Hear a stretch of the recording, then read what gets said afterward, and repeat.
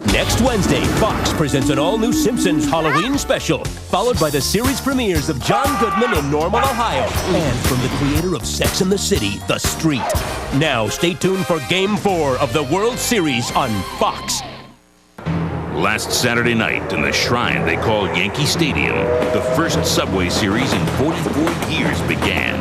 And soon after, the snapshots of Subway Series past would move aside for the instant images of the Game 1 thriller. Left field, base hit, Yankees win Game 1. Then in Game 2, the Yankees would strike quickly and often. And the Yankees strike first. In to score Martinez, and it's 4-0 Yankees. The Bombers would hold on despite a late, desperate, amazing attack. Big trouble. Into the corner, it's gone. As the scene shifted back to Shea, the Mets had a real need for a clutch deed by a man named Reed. And for the first time in postseason play, defeat would be part of El Duque's resume. Seal on the races. He's around third. Digging for the play, and the Mets take a 3-2 inning lead. Alfonso.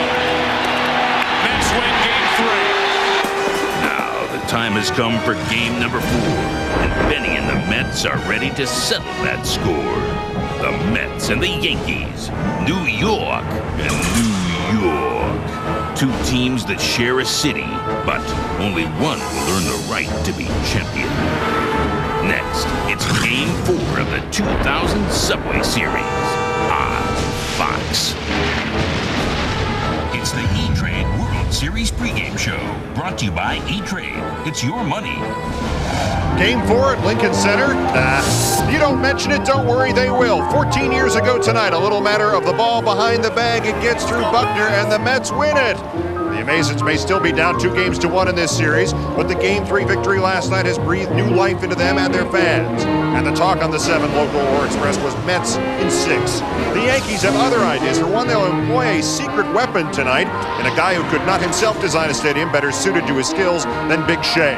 The Mets try for the tie. The Yanks try to regain the 2-game margin, and the phrase "thrown batchard" has not been used once today. Peace, it's wonderful. From Shea Stadium in New York, it's Game 4 of the 2000 World Series and the E-Trade pregame show with Joe Buck, Tim McCarver, and Bob Brentley standing by for the play-by-play alongside Steve Lyons, and with a series high in thanks to Vin Scully and Kurt Gowdy, I'm Keith Olbermann. If the Mets rally to win this series, they will be able to point to one inning as the turning point and one man as the turner. Steve, a local guy named John.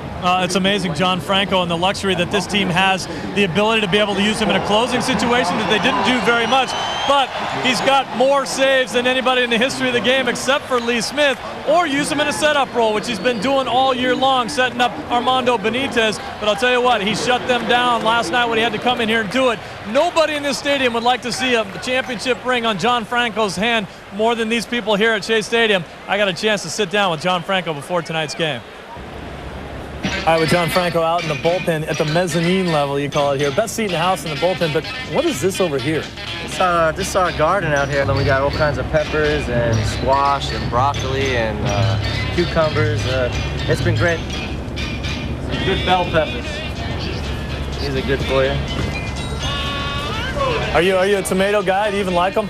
Yeah, I like them. We eat them. It's good that the New York City police give us some horse manure to fertilize this place too, so it's pretty good. Do you feel like it's sort of like win one for the Gipper? Because there's no question the fans want to win for you more than anyone else on this team. Well, I don't know if they want to win for me more than anyone else. I think they want to win for them. I mean, it's been 14 years since we had a world championship. Yeah, I remember. So I think that all in all they want everybody to win. I mean, for me it'd be great, but for the fans it'd be even better. I know the tribute that we've seen to your father. If he was here, what would he be saying to you now? I don't know. He'd probably have a smile from ear to ear, that's for sure. And he'd just tell me to stay even keeled, don't get too high in your emotions, and just concentrate on what you're doing. You know, he was straightforward and wait till the end result. Don't jump out ahead of yourself. What would you say to him? I said, you're right.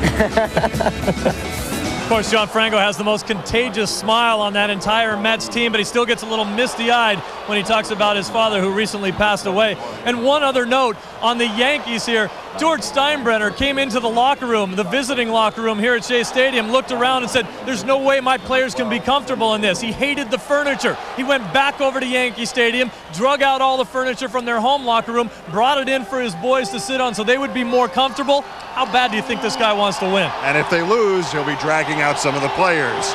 We wanted to recap the series so far for you, but we wanted to try something different. So with apologies to Ogden Nash and every other real poet, here's the World Series alphabet from A to Z.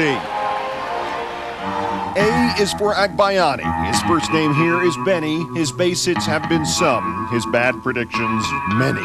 B is for Bat. Raj was not going to swing one. He should have just hit instead of trying to fling one. C is for the catcher Mike. Monster out of his cramped cage. The homer's nice, but flatly, sir. 3 for 13's no rampage. D is for the D train, the 4 and 7's brother. In this series of the subways, it's become simply the other. E is for expressions. There's none, but Leiter's met it. Perhaps he'll loan an extra grin to stone-faced Andy Pettit. F is for fair, and the Mets need to recall that all hits may be so please run out the ball. G is for gas. In the balloon we saw appear. Very funny, buddy. I'll do the jokes around here. H is for hit batsman, inducing a cat call. For Todd, the game was nothing less than one long, hard pratfall. I is for Interpol, which may have to search for Timo if Perez's 0.77 average falls much further below. J is for fan Jack Nelson. The rules he did abide. To the Metsies' consternation, he kept his hands inside the ride. K is for, what else? K, where the batter looks so talent-free. Anybody notice yet the Mets are up to 33? L is for Lenny. If fair this had been staying, Game 2 Sunday night, we all might still be playing. M is for my mother, safe above the fray. Chuck hasn't played the field yet, besides Mom really hates Shea. N is for no fraternizing, part of the game's ancient mystery. Franco and Cone can ignore it because they're older than all history. O is for O'Neill, a hitter, not a talker. But in the ninth the other night, most eloquent, a walker. P is for pinch hitter, which the Mets should have tried before Abbott went up and got himself re-verified. Q is for Queens, one of 6 boroughs round Grand Central Station. There's also the Bronx, 3 more, and the rest of the nation. R is for Rocket, of pitchers and tempers hot. If he really threw that bat, a tree should grow on the spot. S is for the Scooter. Rizzuto's humor is still rich. Mid-game, he asks Don Larson, "You already thrown that first pitch?" T is for Joe Torre, to whose quotations list has been added the unimprovable Jesus Christmas. U is for USA Today, sent a reporter so sweet who thought that Bobby Ballantyne was just some man on the street. V is for Viz Cayeno, ex of Mets and Tribe and Giants. Made selecting a second baseman seem not unlike a science. W is for Wendell, Yanks say Turks full of Bologna. His name is even written on the bat of Louis Polonia. X is for excitement. Forgive me for the dropped vowel. Peyton should have maintained it till certainness had hopped foul. Y is for the question word. Your ear you must lend him. That Met fan who may forever scream, "Send him, send him, send him." And Z is for zeal. Both the emotion and the bat guy, whose power to left field is just about that shy. After tonight, D could just as easily stand for Denny as in Neagle, whom the Yankees pitch against Bobby Jones. Jones has been horrible against the Yankees all year, and look at the numbers for Neagle. It's even better here at Shea, 6-2 lifetime here, ERA 2.11, and against everybody except Piazza, the tonight Met lineup has batted a career 206 against Denny Neagle, Steve. Unfortunately, you're not sure what Denny Neagle you're going to see tonight, or Bobby Jones. Bobby Jones with the excellent effort in Game 4 of the divisional series against the Giants. The one hitter turned around and got hammered by the Cardinals. Neagle has struggled all postseason and into the latter part of the season with his control, leaving balls out over the plate, and they're getting hammered. Now, I look for the team that wins this game, the team to get into the bullpen the quickest. And if it is the Mets that get into the Yankees bullpen the quickest, look for a high-scoring big victory for the Mets. Meantime, there is tragedy. 14 years ago tonight, Darryl Strawberry was playing right field and batting 5th for the Mets in Game 6 of the World Series. Tonight, he's been arrested again for a drug binge after a serious recurrence of his colon cancer. Coming up after this break, something happier, we hope. Like Bobby Jones from Fresno, he's a pitcher from Northern California. Uma Singh takes the Gillette Strike Zone Challenge. Uma, Oprah, Oprah, Uma. Stand by.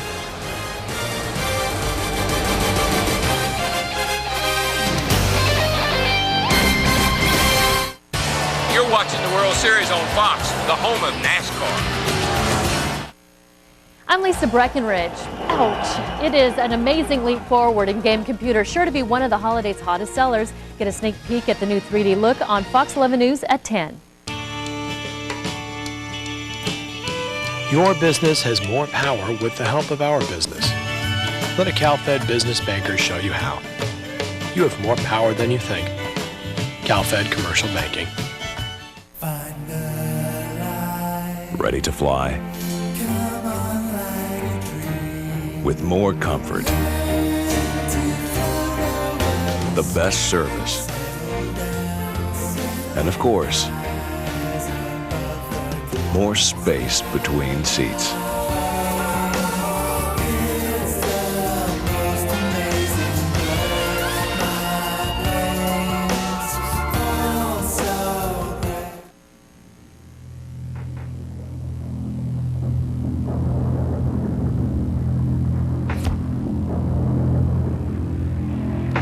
Part Street Fighter, part Jet Fighter.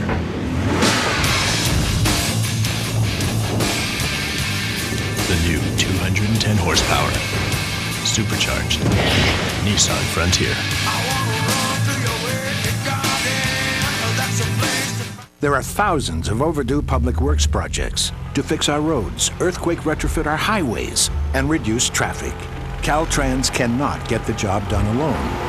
Proposition 35 will give state and local governments the flexibility to use private sector architects and engineers, using the same competitive selection process we've always used.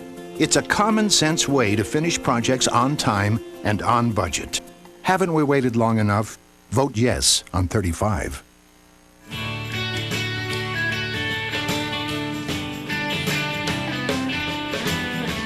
You have the power to organize your finances. You have more power than you think. Infinity Checking from CalFed. John Beard, Christine Devine, weeknights on Fox 11 News at 10.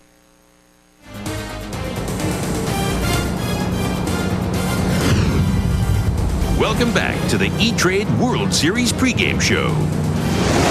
And it is time for the Gillette Strike Zone Challenge and 43-year-old Uma Singh's chance to win $1 million. Let's go to Uma, his coach, Hall of Famer Raleigh Fingers, and our Steve Lyons. Steve? All right, Keith, thank you very much. Welcome, everybody, to Game 4 of the 2000 World Series and the Gillette Strike Zone Challenge for $2 million. Now, here's how it works. Here is the strike zone. The strike zone is 18 inches by 30 inches, which is way bigger than the Major League strike zone. You know that this is a very generous strike zone. All you have to do is throw the ball right through here, hit it in the net. Hi, Mom. Even my mother could do this. Tonight's challenger, the guy, the grand prize winner, is Uma Singh from San Jose. Quick note on Uma, never picked up a baseball in his life before he won this challenge. Uma, how you doing? Good to see you. I'm fine. How you feeling? I'm happy and excited, yeah. It looks like you got a nice close shave. Did you use the Mach 3? Yeah. All right, I'm going to talk to your coach over here, Hall of Famer Raleigh Fingers. Raleigh, how did he look in practice? Worked with him yesterday down in the bullpen, made a few changes on how to hold the ball, and he threw 3 or 4 through the hole, so I think he's got a pretty good chance of doing it. You know, his game is cricket. So never having picked up a baseball before, is this going to be a little tough for him? It's a little different motion, but he still has a pretty good idea, and he throws the ball straight. All right, well, you know, everybody here at Shea Stadium, they know how to get into it. Uma, they're going to help you out with this. Get up there and throw a strike. Okay. All right, let me dig a hole here for you. Okay. Just want to make sure you have to make sure you keep your foot on the rubber there. Don't forget what we talked about, okay? Throw the ball just a little bit high. Make sure you throw the 4-seam. Make sure you get your finger underneath, okay? Take your time. Take a couple deep breaths. Relax. Okay, you ready? Okay, good luck, big guy. Good luck. Take your time now.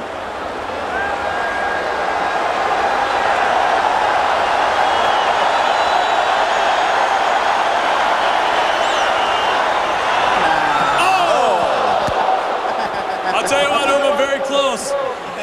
Not only do you win $25,000 for yourself, but you also win $25,000 for the Gillette Women's Cancer Foundation. I'll tell you what, we've done this a lot of years, and at least you winged it up there with a good effort. Okay. And I hope you're happy with your prize. Yeah, I'm very happy. Yeah, I'm very excited. I'm very happy. All right, congratulations. Thank you. And congratulations to the Gillette and the Women's Cancer Foundation. Probably a good job out there. All right, Keith, let's go back to you. Thanks, Steve.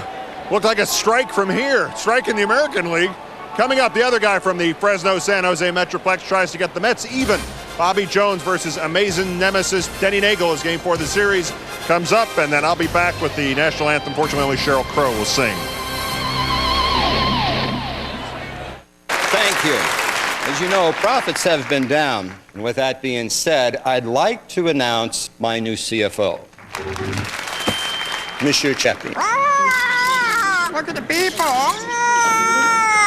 Monsieur Chappie says that casual Fridays will now be tube top and foot pajama Fridays. Chappie likes, Monsieur Chappie likes. Wee wee, wee wee. E-Trade, it's your money. Yup. Yup. Yep. Yup. Yep. You. Yup. Yup. Yep. Yup. Yep. You? Yeah. Yup. You. Yup. Yeah. Yup. Yeah. Yeah. Yeah. Yeah.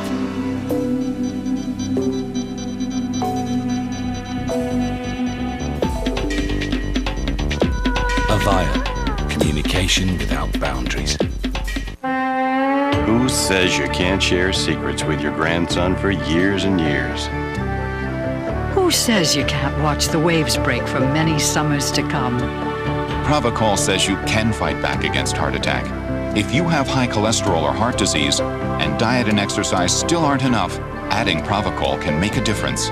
Other drugs lower cholesterol, but Pravachol is the only drug of its kind that's also proven to help prevent both first and second heart attacks, so you can live a longer, healthier life. Talk to your doctor about Pravachol today.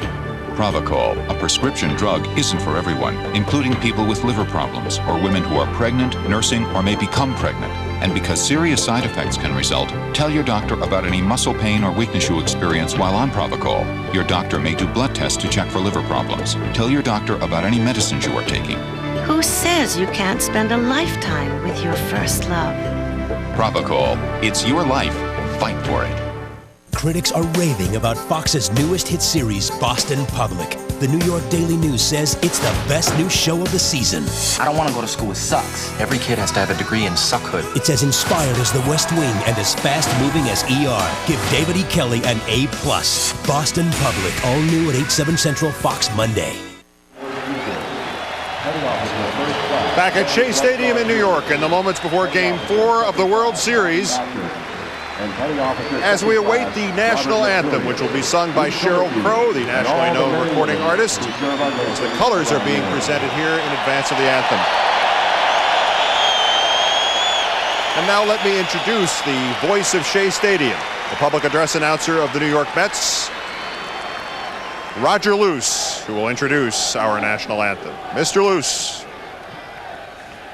Oh, say, can you see by the dawn's early light what so proudly we hail at the twilight's last gleaming, whose broad stripes and bright stars through the perilous night o'er the ramparts we watch were so gallantly streaming, and the rockets' red glare, the bombs bursting in air, gave proof through the night that our flag was still there. Oh, say does that star-spangled banner yet wave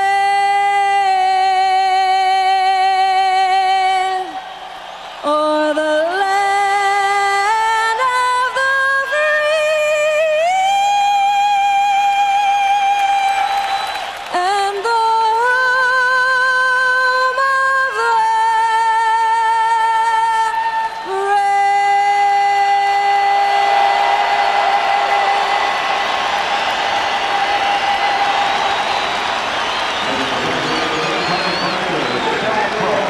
Sheryl Crow with our national anthem, and as we prepare for Game 4 of the World Series, New York American League 2, New York National League 1, let's take another page from the Subway Series book, the memories of Yogi Berra, and then afterwards the play-by-play from Joe Buck, Tim McCarver, and Bob Brenly. In '47, that was my first year with Frank Shea.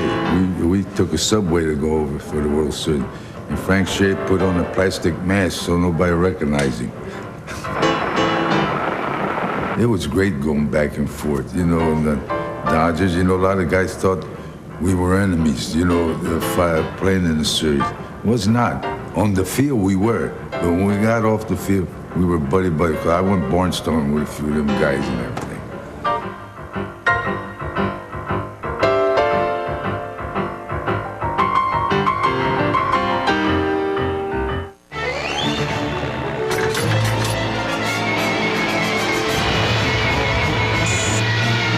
Introducing the most powerful Duracell Ultra ever. With new M3 technology, it's the most powerful alkaline battery in the world. Dad lost his hair early. When I started losing mine, I checked it out with a dermatologist, and he said Rogaine. It's 2 years later now, and I don't see any difference. Doc was right. You can keep the hair you have with Rogaine.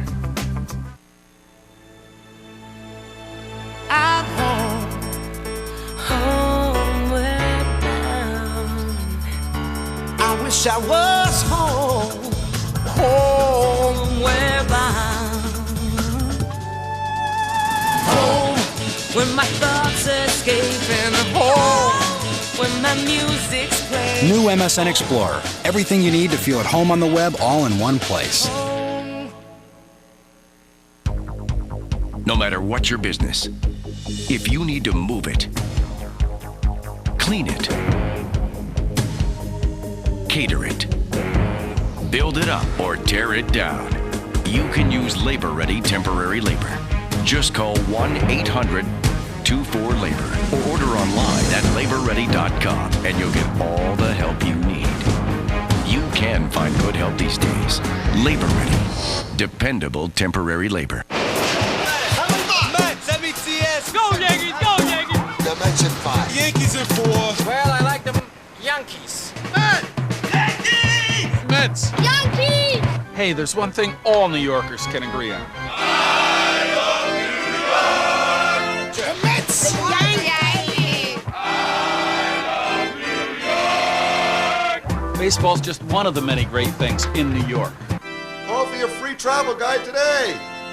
Next Wednesday, Halloween isn't over until the Simpsons say it is. I'll be damned. I'm afraid so. It's an all-new Simpsons Halloween special on a special night. Then John Goodman stars in the series premiere of Normal, Ohio. It all begins at 8/7 Central next Wednesday on Fox. The 2000 World Series on Fox continues. Tonight, it's Game 4 from Shea Stadium, where the New York Mets host the New York Yankees. Inside Shea Stadium is our broadcast booth. And hello, everybody. I'm Joe Buck, joined in a moment by Tim McCarver and Bob Brenly. Well, on Saturday night before Game 1, we came on the air talking about how evenly matched these two teams would be. It wasn't just lip service. They have certainly lived up to that billing. The first 3 games have been decided by a total of 4 runs. You can make the case that either of these two teams could have won any of the first 3 games. As it stands, the Mets are down 2-1 to the world champion Yankees. Tim McCarver joins me. And Tim, let's talk veterans. And for the New York Mets, let's highlight Todd Zeile. Todd Zeile is 35 years old. He has 2 years left to go on his contract. And Todd has said that it's unlikely he'll continue when his contract is up. So he's running out of time and he's running out of teams.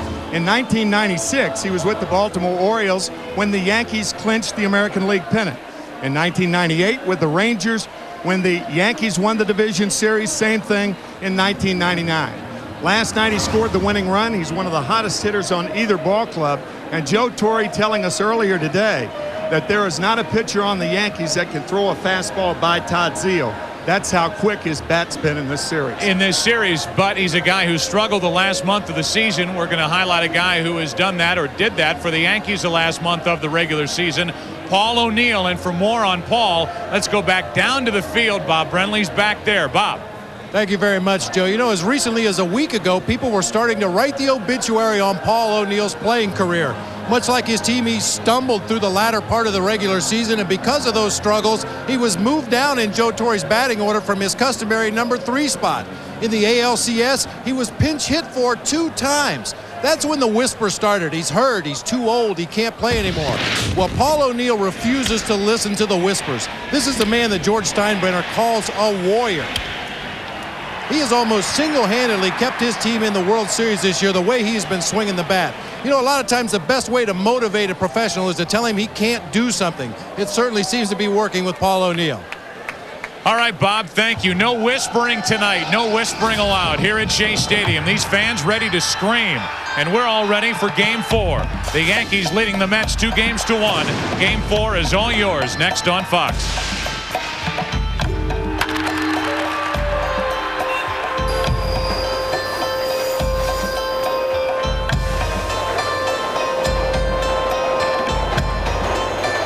We have a great game room. It's open from 6 to 9, but people can pretty much use it whenever they want. And this is one of our rooms. As you can see, all of them have a nice view over to the courtyard. Is your father staying with you now? No. Oh, he's not. So this is home then, huh? I just want to make sure he's well looked after. I mean, this could be his last move.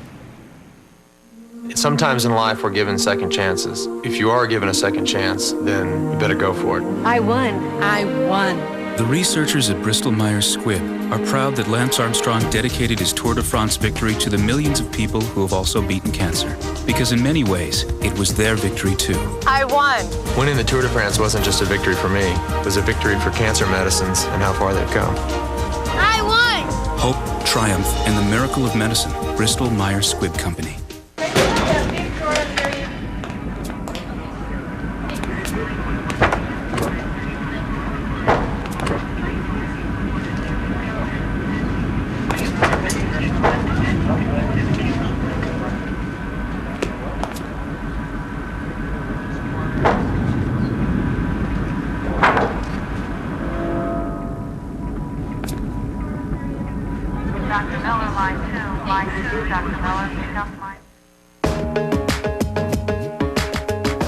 The Italians gave the elegant style.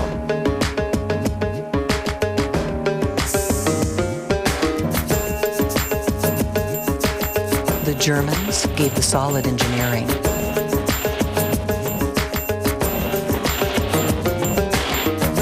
The combination that deserves all the attention. The affordable luxury, the new Laganza from Daewoo. The World Series on Fox is brought to you by Gillette Mach 3 for the closest shave and fewer strokes with less irritation. By Bristol-Myers Squibb, Hope, Triumph, and the Miracle of Medicine. By John Hancock, official sponsor of Major League Baseball. And by Daewoo Motor America. Daewoo, get to know us. We welcome you back to Shea Stadium. The Baja Men just did a live rendition of Who Let the Dogs Out.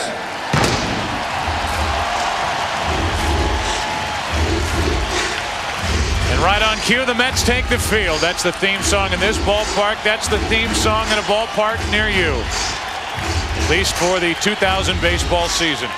And away we go. What do these men have in store for us tonight? At the Baja Men, the Mets and the Yankees. Getting ready for Game 4, and Bobby Jones has been preparing for this since he left the mound after a less than stellar effort in Game 4 of the National League Championship Series. The starting lineup for the New York Yankees brought to you by Coors Light. Derek Jeter leads off tonight with Luis Sojo in the lineup this evening instead of Vizcaíno. Sojo batting second at second. David Justice hitting third, and Bernie Williams in World Series play hitless in his last 18 at-bats, yet he's cleaning up. Tino Martinez at first, Paul O'Neill in right, Jorge Posada catching, Scott Brosius at third, and Denny Neagle pitching and batting ninth. No surprises at all for the Mets defensively, and this is the way Bobby Valentine has gone throughout the postseason. This is the way he will continue to go. With Agbayani, Payton, and Perez in the outfield, Ventura, Bordick, Alfonso, and Zeal. Alfonso and Zeal have been perfect defensively this postseason so far. Catching is Mike Piazza, and on the mound is Bobby J. Jones. 11-6 record this year. That was the most wins he had since 1997. And that outing to which you referred, Joe, back on the 15th of October against the St. Louis Cardinals. That was the only game the Cardinals won in the NLCS. He worked 4 innings, giving up 6 hits and 6 earned runs. His curve has improved. It's crucial to his success, and he often throws it early in the count. His arm strength is better than it was earlier in the year when he spent 10 days at Norfolk, the AAA affiliate of the New York Mets. He throws all the pitches, but he must be very fine because he is not a hard thrower. Joe Torre and the Yankees ready to take on Bobby Jones. One thing that we want to point out to our audience tonight prior to the start of this game 4 is something that took place here on the field moments before Sheryl Crow did such a great job with our national anthem, and that was Major League Baseball, these fans, and I'm sure this country, joining in a salute to 5 members of the United States Navy who sustained injuries during the attack on the USS Cole on October 12th. They were honored here before the game, which 17 sailors lost their lives during that tragedy. We send our thoughts and our prayers to the families of those who were injured, those who lost their lives. A nice move on the part of Major League Baseball to bring those 5 members of the United States Navy here for their salute. This broadcast also available in Spanish by utilizing the SAP button on your television. Glad you're with us. Derek Jeter ready to go. So's Bobby Jones. Well hit into left field. Back at the track at the wall. The first pitch of the night is gone. Derek Jeter starts it with a bang.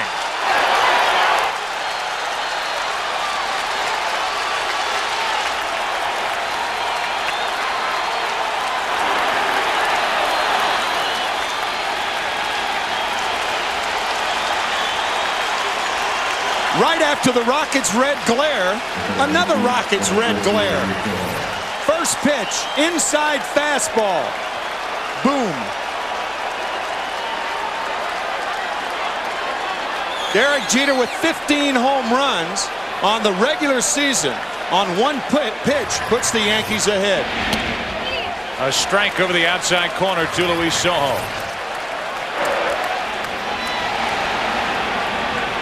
Two guys not in the lineup. Knobloch, the typical leadoff hitter for the Yankees, and he enjoyed it every bit as much as the rest of the Yankee dugout. Derek Jeter gets his 3rd home run of this postseason, his 1st of this World Series.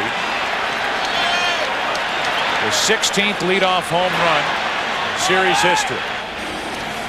0-2 the count on Sojo with Justice and Bernie Williams to follow. Sojo stays alive. So now you're talking about Derek Jeter, who has reached base in 55 of 60 career postseason games. He scored a run in 17 of 18 World Series games in which he has participated.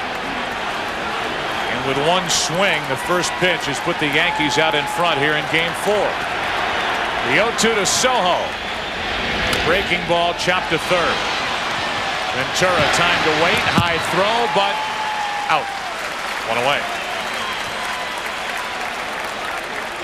Derek Jeter led off 21 times this year, and this is his first leadoff home run of the year. Normally the number 2 hitter. And Joe Torre telling us yesterday one of the reasons that he started Jose Vizcaíno in the number 1 hole at second base was to allow Derek Jeter to continue to bat second. I think Joe's glad he let him off tonight. So 1 out, bases empty, and here's David Justice. Justice last night made the final out when he popped up to the right side.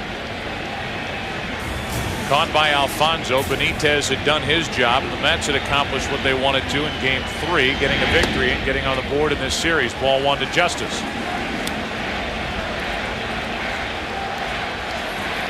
An 11-game winner. Tim mentioned the stint down at AAA for Bobby Jones. There's another stat for you. 13-game World Series hitting streak for Derek Jeter. 1 ball, 1 strike on Justice.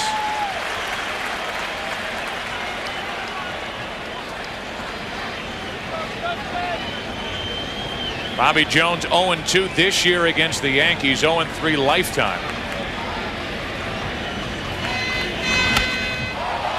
Into right field. Change up. 2 out. Just enough to get David Justice out in front. Body went forward, the hands went with it. And that strips a power hitter of his power.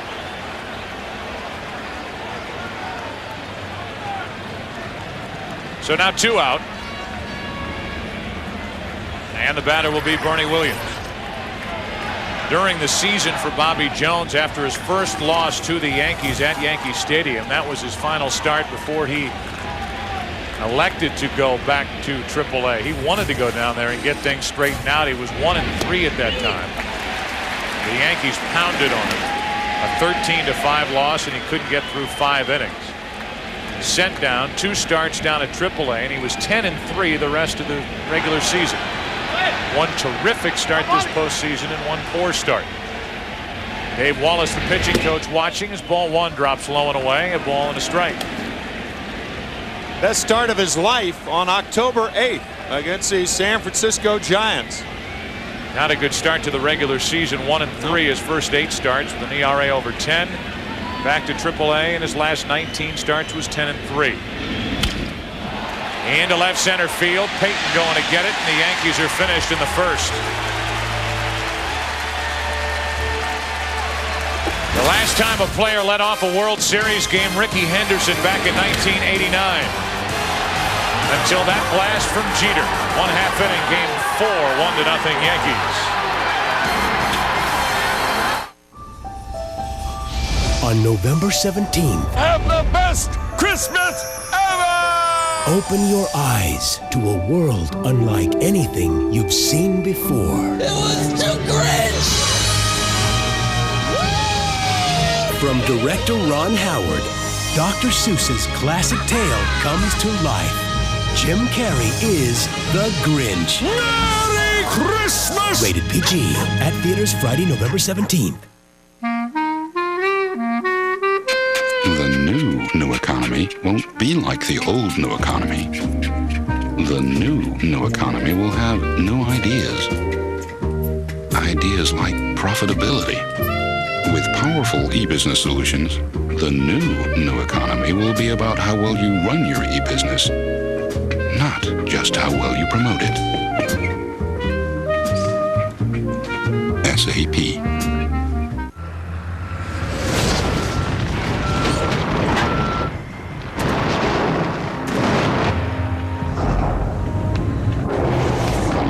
Introducing the all-new Silverado Heavy Duty. The most powerful heavy-duty pickup you can get. Silverado Heavy Duty. More truck from Chevy.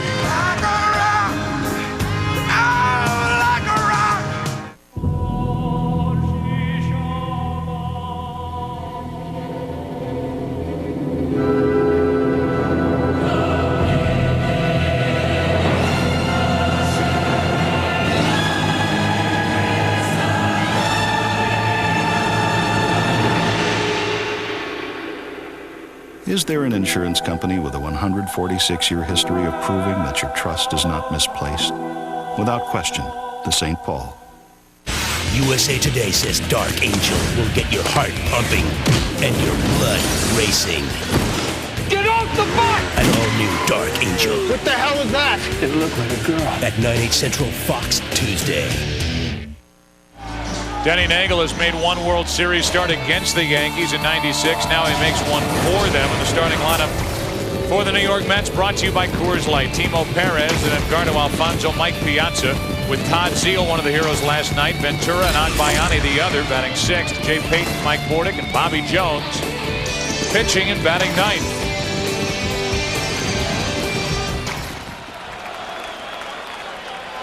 Denny Neagle During the regular season, 7-7 with the Yankees, 8-2 with Cincinnati prior to his trade to New York. A free agent to be. Won his first 2 starts with the Yankees. Went through a stretch where he lost 4 straight decisions. Lost his last 3 starts of the regular season and was pounded in his last start at the end of September. An 11-1 loss at Tampa Bay. There are the numbers while he wore the pinstripes. Joe Torre telling us tonight that the one thing that he and Billy Connors, the pitching coach, will pay close attention to is the arm angle of Denny Neagle. In order to make the ball go down, his arm's got to be up. Perez, a late swing and strikeout to start the bottom of the first. Timo Perez now 1 out of 14 in this World Series. That was our point right there. The ball, in order for it to go down, the arm's got to stay up. Sounds right, doesn't it? Must guard against overuse of the changeup. He'll use the change only to right-handed batters. Must pitch inside to right-handers to keep them from lunging out of the outside part of the plate. You asking me or are you telling me? I was just kind of asking the audience. It does make sense, doesn't it? Absolutely. 1 out, nobody on, and a ball down and into Edgardo Alfonzo, who is struggling in this World Series. 2 out of 13. The whole philosophy behind that is if you drop your arm down, you push the ball. If you're on top of the ball, you throw the ball, and that's what pitchers are supposed to do. Throw it, not guide it. 2-0 on Alfonzo. Here it is right here. He had extra pop on those fastballs to Perez. You can see that arm angle right there on top of the ball. That's what, more often than not, that's what all pitching coaches preach, to stay on top of the ball. Billy Connors no exception. The count's gone to 3-0 on Alfonzo with Piazza next. Yankees on top by a run. There's a strike, 3-1.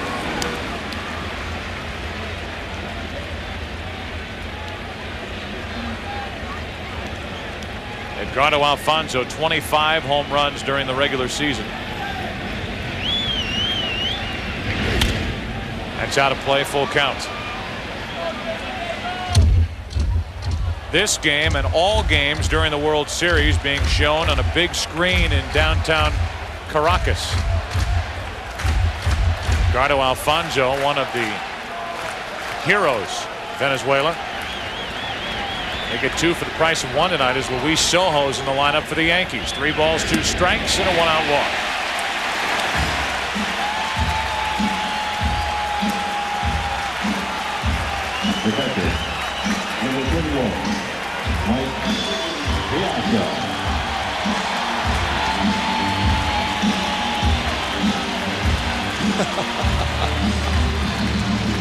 One on, 1 out for Piazza, who's 3 out of 13 in this World Series, including a home run back in the 9th inning of Game 2. To be grammatically proper, that banner should have read "My ulcer and I."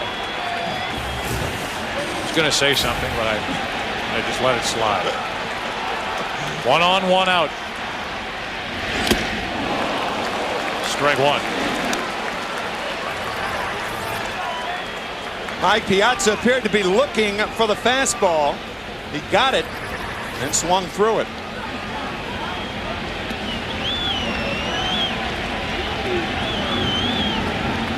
Third start of this postseason for Denny Neagle.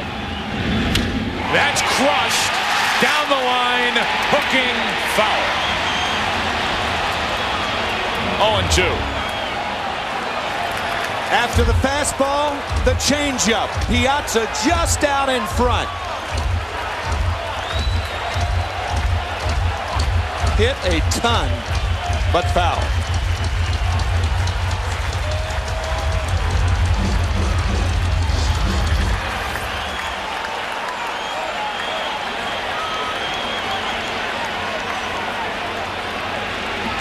A .370 career average for Piazza in this head-to-head matchup. No balls, 2 strikes, 1 on, 1 out. Ball 1. That's what we were talking about, coming inside to the right-handed batters to keep them from lunging out for the changeup. Posada sets up inside. Not all pitches are designed to get hitters out. Some pitches are designed to get them out later.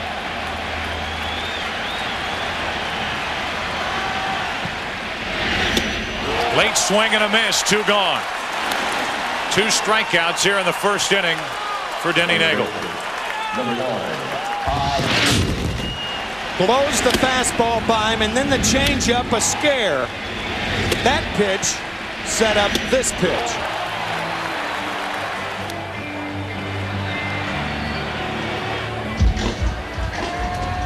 So a runner at first, 2 out.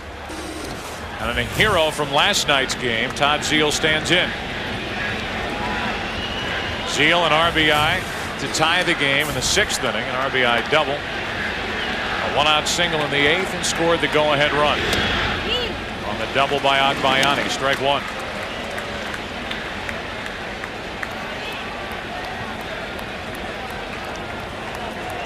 Zeile overall this postseason over 300, 304 in this World Series, 6 out of 13.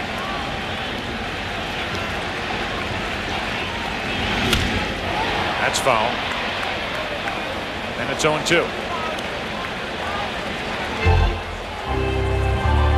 You would figure with this pitching matchup of Bobby Jones and Denny Neagle that you would have a little more offense than we've seen in the first 3 games. Yeah, you would. Normally that's the case in World Series play, because in the 4th game you're either getting the 4th starter or the #1 starter with 3 days rest. 1 ball, 2 strikes. But these are veterans. Bobby Jones, the right-hander, won 11 games during the regular season. Denny Neagle, a guy who, combining his numbers with the Yankees in Cincinnati, won 15 games. And a guy with postseason experience while with Atlanta. A ball and 2 strikes on Zeile. Easy for Jeter to his left. Tricky hop. The inning is over. A force-out 6-4. 1 inning complete in Game 4. A leadoff home run by Jeter for the Yankees, and they lead by 1. Get the shave of your life. Mach 3. It's so effortless. You take 1 stroke, it takes 3. The closest shave in fewer strokes with less irritation. Mach 3 from Gillette.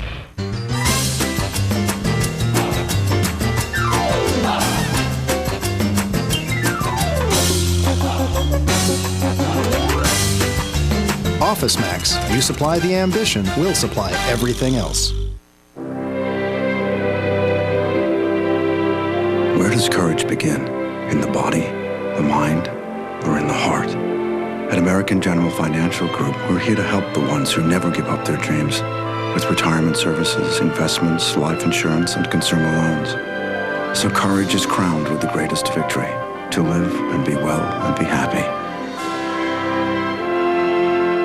American General Financial Group. Live the life you've imagined. Check this out. 3 cashews, that one.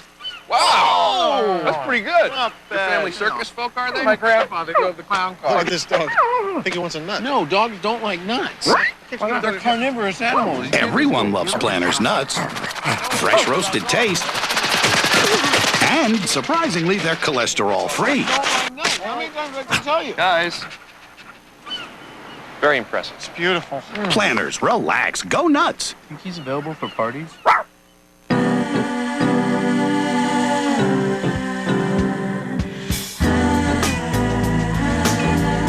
No 2 eyes see the same world. No 2 businesses are identical. And now, 1 company creates internet solutions unique to you. Fujitsu. The possibilities are infinite.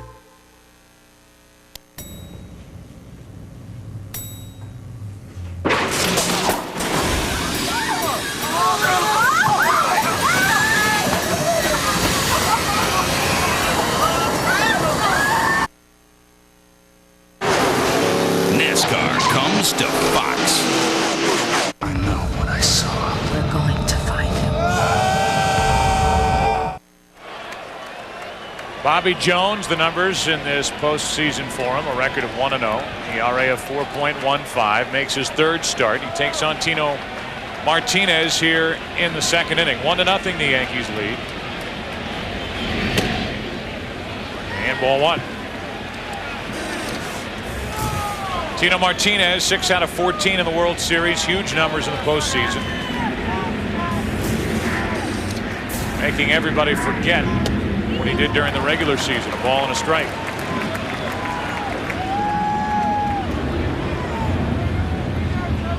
Martinez, then O'Neill, then Posada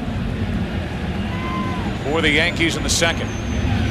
On the inside corner, strike two.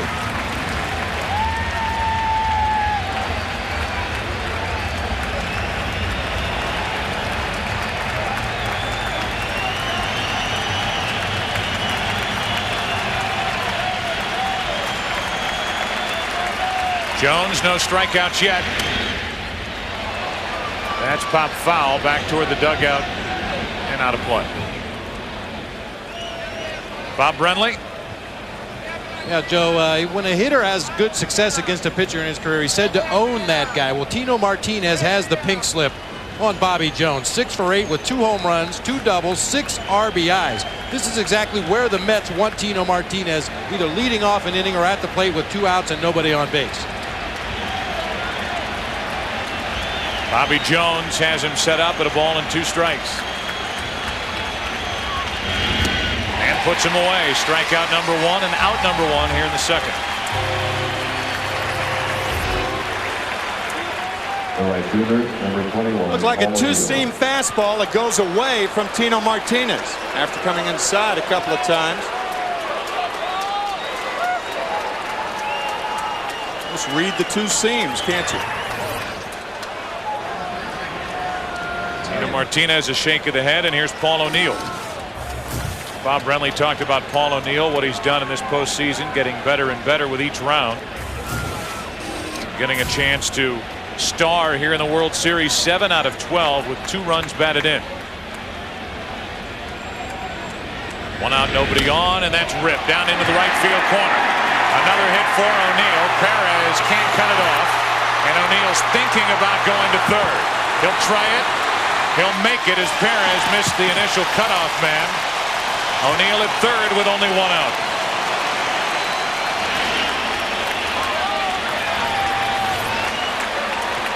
Had Perez hit the first cutoff man, Edgardo Alfonso, the Mets would have had a chance at O'Neill at third base. The ball, once it gets by Perez, O'Neill says, with 1 out, I'm taking a chance.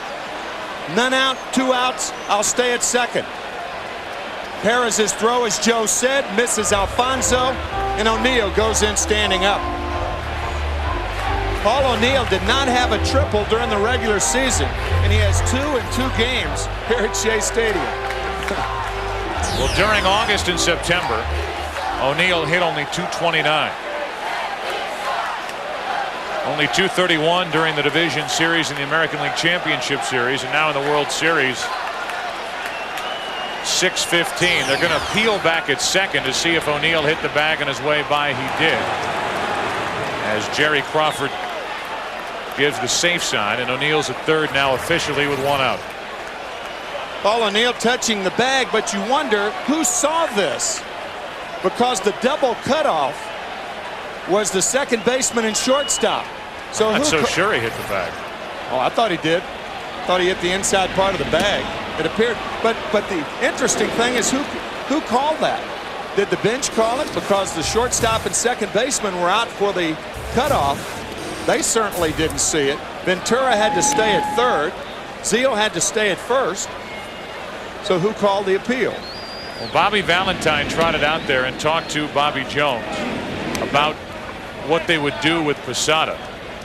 The intentional walk is the answer there, and I'm sure as he went out there said something about checking and appealing back to second base. If O'Neill did hit second base, it was close.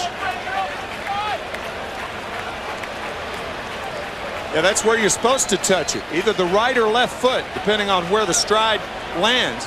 Inside part of the bag. I guess from the bench or from the Mets bench, you could see that it looked like he may have missed it. But the Yankees use a safety squeeze. Bob and I talked about it last night in situations just like this. A step to third, a look to first. Brocious did not tip his hand at the plate if he was going to square around. He is hitting only .209 in this postseason. 2 out of 8 in the World Series.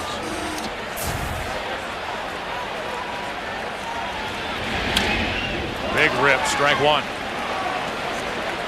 A 1-out triple by O'Neill.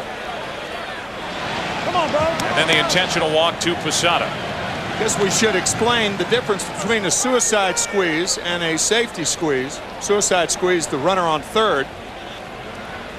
As we look at the batting average of Scott Brocious, runner on third breaks immediately, and on a safety squeeze, he waits until the ball is put down with the bunt.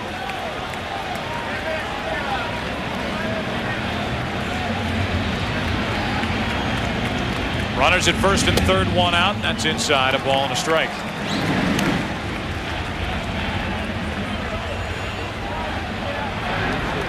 Denny Neagle waits to hit next.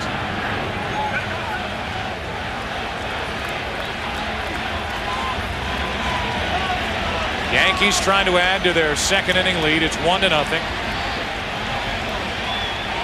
Posada takes off at first, and that fly ball into right center field. O'Neill will tag and score, and going all the way back to first with 2 out now on a sac fly by Brocious is Posada, and it's 2-0 Yankees here in the second.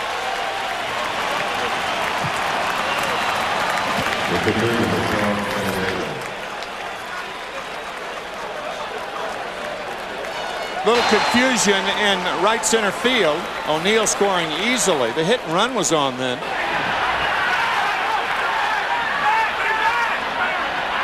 Bench is yelling, or those on the bench are yelling at Posada to get back to first. He got back easily. Denny Neagle now with a runner at first, 2 out. A career 153 hitter, and he takes a strike. There's Posada taking off. He didn't look back, and that's dangerous. You have to find out where the ball is. Otherwise, you rely on the shortstop or the second baseman. But Posada did get back because of that confusion in right center.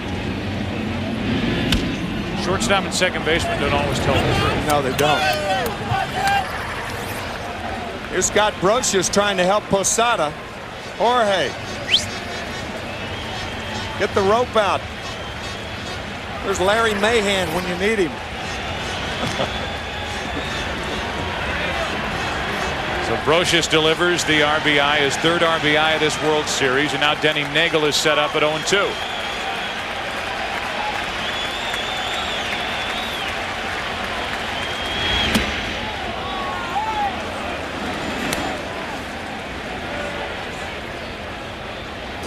At the beginning of this World Series, there was some speculation that for Game 4, Joe Torre might go with the sentimental pick and call on David Cone to start this game. He started with the Mets, but he goes with Neagle, and so far, Neagle and the Yankees lead 2-0 in the second.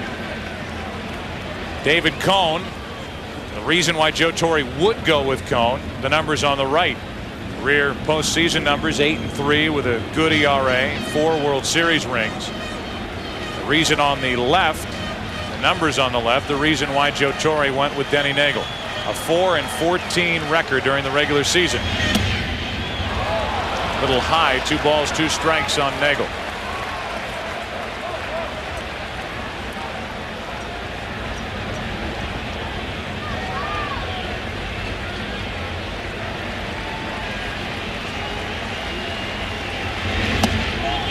That's too far inside and a full count. That means that Posada will take off at first. Excellent base running by Paul O'Neill. Obviously, if Paul O'Neill's on second instead of third, he doesn't score on that ball to right center by Brocious. Runner goes, 3-2 pitch. You can see Denny Neagle gets a pretty good swing. Denny has 3 major league home runs to his credit in his career. He didn't have any this year with Cincinnati.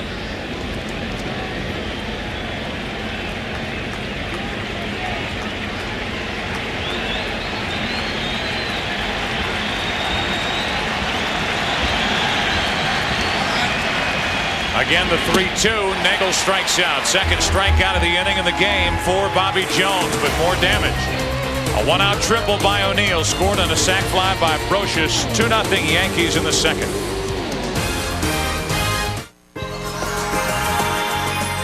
Samsung joyfully introduces the world as you make it, where our digital technology has one job: to make life more fun. We want to thrill you, connect you, charm you, satisfy you, and delight you. Everyone's invited To the Samsung Digital Experience. Millions of tourists flock to New York every day. You crazy! But when Nicky hits town, New York will never be the same. We all gonna die! Adam Sandler. Release the car! You can do it, Nicky! That's insane! Little Nicky. Did you just talk? No. Rated PG-13. Starts Friday, November 10th. What is the value of victory? What makes success so sweet? At American General, we help over 12 million people every day live the lives they've imagined. With retirement services, life insurance, consumer loans, and whether they have big dreams or little dreams, the real victory is seeing their dreams come true. American General Financial Group. Live the life you've imagined. I know when all is said and done, there's only one. Time keeps on moving on, but the good things never change. The joy of living, joy of life, and joy of sight, joy of cola in your la la la la. Ba ba ba ba ba ba ba ba. Hey, Pepsi Cola. The World Series on Fox is brought to you by Pepsi, the joy of cola and the choice of Major League Baseball. And by American General Financial Group. Live the life you've imagined.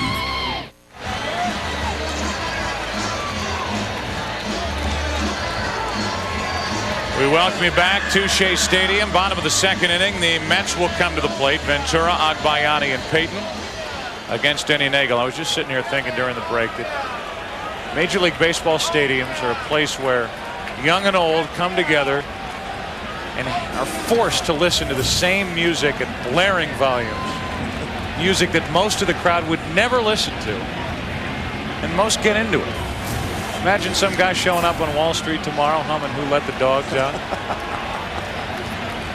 2-0, the Yankees lead, and the breaking ball's in for a strike to Robin Ventura. That's a remake of a Glenn Miller rendition back in the late 30s, right. isn't it? That's right. Da-da-da-da-da, who let the dogs out? Da-da-da-da-da. Or was it Dorsey? One of the two. No balls, one strike. Had him played perfectly. Jeter. Little hop to his left, 1 out.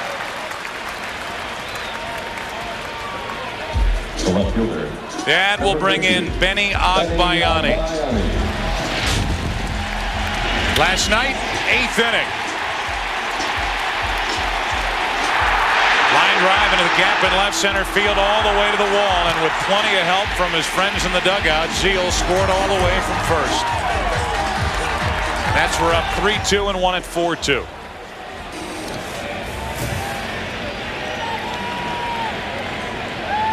So Agbayani bats here, and in the postseason hitting .349.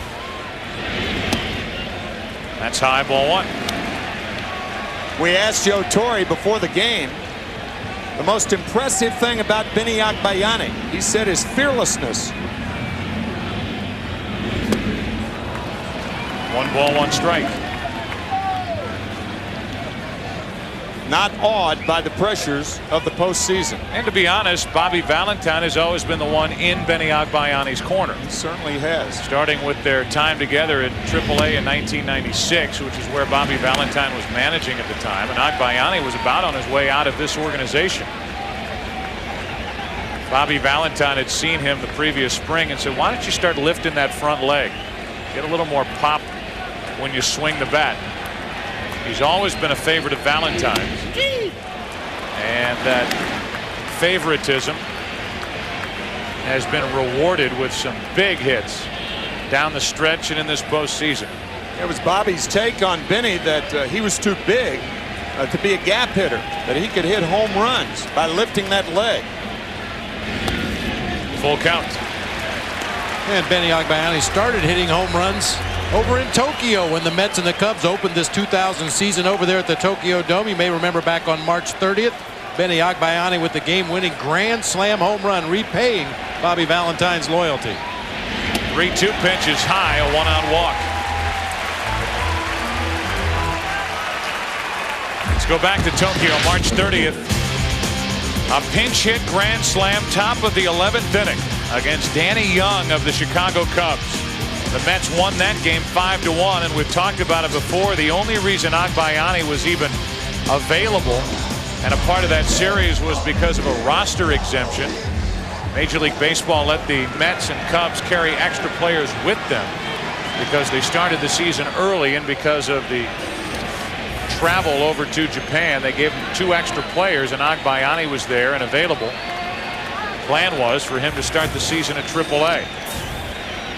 Here's Payton, and there's a little flare down the right field line. Slicing, and it's fair. Down to second is Agbayani. A floater base hit from Payton, and the first Mets hit of the night. A walk, a single, and the Mets have 2 on with 1 out. That's inexperience on Agbayani's part. And Benny checked where O'Neill was standing and look at the line and and determine how hard the ball is hit. He should be on third base and would be on third base. Too passive right here. Bottom part of the order coming up. Take a chance. Benny didn't. So now it's Bordick. Bordick turned in 2 good at-bats last night. His first 2 at-bats against El Duque. Fly to the track and left and singled. Third at-bat, struck out with the bases loaded, 1 out in the 6th inning. An RBI chance here, and he takes high, ball 1.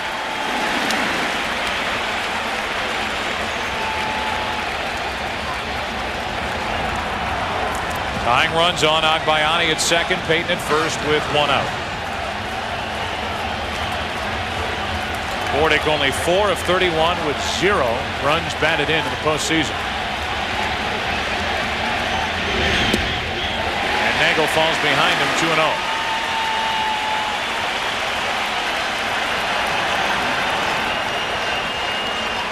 Bobby Jones, a light hitting pitcher, waits to bat next. Billy Connors, the pitching coach for the Yankees, on your right, studying Neagle, who has to lay one into Bordick. 2-1.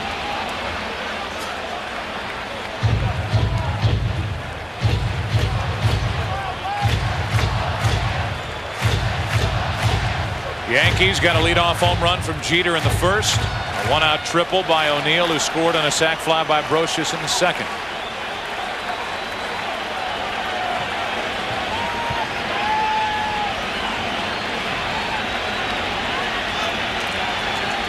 Two balls and a strike on Bordick. And a pop-up behind second base. Infield fly rule in effect as Soho puts it away. 2 out. Bordick's struggles continue. And it's 2 on with 2 out for Bobby Jones. Yeah, Mike going after a pitch out of the strike zone, and instead of it being 3-1 and a good situation to hit, he pops it up. That was a ball too high. You can see Mike struggling, getting the good part of the bat through the strike zone. That's a frustrated hitter going after a pitch that he can't handle. Especially when he's ahead in the count. Bobby Jones now an 0.45 average during the regular season. How do you hit 0.45? You go 2 out of 44. 0 for 6 in the postseason this year. Runners at first and second, 2 out.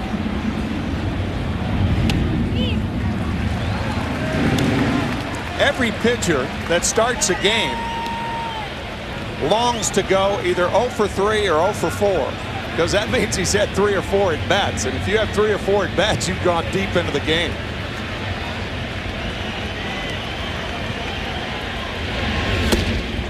Strike 2. Jones had 4 at-bats in that Game 4 start in the division series because of his one-hit shutout, the 4-0 victory to put the Mets in the National League Championship Series for the 2nd straight year.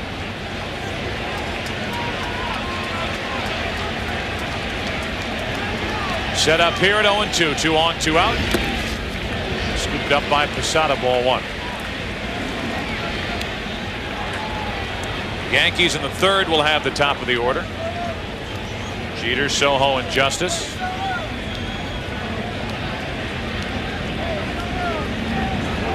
Yankees parted with a number of good young players. 4 to be exact, to get Denny Neagle back in July from Cincinnati. Jones sticks the bat out, pops it up. Tino Martinez there. And that'll do it for the Mets here in the 2nd. A walk, a single, 2 left. Mets have stranded 3. 2-0 Yankees. Back after this from your local Fox station.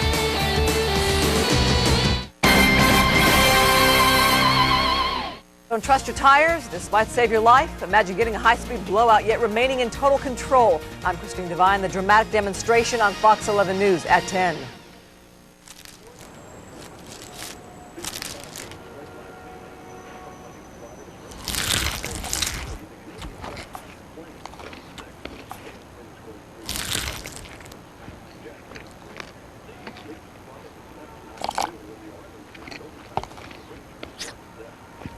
The spicy chicken sandwich. Don't bother me. I'm eating. Only 99 cents at Carl's Jr. BMW can't promise that you will walk away from an accident like this. No car company can. But we can promise you the car, chosen by the Insurance Institute for Highway Safety to be the best pick in its class when it comes to protecting the driver. And that should have a major impact on your next automobile purchase.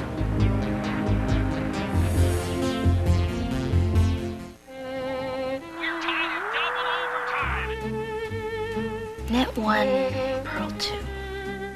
Bingo! Mr. Barkley wins again! These days, retirement can come sooner than you think. So let Schwab help you set up a tax-deferred IRA rollover account. Come visit us at schwab.com and we can help you set up your IRA rollover account in just a few easy steps. You got the upper. So you can get the most out of your golden years.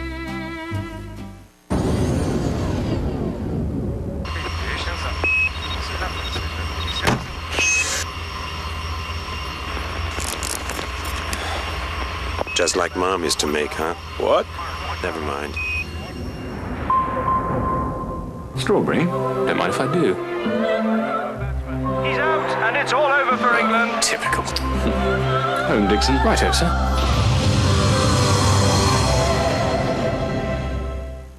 Third Rock from the Sun. Weeknights at 6 on Fox 11. Bobby Jones back to the mound. Bob Brenly is back in the good seats tonight at Shea Stadium, and he is standing by. Bob. Well, thank you very much, Joe. Great seat for the ball game tonight. The guy sitting next to me isn't too crazy about the people sitting around him, but sitting right next to Alex Rodriguez as he watches his counterpart Derek Jeter move to the plate. That'll be the hot topic over the offseason. Where will Alex Rodriguez end up? Back in Seattle? Will he come here to New York? Will it be Shea Rod, his best friend Derek Jeter, or one of his best friends? Everybody automatically says his best friend Derek Jeter. They're good friends. Is this city big enough for both of them? Jeter led off in the first inning with a home run. He takes a ball upstairs. I think we ought to keep an eye on Brenly down there, Tim, and see if he's sweet talking A-Rod. Did the Diamondbacks need a shortstop? 2-0. Well, whoever gets Alex Rodriguez is going to get what a lot of people consider the best player in the game.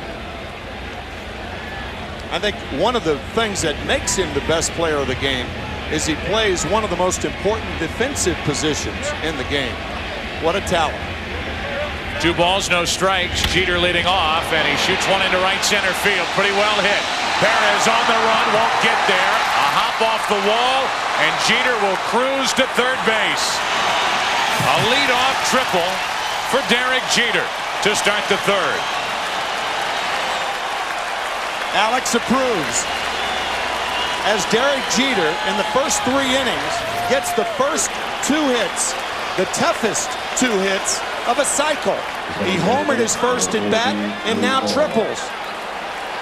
Fortunately for the Yankees and Jeter, the ball short hops the fence instead of going over the fence.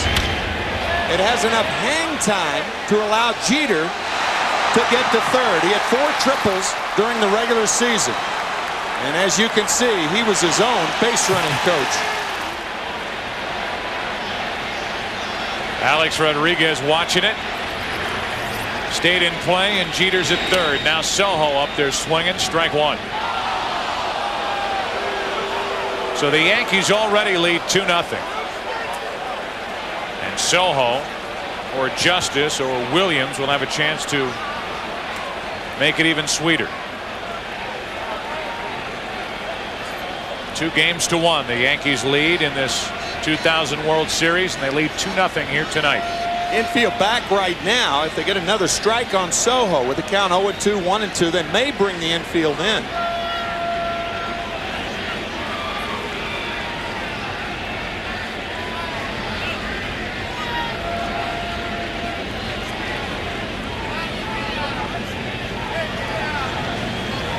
Bobby Jones tonight greeted with a blast by Jeter in the first inning. Glendon Rush is getting ready for the Mets out in their bullpen. 1 ball, 1 strike on Soho.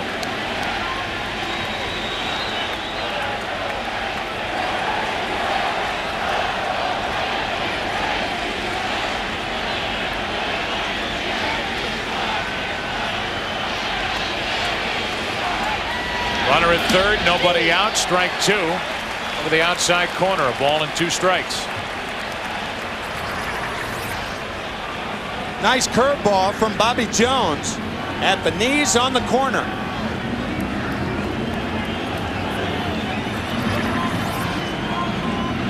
Infield for the Mets will break in with 2 strikes on the batter.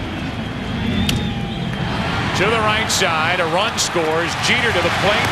RBI ground out by Soho, and it's 3-0 Yankees in the third. That's one of those situations. We saw it last night where you bring the offside of the infield in, particularly with 2 strikes on Soho. Had it been in, well, then Derek Jeter doesn't try to score. In fact, Alfonso would probably have caught that ball in the air. But Bobby Valentine elects to play the infield back on the right side, and Jeter scores the 3rd run of the ball game. So bases empty, 1 out. Now David Justice, who flied to right on a ball off the end of the bat his first time, takes ball 1.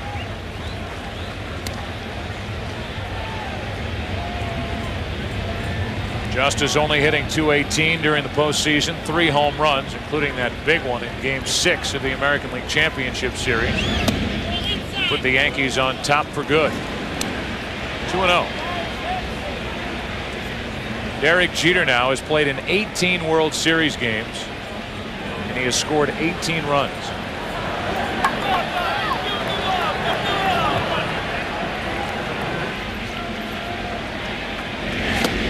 Two and 1.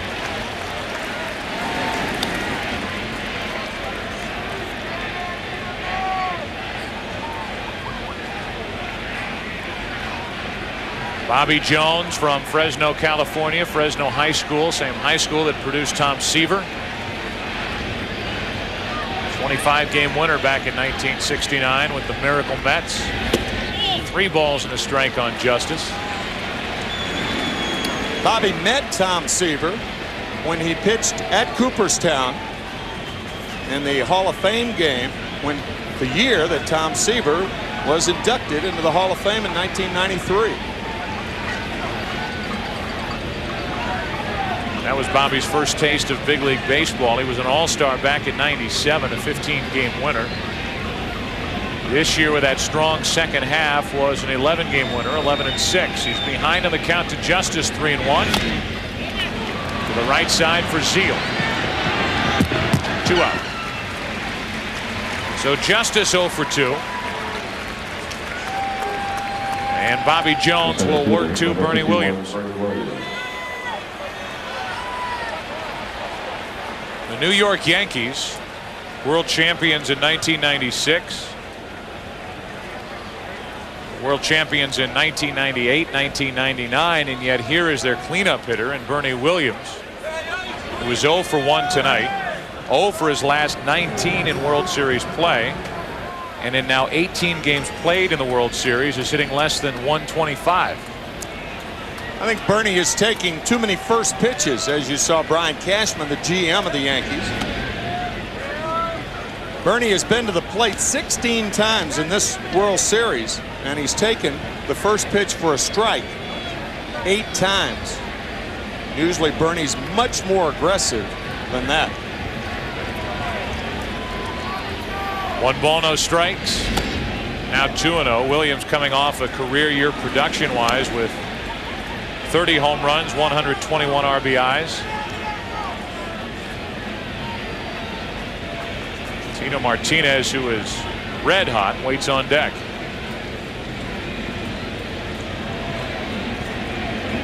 Jones allowed a run in the first, a run in the second, 1 here in the 3rd inning, and the 2-0 pitch. 2 balls and a strike.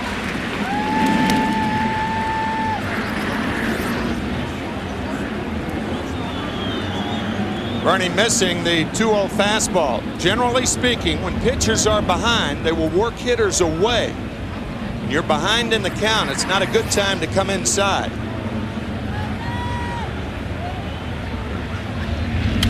That's out of play. And the count 2-2.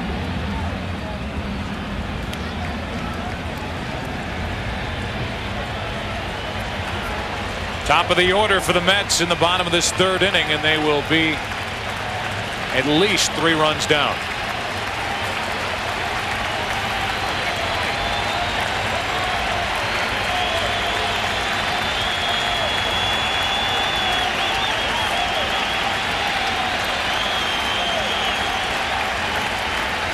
The 2-2 to Williams.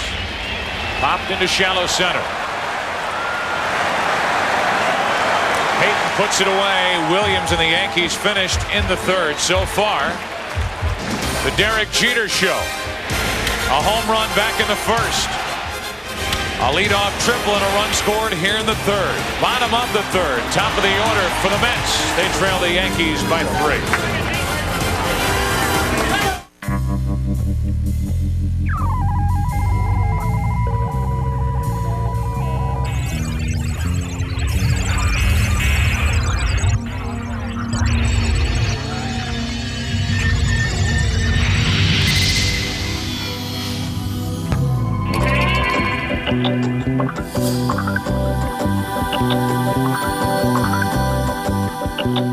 Avaya, communication without boundaries.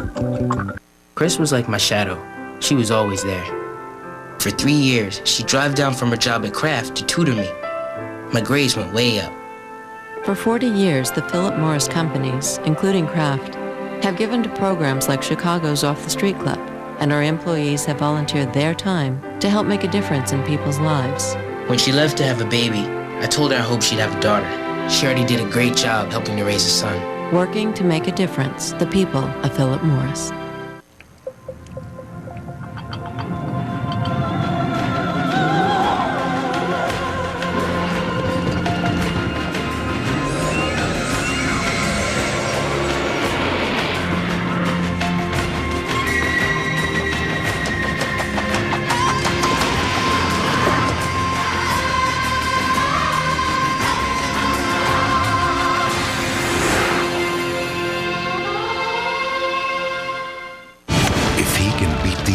I can't do this. Yes, you can. He can have it all. Give it everything. Will Smith, Matt Damon, Charlize Theron in a Robert Redford film.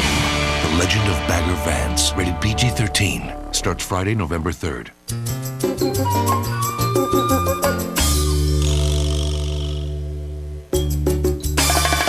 office products fast. Express ordering from OfficeMax.com. You supply the ambition, we'll supply everything else.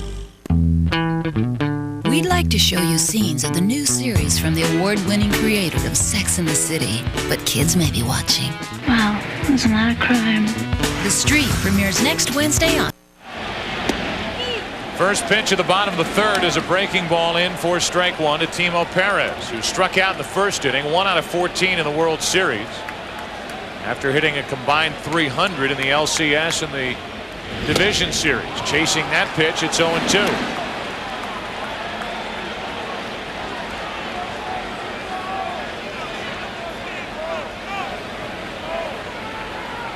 On deck is Alfonso and then Piazza. 3-0 the Yankees lead, bottom of inning number 3. Game 4, 0-2 pitch. Ball 1. Denny Neagle trying to expand the zone on the wild swinging Perez. He's seen 6 pitches, 5 strikes in his first 2 at-bats. Off the hands, and it's still 1-2. Here's a guy who was as important as any player for the Mets in the first 2 rounds of the playoffs, scoring 10 runs, stealing 3 bases in the first 2 rounds, and in this World Series, just 1 hit, no run scored. Up the middle, a leadoff base hit. That's how the bottom of the 3rd inning begins for the Mets. Well, you saw the promo for the new show on Fox, The Street, the creator of Sex and the City.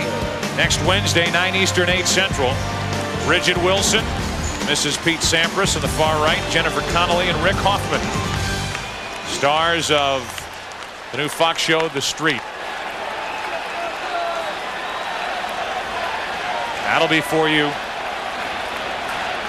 on Wednesday. Next Wednesday, 9 Eastern, 8 Central. Right now, it's Edgardo Alfonso. Runner at first, nobody out.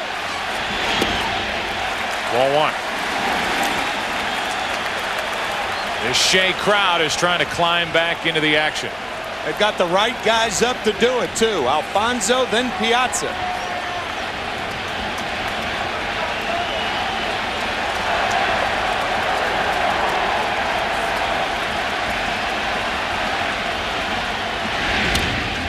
To the third baseman, Brocious. Thought about second. Fires to first. 1 out. Down to second is Perez.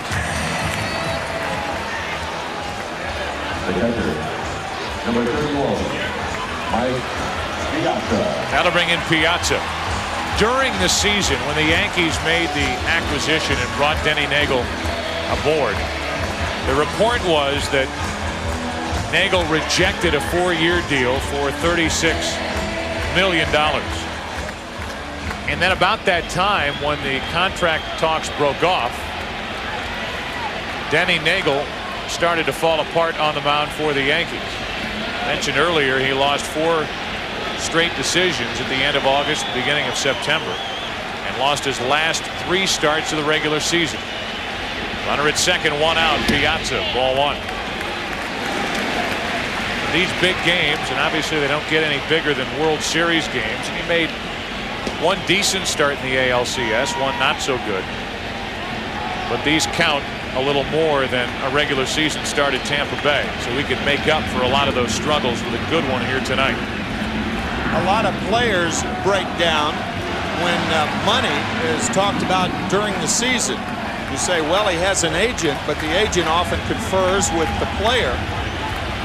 Can't directly blame it on that, but it could have had something to do with that.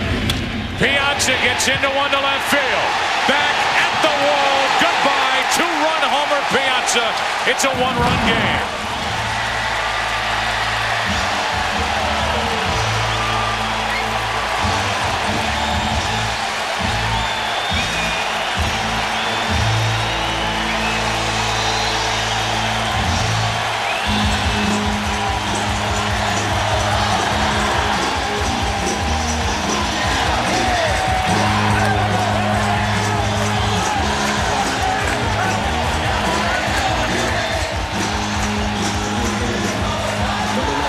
pretty good idea of just how strong he is.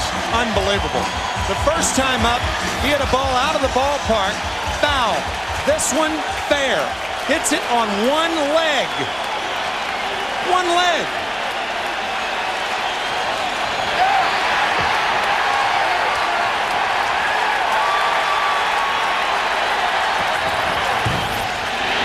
Zeal. Ball one. Here it is right here. You can see that back leg right there. Front leg, change up, gone. Very few people who have ever played the game are that strong. Man. 2-0 on Zeal.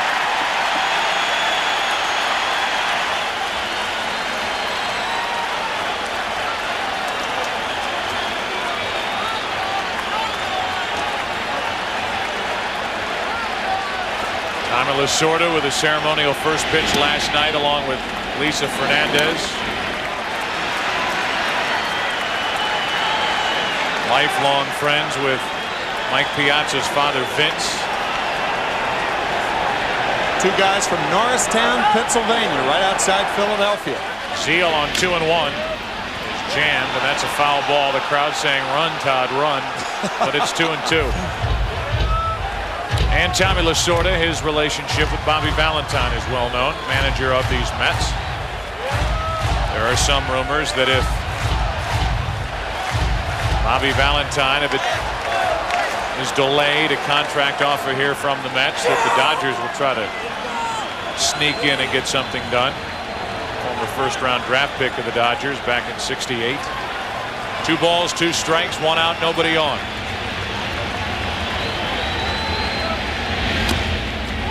That's foul off the foot of Zeal.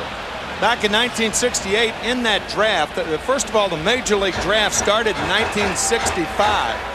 Then in '68, Bobby Valentine was drafted 5th. The number 4 draft was taken by the New York Yankees, and it was Thurman Munson, right ahead of Bobby. Had he not broken his leg, that horrible compound fracture in 1973, he would have been a terrific Major League Baseball player. Bobby Valentine reminded of that accident every time he gets dressed in the morning. A reminder there on his leg. 2 balls, 2 strikes, 1 out, nobody on, and Zeal took ball 3 up and away. Bobby Valentine was a tremendous athlete, good football player. Stamford, Connecticut.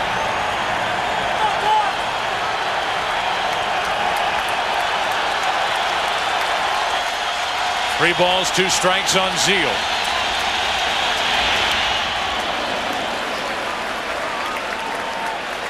Todd realizing he missed his pitch there. Right up in his wheelhouse. Todd Zeal looks for a ball to jerk, and he had one there.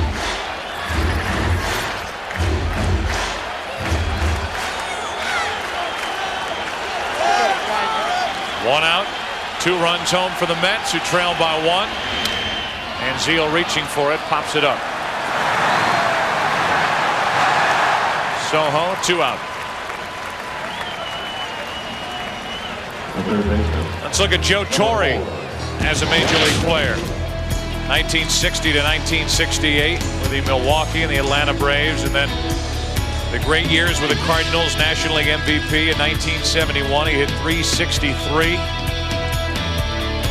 Player manager with the Mets in 1977.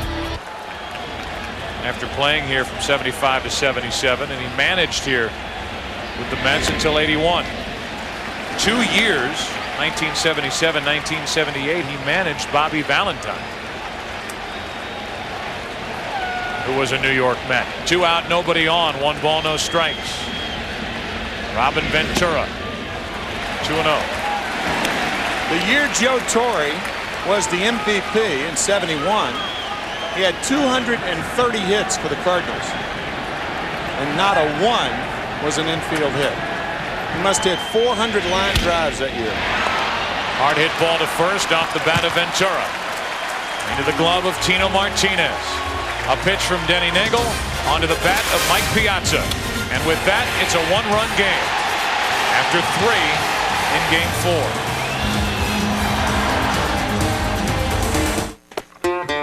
What's that? This is totally digital, totally impressive, total chick magnet. Feel this, virgin yak. Chicks dig this stuff. And for the coup de grace, imported beer. Some beers are for show. No, thanks. Some beers are for real. Cool and refreshing as a mountain stream. Hi, got enough breath? Heading for the mountains of Bush.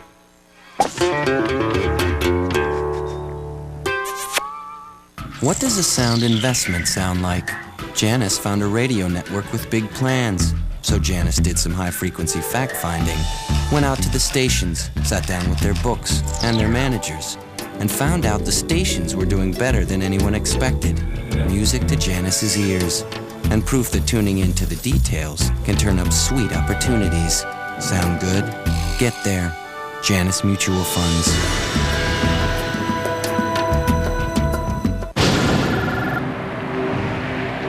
Trouble? It's Miller from Risk Management. He's in distress. Miller. Monty, what's our capacity? Well, headroom 38.5 inches, legroom 42.1 inches, and of course shoulder room. Mister, I need hip room. Front seat or rear seat? Rear seat. A full 54.1 inches, sir. That's more than enough. Got room for one more? Climb aboard, Miller. It's easy to get carried away.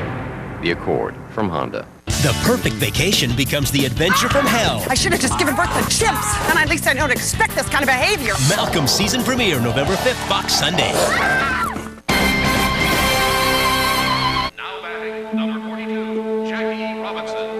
It is not the critic who counts. The credit belongs to the man who is actually in the arena, whose face is marred by dust, sweat, and blood, who at best knows the triumph of high achievement, and who at worst, if he fails, fails while daring greatly, so that he shall never be with those timid souls who know neither victory or defeat.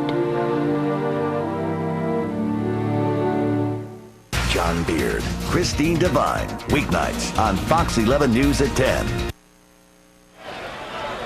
A 3-2 Yankee lead as this game gets to the middle innings. Fourth inning, Tino Martinez, Paul O'Neill, and Jorge Posada.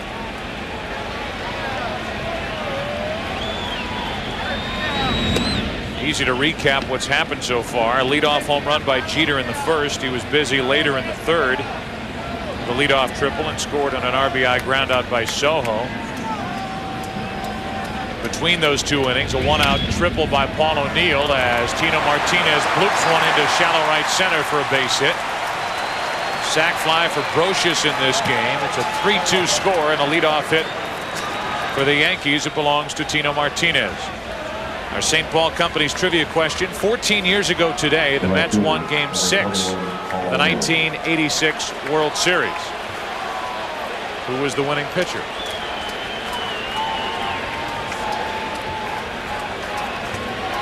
Did you do that series, by the way? No, I did not.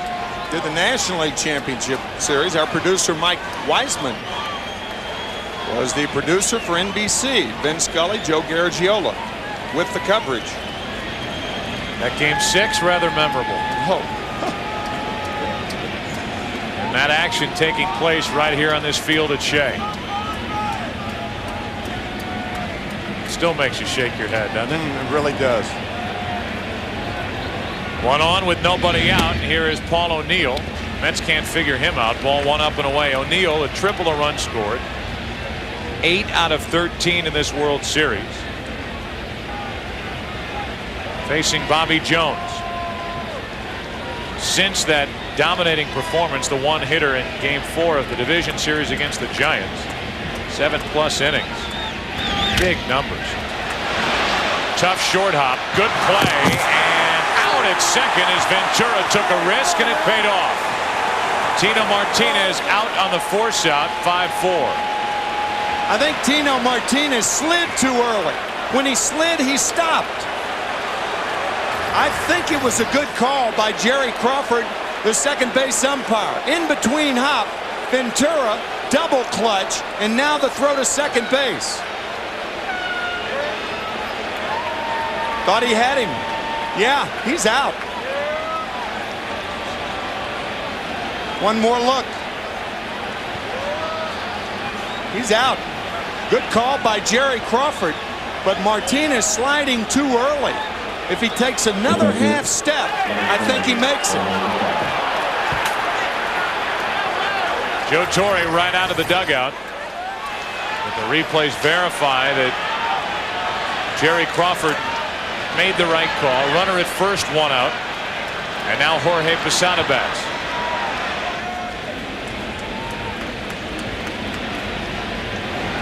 And a check on O'Neill. Joe, how many third basemen would make that play? Almost all third basemen would go to first base on that play. I'm thinking of two guys, and they're both in this game. That's right, Scott Brocious and Robin Ventura. 6 Gold Gloves to his credit, and you just saw one of the reasons why. Now O'Neill's running, hit and run, and a bouncer to Alfonso. Jones to the bag. What a play, 2 out. Oh my goodness, what a play by Alfonso. Watch Todd Zeile come off the bag, high chopper with O'Neill running. Zeile can't get to it. You talk about anticipation. Just a terrific play by a terrific second baseman. Boy, that's nice.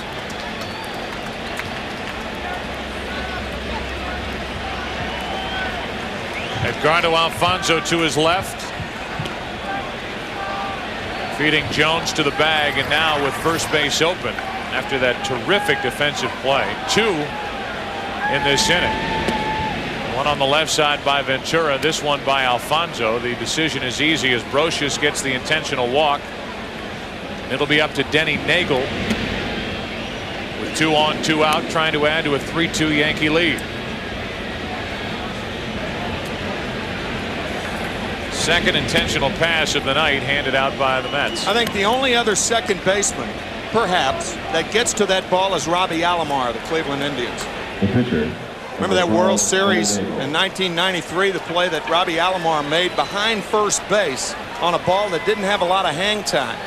And when he ended up, he was almost on the line. Extraordinary range for those two. Now 2 on, 2 out for Neagle, who struck out his first time up. Ball 1 high from Jones. Neagle 7 out of 37 at the plate this season with 3 RBIs. In his career, we mentioned a 153 hitter. 3 home runs, 34 RBIs. That's foul. 1 ball, 1 strike. Lee Mazzilli was a part of that 86 World Series with the Mets. Played here with the Mets from 76 to 81 and again from 86 to 89. Now the first base coach for Joe Torre. Broke in under Joe Torre.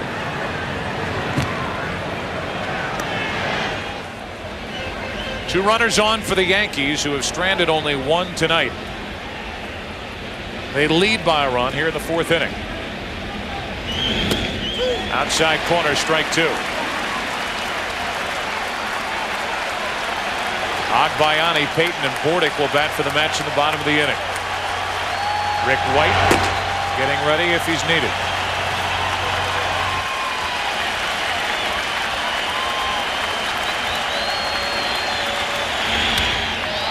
In the air to right field. Perez back to get it. Went a long way, but finds the glove of the 23-year-old rookie. Denny Neagle flies out. The Yankees lead 2. Edgardo Alfonso, pride of Venezuela. Good play to his left. Good defense in the inning by the Mets, who trail by 1. Hit and run, steal third, steal home. You can't avoid risk altogether, but you can try managing it by doing things the right way. At Oppenheimer Funds, they understand that. Oppenheimer Funds, the right way to invest. My name is Master Chief Billy Sunday, and I am God. A man who won't give up. Reporting for diving school. Beware what you wish for. And a man who won't back down. You think you're better than me? You're damn right I am. Are about to test. We got an unknown contact, probable Russian submarine. The limits of survival. I got a man dying down there. Stand fast. And the depths of courage. Robert De Niro. What makes you try so hard? Cuba Gooding Jr. Because they said I couldn't have it. Men of Honor. Rated R. November 10th, only in theaters.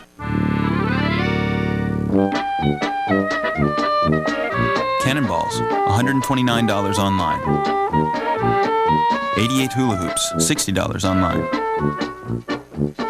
Elephant shampoo, $42 online. Not having to pay for any weird charges that show up on your bill? Priceless. With MasterCard, you're not responsible for unauthorized purchases on the web or anywhere. There are some things money can't buy. For everything else, there's MasterCard.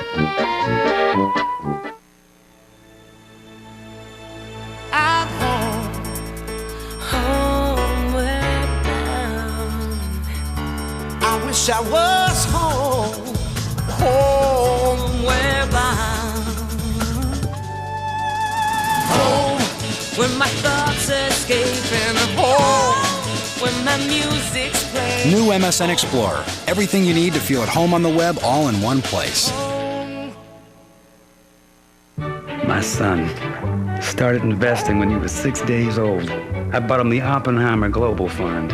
Come time for college, it can help him go wherever his grades take him. Oppenheimer Funds, the right way to invest. On November 5th, I know what I saw. We will find him. the new case is a manhunt. He's got to be here somewhere. They're not going to find Mulder this way. You know that, and I know that. The new agent is a mystery. How far would Mulder go? How far would he go for what? The truth. The new X-File is Mulder. The X-Files season premiere, Sunday, November 5th on Fox. The St. Paul Company's trivia question: 14 years ago today, the Mets won Game 6 of the 1986 World Series. Who was the winning pitcher? The answer, Rick Aguilera, pitched the final 2 innings, and here's how the game ended with Bob Stanley on the mound. A 5-5 game. The roller by Mookie Wilson. It got through Buckner. Didn't think we could do a World Series game here at Shea Stadium and not show this. But as Red Sox fans wince and cringe across the country, that's how that game ended, and it was Rick Aguilera getting the victory for the Mets. Our ratings in Boston just dropped 2 points. That's right. I never liked them anyway. 2 balls, no strikes on Agbayani. Payton and Bordick will follow. 3-2, the Yankees lead. Mookie Wilson. Most popular player in Met history, Mookie Wilson. Looked like he was in REM sleep there for a second. Rapid eye movement. Yes. All-time leader with his franchise in the stolen base department, 281. He would like to welcome Agbayani down to first base. 3 balls, no strikes. And Neagle pours it in there, 3-1. Fastball hitter, and Neagle has to stay away from the fat part of the plate. Payton on deck.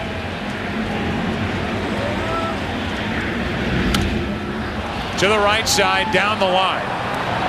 Slicing foul. Tino Martinez. What a catch. 1 out. Wow, what a play by Tino Martinez.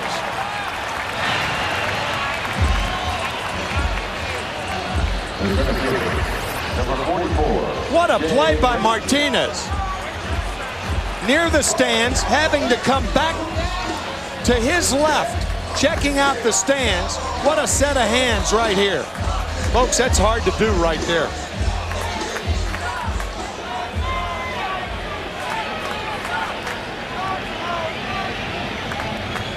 So that's the first out of the bottom of the 4th, and a wow out of Joe Torre on that as well.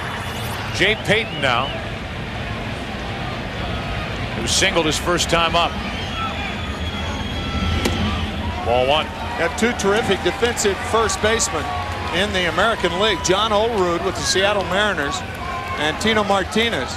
Tino Martinez is among the best right-handed throwing first basemen that I've seen in some time.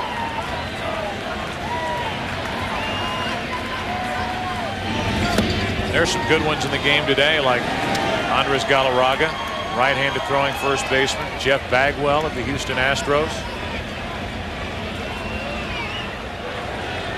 Tino Martinez for these Yankees. Doesn't get a lot of credit for being a good first baseman, but he is. 1 ball, 1 strike on Payton. One out, nobody on. Up the middle, a one-out single, and it almost took Neagle's hat with it. One on, one out with Bordick coming up. And we go upstairs. This live view of the 2000 Subway Series, courtesy of the Bud One Airship. Seen by millions on its ongoing Goodwill Tour. Budweiser, the official beer of Major League Baseball and the World Series. Denny Neagle, 6'3.5", and sometimes it does not pay to be tall if you're a pitcher. You'd rather be about 5 inches shorter for this reason. Get down.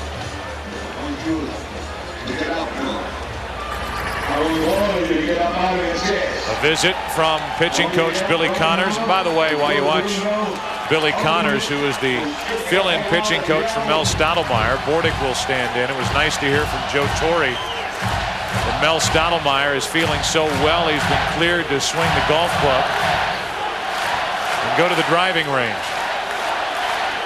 Joe Torre's face lights up when he gives the reports on the health of Mel Stottlemyre, who underwent stem cell transplant surgery. One on, one out, Bordick. Ball one. Bobby Jones has come out to the on-deck circle. The Mets have Jason Grimsley and David Cone, two right-handers warming up. The Yankees, I beg your pardon. And the Mets had Rick White warming up in the top of the 4th inning, but no one is warming now. 2-0. Bobby Jones will be facing the top of the lineup with Derek Jeter, who has already homered and tripled against Bobby. I think had Neagle gotten on, then Bobby Ballantyne would have brought in Rick White. So if you're going to bring him in the top of the 4th inning, why not pinch hit for Bobby Jones right now? Still could happen. Yeah. A strike into Bordick. It's 2-1. The situation might dictate whether the Mets will use a pinch hitter, and a lot depends on what Bordick does here with a 2-ball, 1-strike count. Runner at first, one out. McEwing with a helmet on.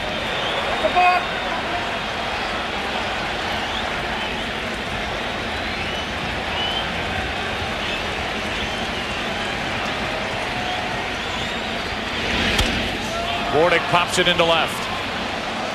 Justice coming to get it. 2 out. With McEwing getting ready, Bobby Jones looking back to the dugout. Had Bordick gotten on base, I feel relatively sure that McEwing would have been the hitter. But because Bordick made an out, then Jones will hit for himself.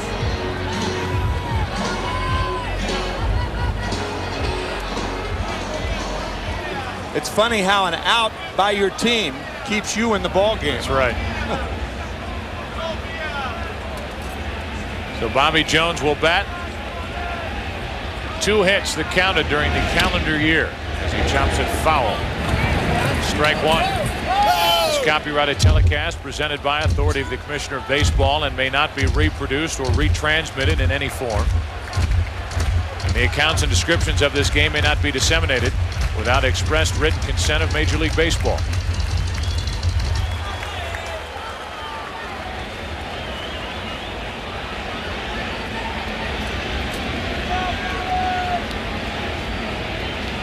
No balls, 1 strike on Bobby Jones. Now strike 2.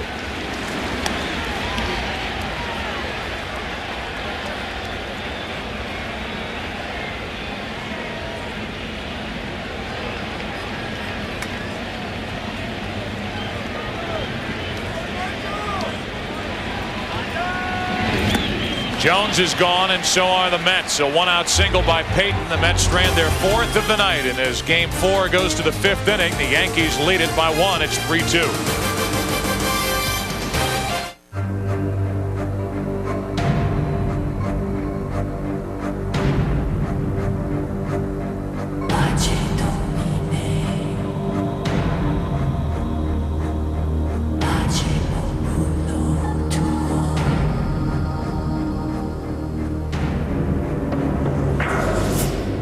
Is there an insurance company that believes the most important thing they cover is the risk you didn't think of? Without question, the St. Paul.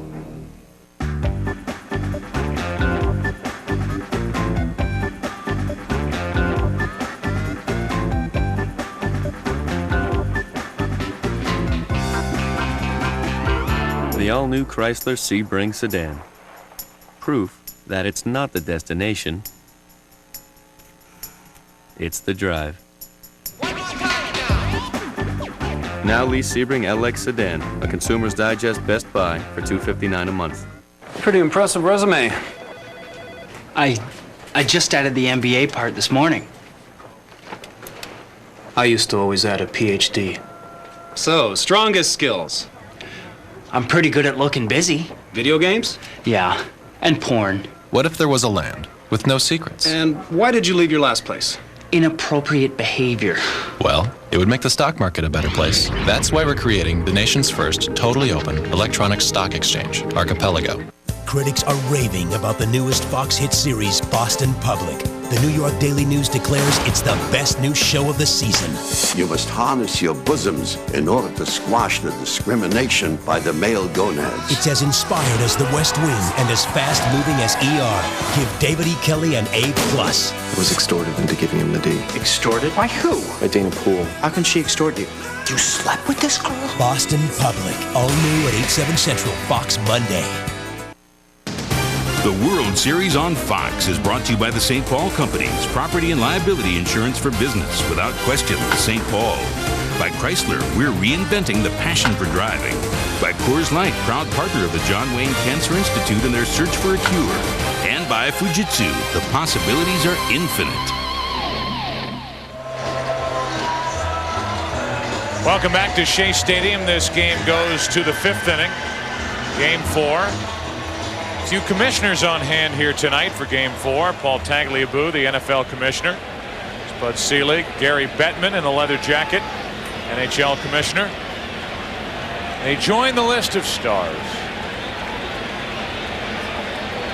The long list of those who have graced this 14th Subway Series with their presence. Here is Derek Jeter, who has homered. He's tripled. He takes a strike. Go ahead and say it. No player has ever hit for a cycle in postseason play. And Derek Jeter has the two most difficult hits of a cycle, a home run and a triple. No balls, 1 strike. Jones drops down a little bit. That's out of play. Strike 2. Jones is saying, well, he's tattooed me twice with a home run and a triple the opposite way off the wall, so I'll change my arm angle. 0-2. Both have been high fastballs. One was inside on the first pitch of the ball game. The other over the middle of the plate. That Jeter hit to right center field.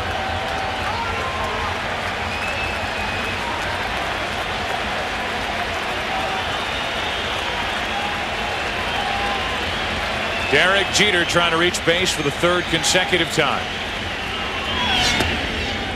Ball 1.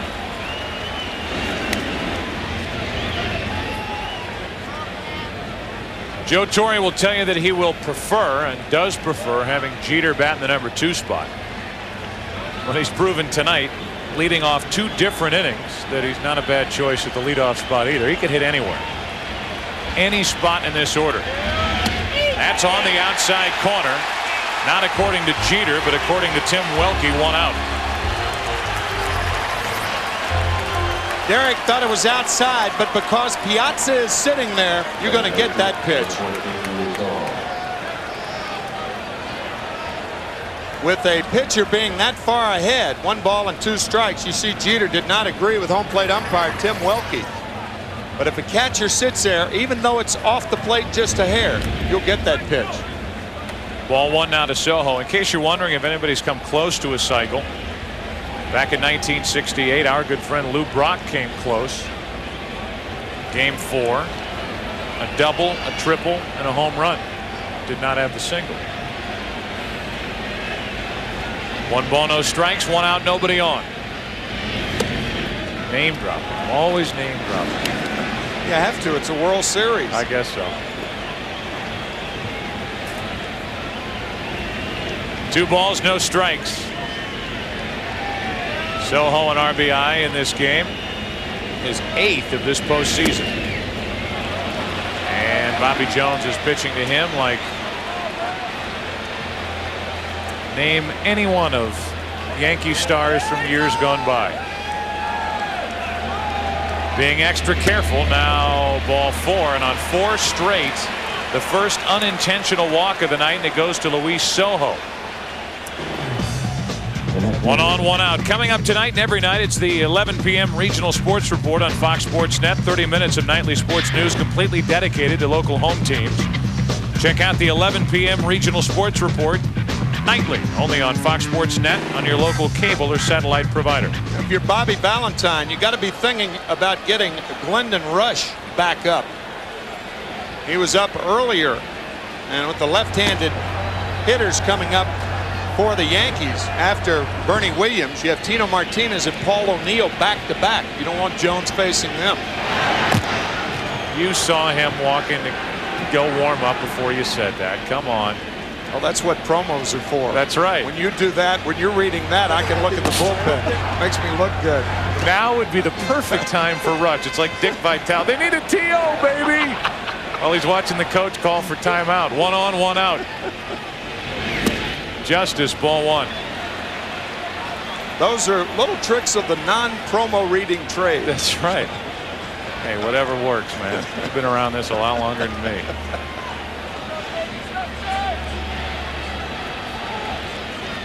Yankees leading 3-2. Game 4, 1 on, 1 out. Justice.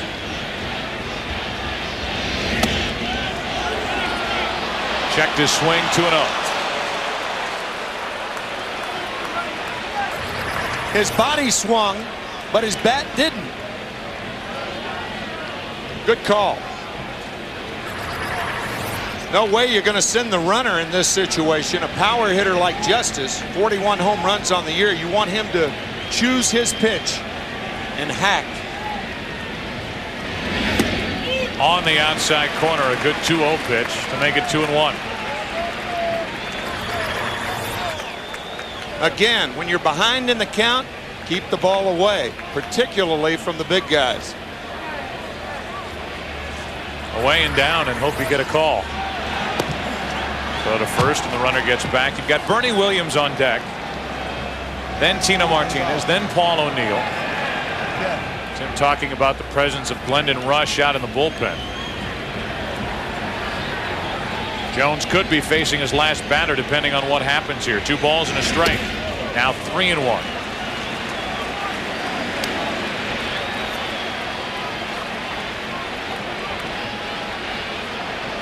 At the very least, a decision coming up for Bobby Valentine if Justice should reach.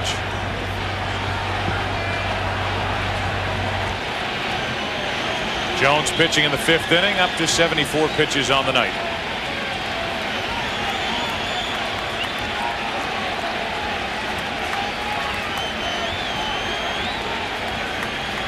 Again, this is not a time to send the runner. Joe Torre does that occasionally, but usually it's guys like Sojo hitting, Brocious hitting, or O'Neill hitting, not with a power guy.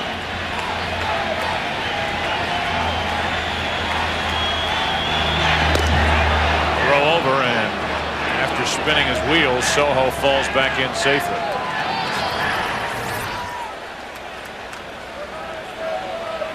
Remember, we were kidding in the first game about those offensive counts, those Don Rickles counts, yes. 2-0, 3-0, the Dennis Leary 3-1. counts. Yeah. Yep, this is one right here. This is when the hitter is at his most offensive.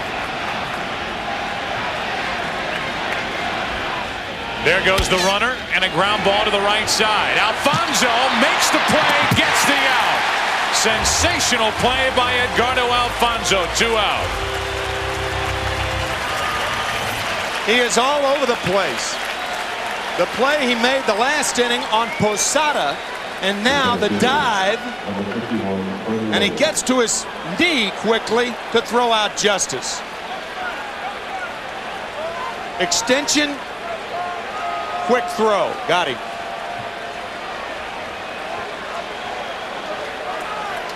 If that ball is through there, the Yankees have runners on 1st and 3rd, and only 1 out. Huge play for the Mets. Every last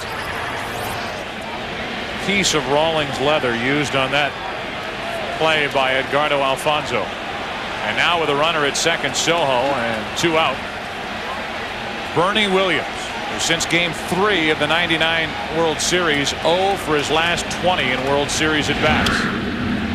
Strike one. He went up there and swung at the first pitch. We mentioned his last at bat that he had not been aggressive.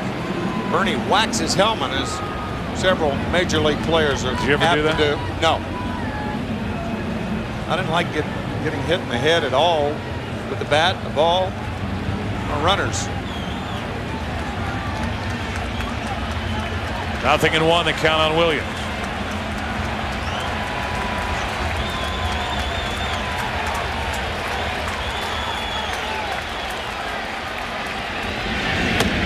Here are the Yankees looking for 3 consecutive World Series victories. 98, 99, 2000, and their cleanup hitter Bernie Williams. Last RBI during the World Series was Game 4 in 1998 against San Diego. A .121 career hitter in the World Series. Runner at second, 2 out, and an 0-2 count on Williams.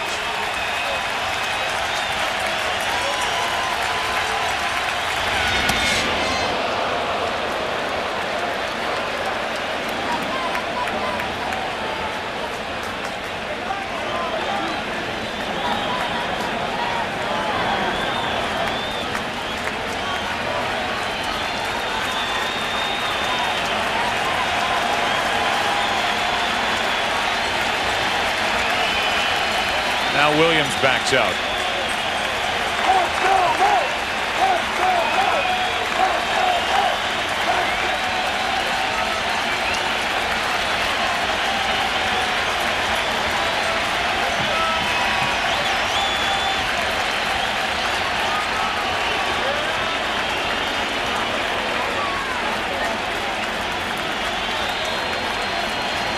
Little game going on between Jones and Williams. Jones waits. Williams steps out. Jones steps off. Now we're ready. A ball and 2 strikes. Still waiting. Bernie Williams says enough. He gets time again.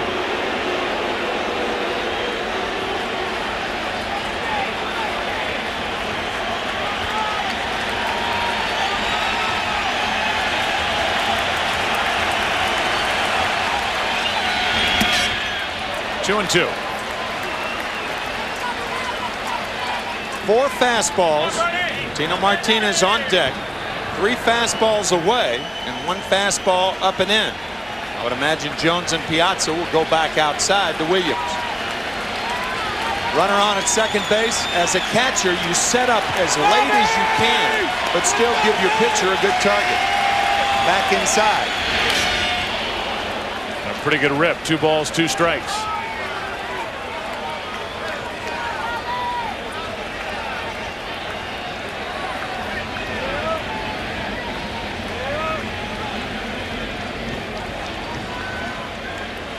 Lee Mazzilli, the first base coach of the Yankees, is a little tired of watching Edgardo Alfonzo take hits away from his players.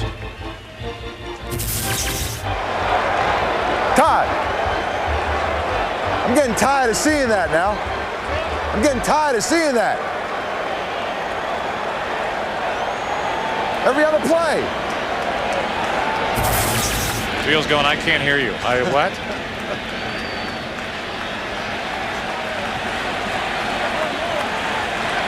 Played third. He could play short. He is an all-star second baseman.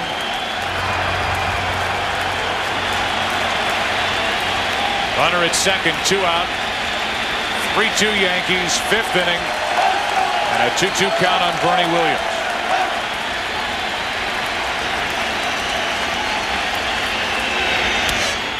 That's foul. And big over the top hook. That's the first curveball that Jones has thrown Williams in this ball game. And Bernie had a swing at it like he wasn't expecting it.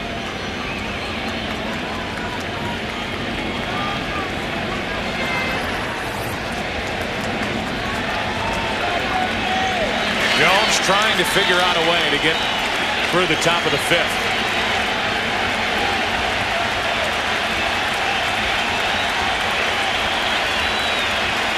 Runner at second with 2 out. Jones again steps off.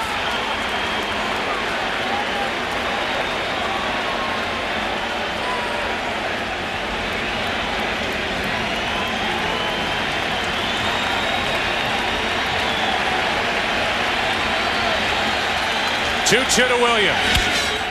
Right at the shortstop Bordick. Bernie Williams thinking, what do I have to do?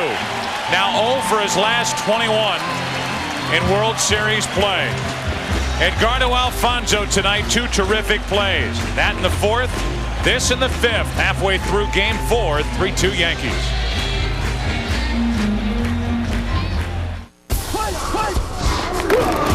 Jensen, that's not getting it done. You gotta squeeze that hole. Jensen, this isn't college. It's time to show what you got. If I could beat this time, cold ones for everybody. Make it a Coors Light and you're on. I can taste it now. Done. Ready, Junior? Bring it on. All that. Rookie, meet the coach. The old man. Out of the way, Malone. You're never gonna make a block with your center up. Keep it down. Your head up. Your back straight. Keep a leg under you. Drive!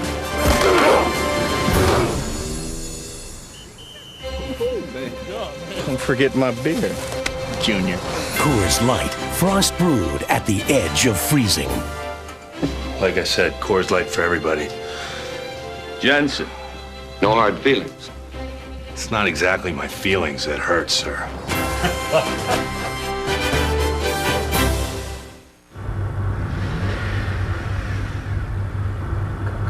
Come on.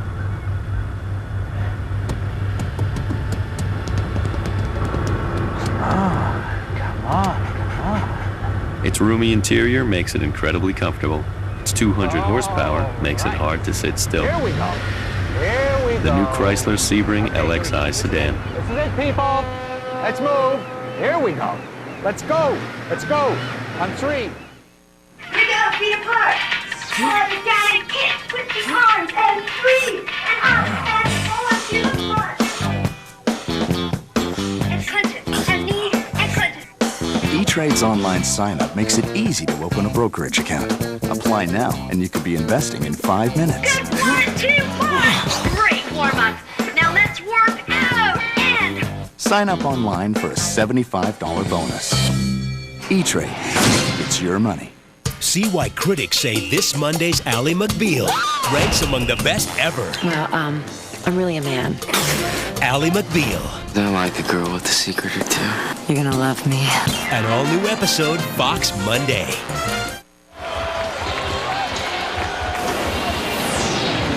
World Series 2000. This is game 4, and we're halfway through game 4. The weather up here, I know I keep saying this, but it's stunning how pleasant it's been through the month of October. What a shot that was at the Empire State Building. Timo Perez leads it off, was inching up. One of those slap swings, and he took strike 1. Empire State Building with Met colors and Yankee colors.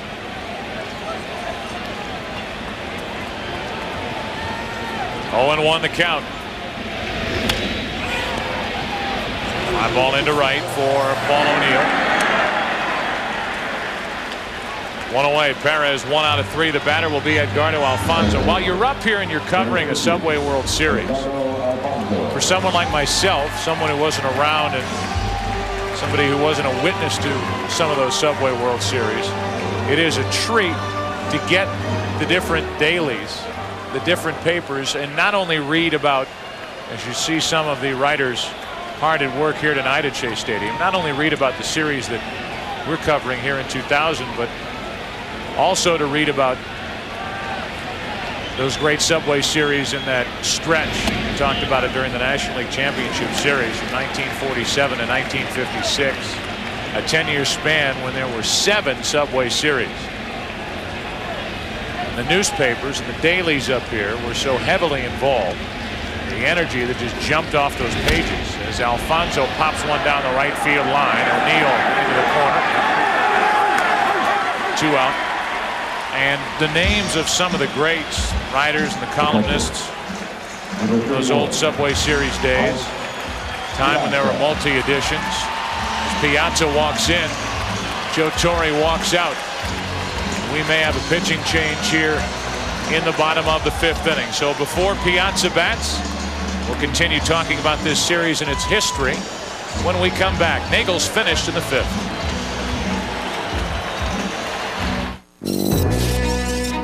Surprisingly, many online brokers use very little online technology. They simply send your order to Wall Street, where it's processed the old way. Daytech Online, however, has created powerful technology that lays waste to the old guard.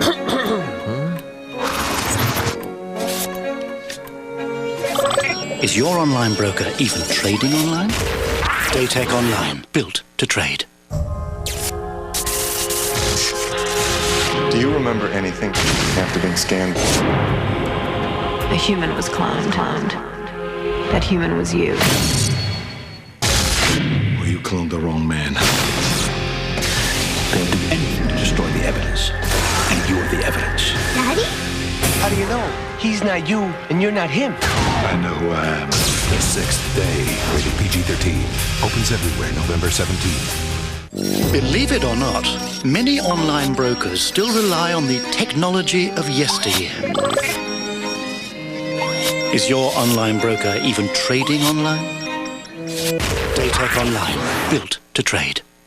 Chris was like my shadow. She was always there. For 3 years, she'd drive down from her job at Kraft to tutor me. My grades went way up. For 40 years, the Philip Morris companies, including Kraft, have given to programs like Chicago's Off the Street Club, and our employees have volunteered their time to help make a difference in people's lives. When she left to have a baby, I told her I hoped she'd have a daughter. She already did a great job helping to raise a son. Working to make a difference, the people of Philip Morris. With Daytech Online, most trades are executed in mere seconds. In fact, Daytech pledges to execute your marketable online order within 60 seconds or the commission's waived. Find out more at daytech.com. Daytech Online, built to trade. He's got to be here somewhere. I have seen things that I can't explain. I'm not gonna solve all the route. I know what I saw. We're going to find him. Look at the stunned expression on Denny Neagle's face looking at Joe Torre. And now, I think he looks out at the scoreboard to see if it's an official game. It's not, because he's only worked 4 2/3 innings with the lead.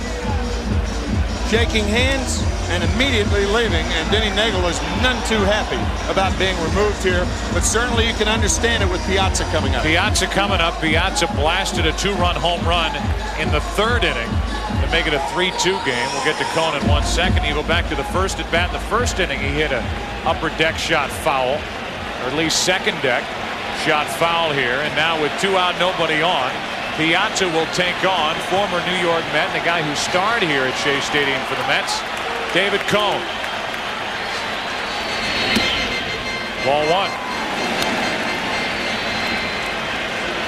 80-48 in his 6 years with the Mets, including 1988 when he was 20-3 with an ERA of 2.22.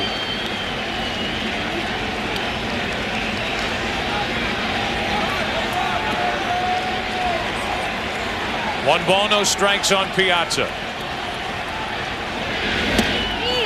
1-1.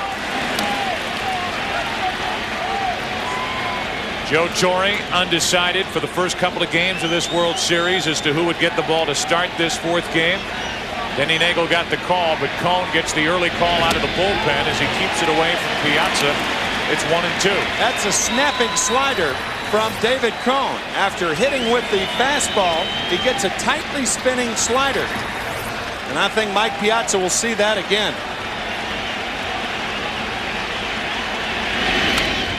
And he spoiled it to stay at the plate. Go back in time to David Cone as a New York Met with the Mets from 87 to 92. He had wicked stuff and was a guy that, whether it was Davey Johnson or someone else, they just gave him the ball and let him do his thing, and he racked up some pitch counts that were staggering during his time with the Mets. A 1-2. Piazza pops it up. So Joe Torre makes the move. He brings David Cone out of the bullpen, and here at Shea, he gets Mike Piazza to end the 5th inning. A pop up to the second baseman. And a combination of Neagle and Cone tonight.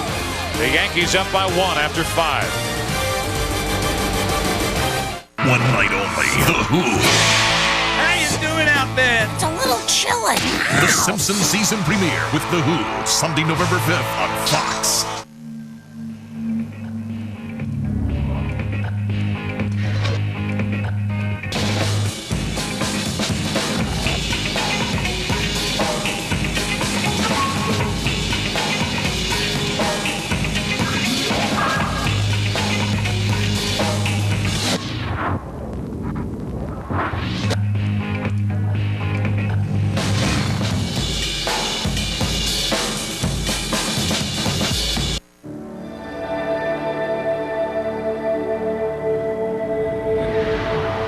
You need to monitor your investments, but you don't need a computer monitor to do it.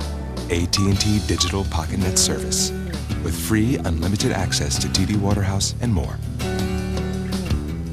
Wireless from AT&T, your world close at hand. AT&T Digital PocketNet service, the only way to get access to the wireless internet without using any of your calling plan minutes. I'm gonna get baseball cards. I'm gonna get Why are you spending your allowance? Well, I plan to build a portfolio that's broadly diversified in America's greatest companies, with a small portion aggressively seeking out higher returns.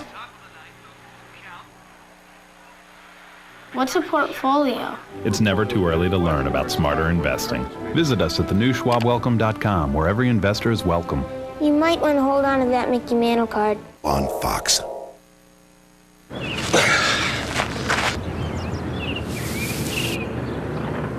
Still trying to make the major leagues? Now here's a shortcut. Just log on to MLB.com, the league's official website, for the best video highlights on demand, live game audio. Make the moves at MLB's official online fantasy game. Grab the latest gear at the official store. MLB.com, the quickest way to the major leagues. For most of us, anyway.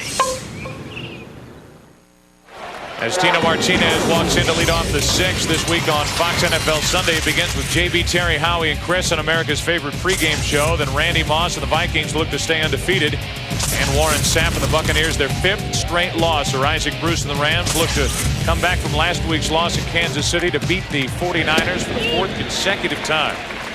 Our other regional matchups, all right here on Fox, starting at noon Eastern, 9 Pacific this Sunday. Check your local listings. Check your local bullpen and find that Glendon Rush is the first out of it for the Mets after Jones went 5 innings, 3 runs on 4 hits. It's the lefty Rush to work here in the 6th. Neither manager considering personal records in this situation, nor should they. Joe Torre nor Bobby Valentine. To the left side, tricky hop. Bordick stays with it. 1 out. Martinez is gone. It will be a chess match for the last 4 innings. Yeah, I was going to bring up earlier, with there being no DH in these games in the National League City at Shea, a little different for Joe Torre than in the League Championship Series when Neagle was on the mound. When Neagle was on the mound and he struggled in the middle innings, he went right to Jeff Nelson. But it's a little trickier to do that in these games because the pitcher has to bat. So now the middle relief gets exposed for the Yankees. And we'll see what David Cone does in his role here tonight. He got through the 5th inning. Meanwhile, the Mets have gone to Glendon Rush, and that was the plan. They got 5 solid innings out of Bobby Jones, and now it's Glendon Rush. You can see this comparison of their bullpen. Rivera, Nelson, Stanton, the 3 of them combined in this postseason for 20 games, 25 2/3 innings, and a great ERA. Only 8 games and 8 innings from the rest of the entire bullpen, with an ERA over 5.5. No balls, 1 strike, and O'Neill takes ball 1.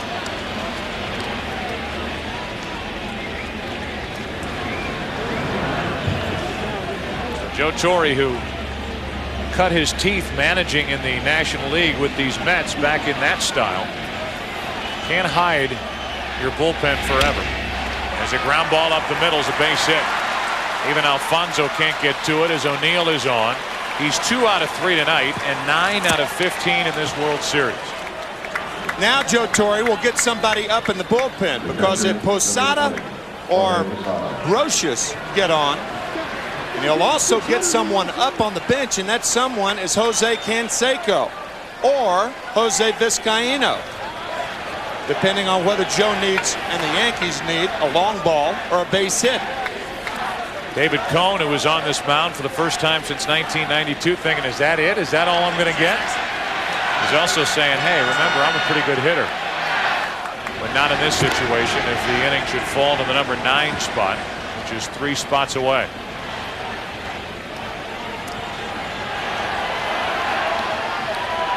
One on, one out. That's Canseco. Might see him for the first time in this postseason here in the 6th inning. No at bats so far.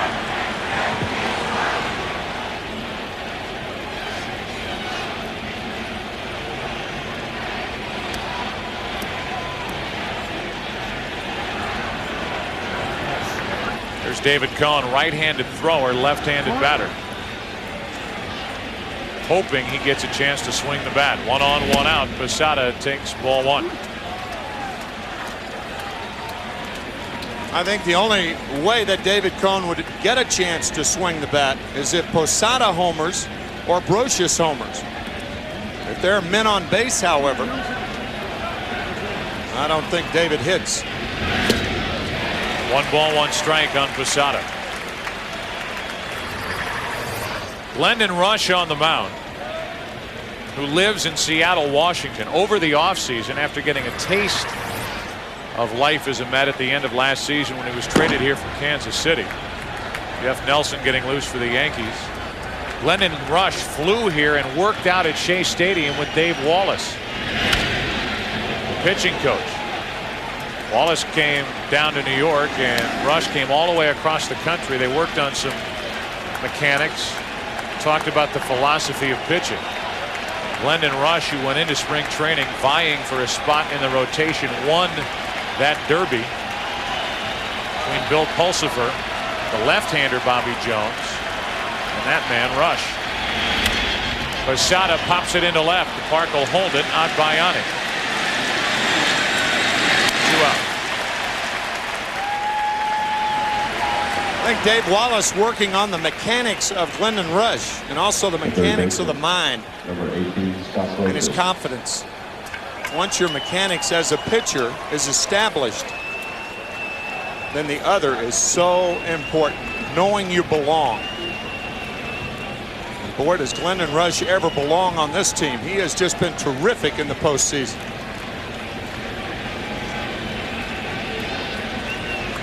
One on, 2 out now, and Brocious bats as Rush checks on O'Neill. We're in the 6th inning and the Yankees lead 3-2. David Cone, if he goes back out there, will work to Zeal, Ventura, and Adbayani in the bottom of the inning. Base hit through the left side, and that might force the move by Joe Torre. 2 singles, and Cone is being called back to the dugout. And if he sends up Jose Canseco, Bobby Valentine has no one warming up. He doesn't have Turk Wendell. And I think Joe Torre loves this matchup. If you're Valentine, you at least have to think about bringing in a right-hander to face Canseco. But no one is up in the Met bullpen. And now someone's getting up, but it's too late to get him ready, I think. Jose Canseco, the 1989 American League Championship Series, Game 4 at Skydome. This home run with the A's against the Blue Jays in the 5th tier of the left field bleachers. The ball officially measured at 480 feet.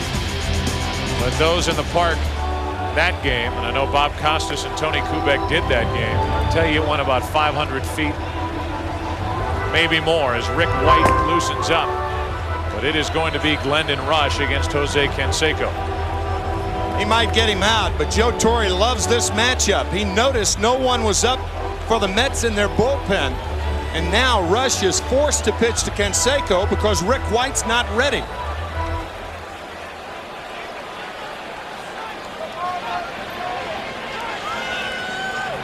Jose Canseco called on to be a pinch hitter, something he's not used to. Valentine trying to get Mike Piazza's attention. Now he looks over. Canseco third on the home run list among active players. Former Bash brother Mark McGwire at the top of that list. McGwire ended this season as a pinch hitter. 2 on, 2 out, and Canseco takes ball 1. Canseco, for a big guy, for a home run hitter, has a very good eye. He's a better low ball hitter at this stage of his career because you don't need as quick a bat on the low pitch as you do the high pitch. Looks like he's up there taking a strike, and it's 1-1. Canseco, in case you're wondering, 5 out of 31 in his career as a pinch hitter. And in his career against Glendon Rush, 2 out of 7 with no home runs. 2 hits in the inning.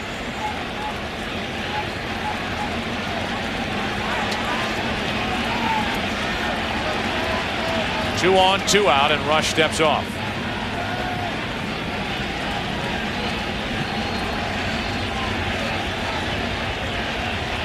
Canseco trying to add to a 3-2 Yankee lead.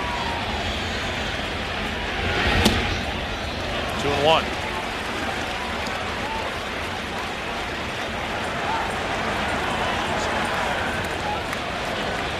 Runners on.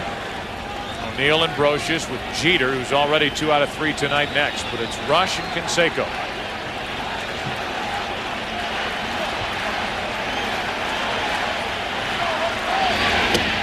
Tied him up, strike 2. So you can look at Jose Canseco with the hands that low. There's no way he's going to hit a ball that is up. That makes him a low ball hitter. Futile swing right there.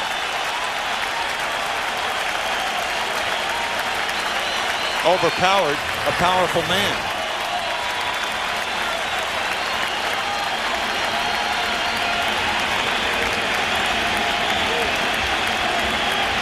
The 25-year-old left-hander Glendon Rush with a 2-2 to Canseco. Got him looking.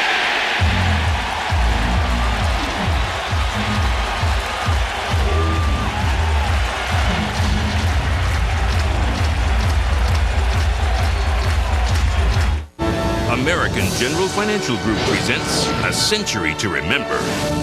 October 1960, World Series Game 7, Yankees versus the Pirates. After Yankee Gil McDougall scores the tying run, Bill Mazeroski leads off the bottom of the ninth with a blast that wins the World Championship for the Pirates.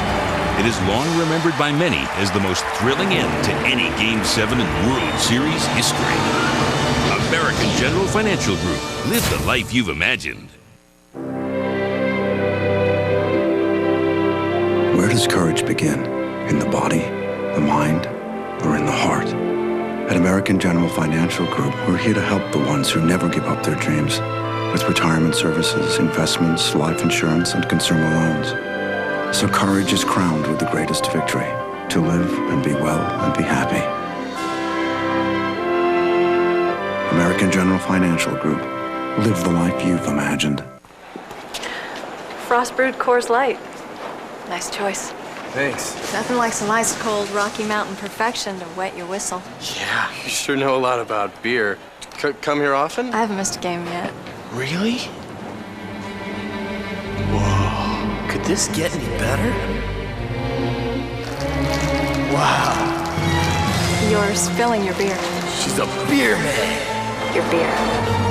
Whoa. Just released, the winner of 5 Academy Awards is on video and DVD in a special edition, featuring the director's commentary and a behind-the-scenes look at the making of the film. The American Beauty Awards edition, the year's best picture, is the one to own on video and DVD. Just try to relax. You're about to witness digital camera history. Heart-stopping, isn't it? The PowerShot Digital L from Canon. Are you digital yet? Look into this promo and you will be scared out of your wits. When you watch that 70s show Halloween special. That's really hot! It's stalking. I mean, shocking. Someone might get hurt. The only person dumb enough to get hurt around here is you. All new at 7 Central, Fox Tuesday. trick, or treat. An all-new Dark Angel Halloween night on Fox. Lyndon Rush got the Mets out of the top of the 6th inning by getting Canseco looking. Hitting major league pitching is very difficult, but rarely would a left-hander overmatch Jose Canseco like Lyndon Rush did. One wave of the bat. First pitch is high, the next one's a strike, and look at this swing right here. And then he strikes out on a fastball on the inside part. So Jose Canseco, as Jeff Nelson takes over, who was last at the plate October 1st and has been quoted as saying, I don't know what good I'm going to be as a pinch hitter. Yeah. I don't know what I add to this team. Added a strikeout and got the Mets out of trouble in the top of the inning as Nelson deals with Zeal and starts him with a strike. Zeal 0 for 2. Ventura and Agbayani will follow. Jeff Nelson trying to protect a 6th inning 3-2 lead. 1 ball, 1 strike, and that nasty slider. You know, we talked about it in the opening. Todd Zeal, Joe Torre saying before the game that there is not a fastball he cannot turn around right now with that quick bat. 2-1.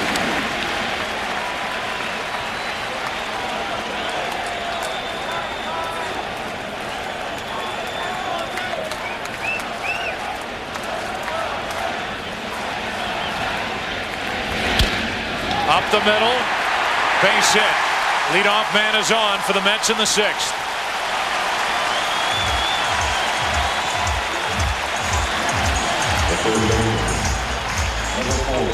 Last night, Robin Ventura, first at bat, did that against El Duque. Tonight, Ventura's 0 for 2.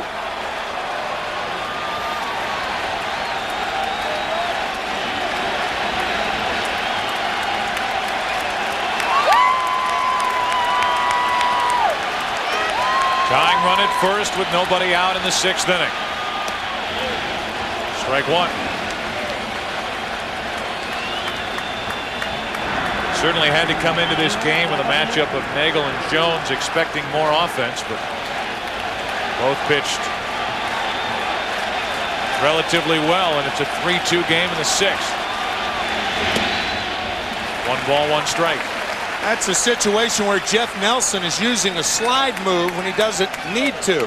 Todd Zeal is not a fast runner at first base, and that's one of the criticisms of Nelson with runners on base. He worries too much about the runners and not enough about the hitters, and here he is throwing over to first base. 2 reasons why Zeal won't run. He doesn't steal bases, and there's a big hole on the right side of the infield for the left-handed batter Ventura. Right.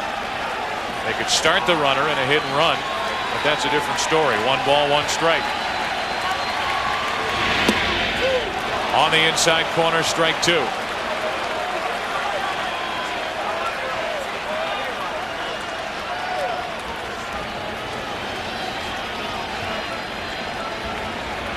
Ventura 3 out of 14 in this World Series.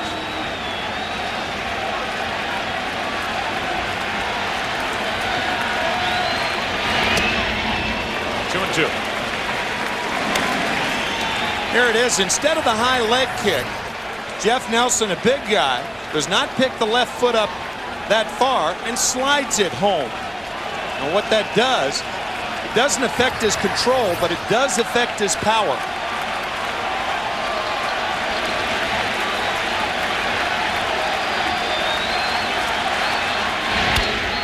The opposite way. Justice coming on. 1 out.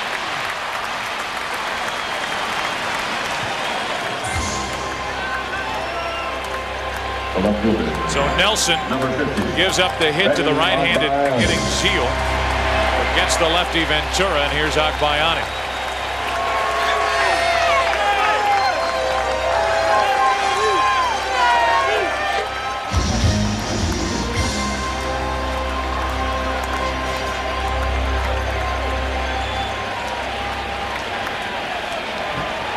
Mike Stanton getting loose. This game's only in the 6th inning. Runner at first, 1 out. On the outside corner. Agbayani trying to do everything he can to add his name to the list of unlikely World Series heroes. It is a long list. Agbayani last night put the Mets on top for good in the 8th. He lines one to Nelson, double play. Nelson stuck the glove out, stabbed it, fired over to first, and the double play ends the 6th. Out of the 7th, 3-2 Yankees. Back after this from your local Fox station.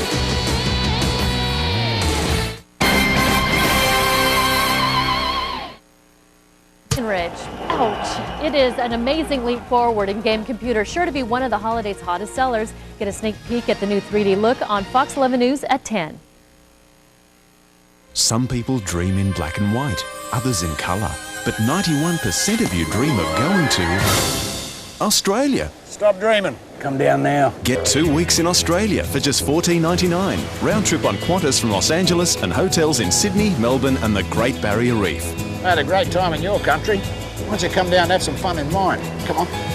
Crocodile Dundee. What's he got that I haven't? Click onto Australia.com and get a 2-week vacation for only $14.99.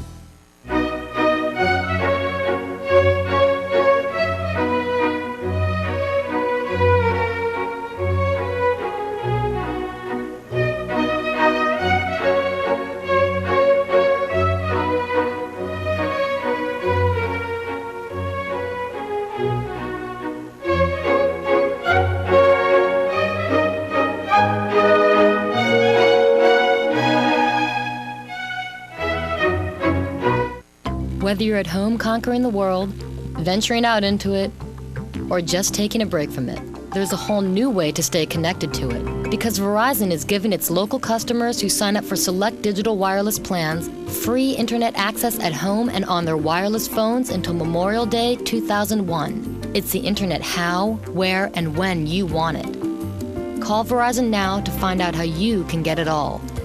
Then consider it done. Cash back on Camry. Cash back on Celica. Cash back on 4Runner. Toyota's final 2000 clearance is on. Get $1,000 cash back on all remaining 2000 Camrys, America's #1 selling car. And for the first time ever, get $1,000 cash back on all remaining 2000 Celicas and 4Runners. But hurry, $1,000 cash back on Camry, Celica, and 4Runner ends soon. See your Toyota dealer today. The Drew Carey Show, weeknights at 7 on Fox 11. Now it's the 7th inning of Game 4, a 3-2 Yankee lead. It's been that way since the bottom of the 3rd when Mike Piazza hit a home run. Scoreless through the middle innings. And now it's Jeter with Soho and Justice to follow against Glendon Rush.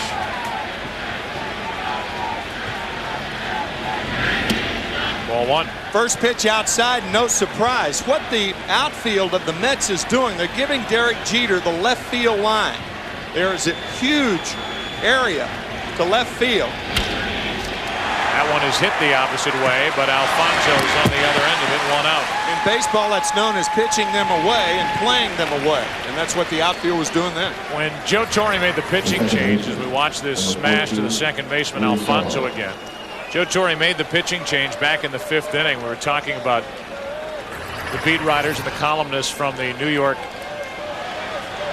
dailies up here during the Subway Series days, talking about that great stretch, and again from 1947 to 1956, a 10-year span, 7 Subway Series, and some of the names of those writers, and some are still here, bridging that gap. Ball 1 to Soho. Dave Anderson, who was with the Brooklyn Eagle, now with the Times, who is here. Jack Lang, who was with the Long Island Press. Paper's defunct, but Jack Lang is still going. That's low. 2 balls, no strikes on Soho. Milton Richmond with UPI. Jimmy Cannon, New York Post. Dick Young, the New York Daily News. Herb Gorin from the New York Sun wrote the Old Scout column.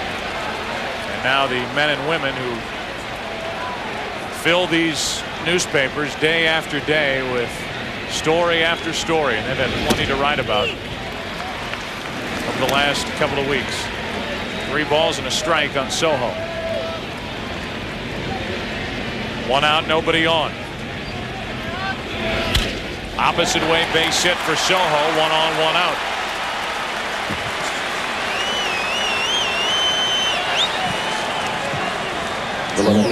Now there were more teams today than there were 44 years ago. Only 16 teams compared to 30 today. 2 teams west of the Mississippi, Kansas City and St. Louis. Playoff teams, there are 8 playoff teams now. If you won your pennant, you were in the World Series. Minimum salary,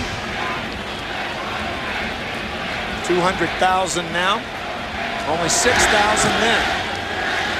So things have changed dramatically. In the World Series share, forget it. It will probably be about 330 to 340,000 a man this year.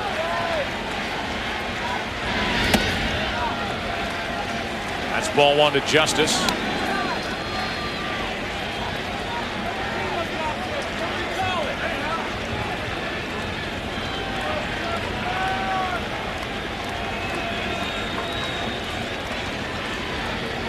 Glendon Rush trying to pitch around a 1-out hit by Soho. That's on the outside corner. 1-1. 20-game winners, though, the interesting stat at the bottom of that graphic. 20-game winners, 9 then, 4 this year. So fewer teams, more 20-game winners. 2 balls and a strike on Justice. The reason for that is pitchers were pitching with 3 days rest. There were 4-man pitching rotations. Pitchers pitching 38 starts, 37 starts. Now it's more like 32 or 33 starts. There were more opportunities to win 20 games then. 3 balls and a strike. Hit on the other side with the watered down nature with more teams. The talent level, you could make the case that those pitchers were facing better competition on a more routine basis. Runner at first, 1 out, 3 balls and a strike on Justice. Glendon Rush shot into center, right at Payton, 2 out. That was a seed hit to center field. Jay Payton playing David Justice perfectly. Shading a little toward left center. Hardly had to move for that rope. Here's Bernie Williams. 0 for his last 21 in World Series at bats. Last time up with the runner on. Soho at second base. He lined out to short. He also fly to center, and now he bats right-handed against the lefty Rush.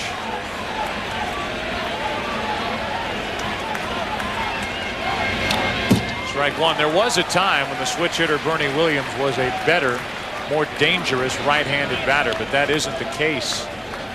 The last couple of years he has been more productive, especially power-wise and RBI-wise, batting lefty. His first 6 years, from 1991 through 1997, he was a much better right-handed hitter, about 45 points better.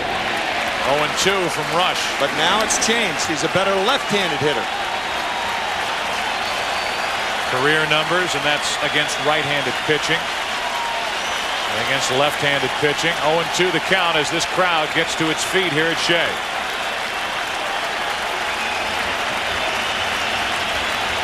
Soho takes off. Throw down by Piazza is too late. It sails into center, but Soho will stay put. And the stolen base for Luis is his first of the postseason. What a jump. The jump was so good. Mike Piazza would have been better off putting it in his pocket. No chance to get Soho. Watch this jump Soho has against Glendon Rush. Oh, man. He's halfway there before the ball was delivered. Now he's just holding his helmet. Well-timed stolen base by Soho.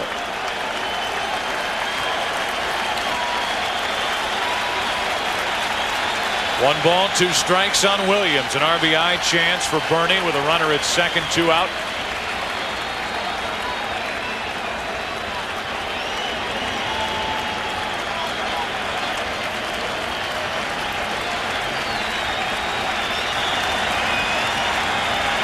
Rush with a 1-2 count. We'll do it again.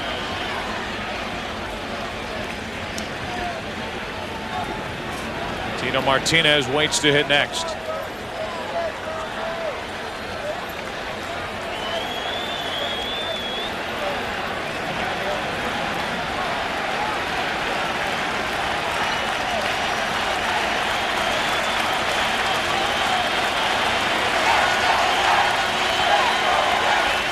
A 3-2 Yankee lead, a chance for another. 2-2.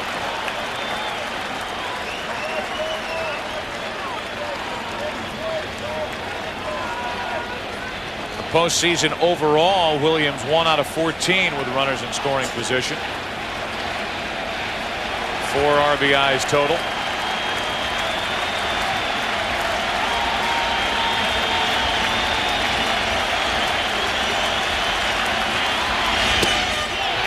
Full count.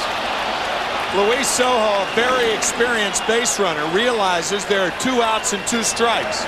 We talked about it last night. When you, as the runner on at second base, see that ball in the hitting area, you take off. 2 strikes, 2 outs.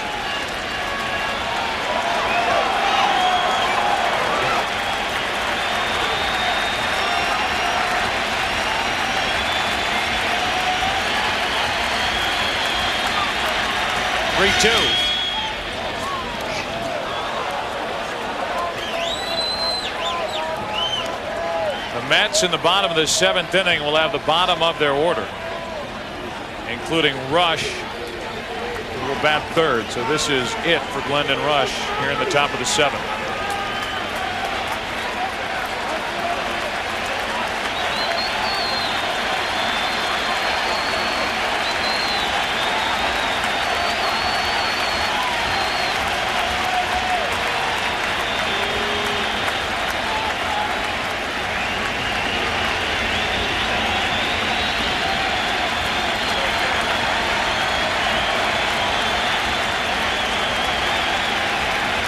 To Williams.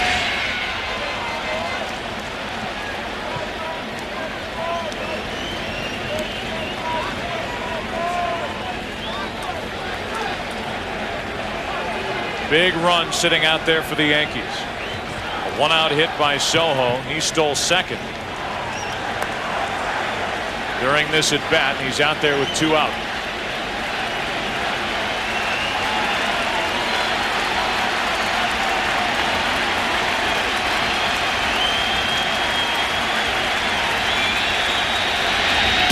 Time to stretch. Bernie Williams 0 for 15 in this World Series. Yankees lead 3-2. All right, Barry. Why are you looking at me like that? 1, because it seems you are the only survivor of this train wreck. And 2, you don't have a scratch on you. I've come to believe a rather unbelievable possibility. I hope you can keep an open mind. Are you ready for the truth? Unbreakable, rated PG-13. Coming this Thanksgiving. At Gene Enterprises, we've harnessed the power of the human gene so you can say goodbye to your allergies forever with new Nozula. Nozula may cause the following symptoms: itchy rashes, full body hair loss, projectile vomiting, gigantic eyeball, the condition known as hot dog fingers, children born with the head of a golden retriever, seeing the dead, bone liquefaction, possession by the Prince of Darkness, tail growth, elderly pregnancy, back. E-Trade. It's your money. Where do you find inspiration? Sometimes where you least expect it. With technology that takes you beyond old boundaries to something more inspiring. Like the compact ProLiant server. With a 1.75-inch profile that fits everywhere, you can have your next big idea anywhere. Welcome to the new IT. Inspiration technology from Compaq.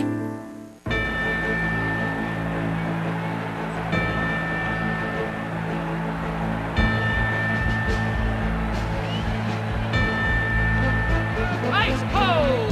Bud Light! Ice cold! Bud Light! Hey, who wants one?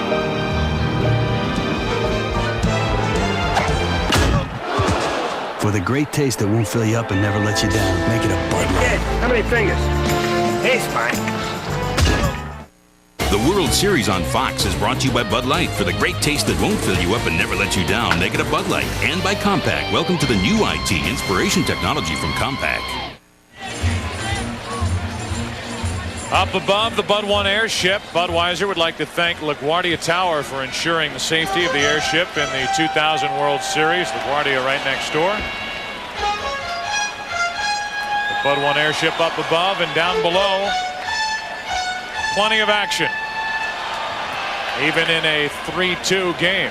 Yankees up by a run, bottom of the 7th.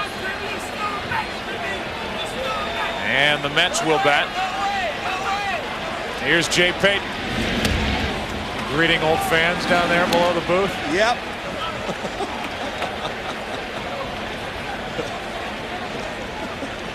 Nothing in one on Payton is John Franco. Last night's winner for the Mets. Gets loose. I worked here for 16 years. I know a lot of these people by first name basis. Come on. Strike 2 on Payton. Lenny Harris on deck. Appears he will hit for Bordick. And then either Franco or Hamilton, depending on who's on the mound for the Yankees. If it's still Nelson, would hit for Rush. 1-2.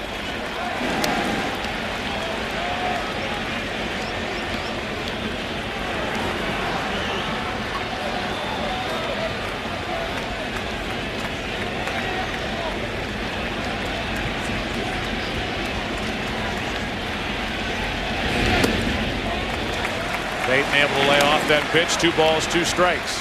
Jeff Nelson, 4 straight sliders. 2 that caught the outside corner. Mike Stanton ready. Be interesting to see which way Joe Torre goes. Remember Mariano Rivera can go 2 innings tonight. Now the count's full. It was 0-2. So Joe Torre is not at all worried about using 2 pitchers in this inning, Nelson and Stanton. And he's in a spot now, Tim, where he only needed Cone for a third of an inning the way the game unfolded. And that middle relief still has been rather silent in this World Series. Meanwhile, Jay Payton has battled back from an 0-2 count to a full count.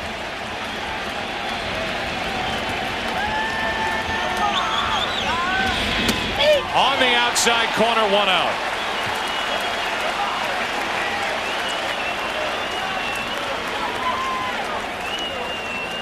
The sequences are easy when they're all the same pitch. 2 sliders for strikes. A wider slider. A still wider slider. Another slider.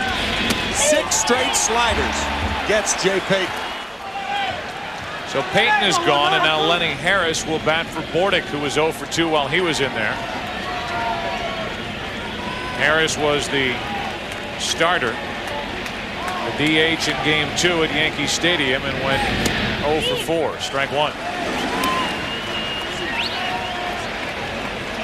See Lee Mazzilli moving Bernie Williams back. Bernie Williams was in, and Mazzilli wants a more of a no doubles defense right now.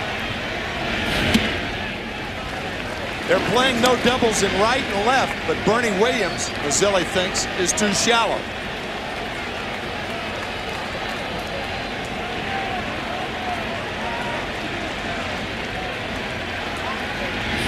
Lenny Harris with a good swing, but it's 1-2.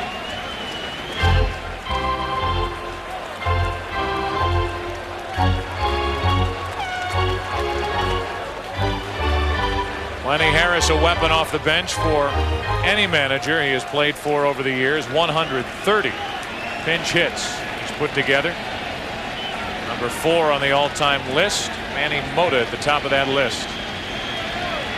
1 ball, 2 strikes, and that stayed up and away. 2-2.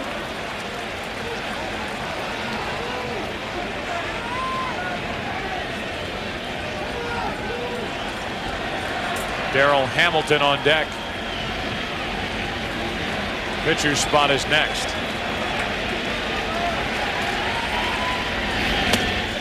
Up and away again. 3-2.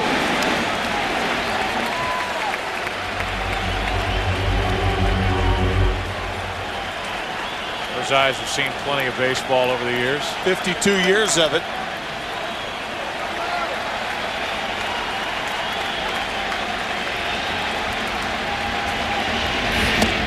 A 1-out walk, and Harris had to work to get it.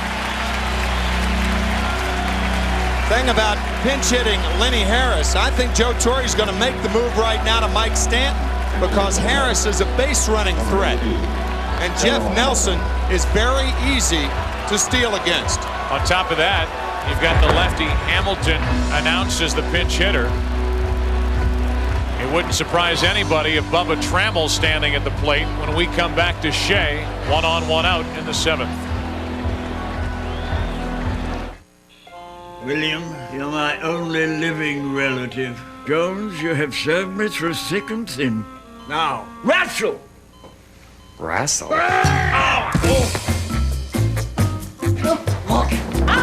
E-Trade's online sign-up makes it easy to open a brokerage account. Apply now and you could be investing in 5 minutes. It's easy. Apply online for a $75 bonus. E-Trade. It's your money. Samsung joyfully introduces the world as you make it, where our digital technology has one job: to make life more fun.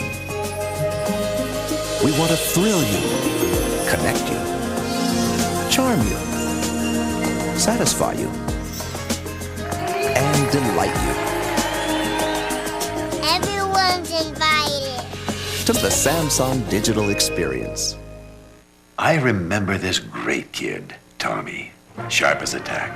He thought we should offer a package of voice, data, and web services for one flat rate, just like they do at XO Communications. So I told him, put it down on paper, and I'll let you present it to the board. Wonder where Tommy works now. They can't. We do. Voice, data, and web for business. XO, not just talk. How fast can your imagination come to life? In a heartbeat with the new Lexmark C52. True photographic print quality. Rated the #1 inkjet printer by PC World. Lexmark. Passion for printing ideas. The world's most advanced shave is as easy as 1, 2, 3. Mach 3. Easy loading, easy rinsing, and 3 blades that shave closer in 1 easy stroke. Mach 3 from Gillette. That 70s Show Halloween special will scare you silly. What? Are you in my bathroom? All new at 8/7 Central, Fox Tuesday. That's really hot! Joe Torre just made a pitching change here in the 7th inning, and he talks to us about struggles that the Yankees have had this postseason in the bullpen. I'm just fortunate that when we've had a breakdown in the bullpen in the postseason, it's been in games that we've had a little room to breathe. And you can't, not go to the people that have gotten you here and have pitched well here. Even Mariano gave up a 3-run home run. He's going to be my closer, and in every game we're in a position to close. So now it's Stanton with 1 on, 1 out. Good numbers from Mike. Did not appear in the league championship series, by the way. Postseason 2-0. Good ERA, and it is Bubba Trammell at the plate, batting for Darrell Hamilton, who was hitting for Glendon Rush, who pitched 2 shutout innings.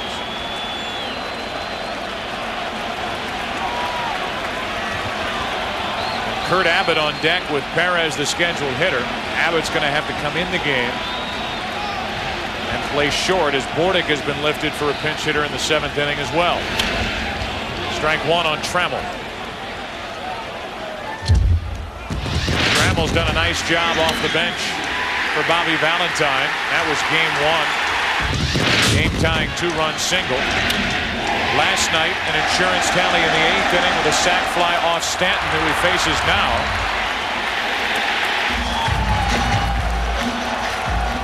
And here's Trammell in game 4 with the tying run at first, 1 out in the 7th inning. Yankees would love another sacrifice fly right now with nobody on third. Right. That's also known as out number 2, right, with the runner returning to first.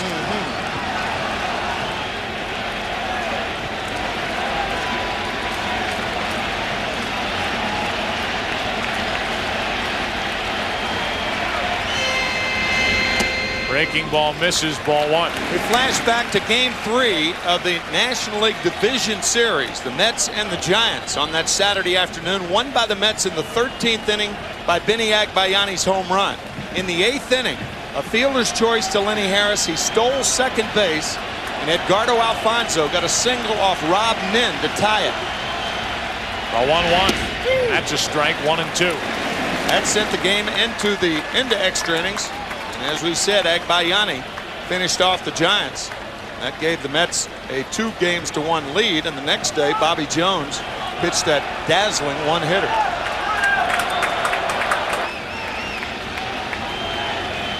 It's Harris on at first here in game 4 of the World Series with 1 out.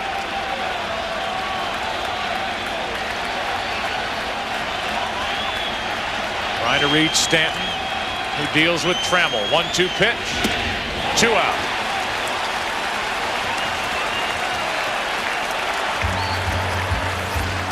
So what Joe Torre did, he neutralized the running game, got Hamilton out of the game, and Stanton gets Trammell with a high fastball out of the strike zone.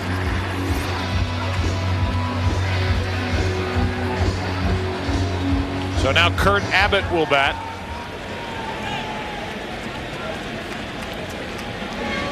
That means 4 bench players have been used by Bobby Valentine in this 7th inning. First Harris, then Hamilton, Trammell, and now Abbott. Yeah, Trammell stays in the game and goes to right. Abbott stays in the game and goes to short. Strike 1 on Abbott. Abbott does have a double in the series. He doubled over Paul O'Neill's head at Yankee Stadium. O'Neill now is deep in right field, and he well should be.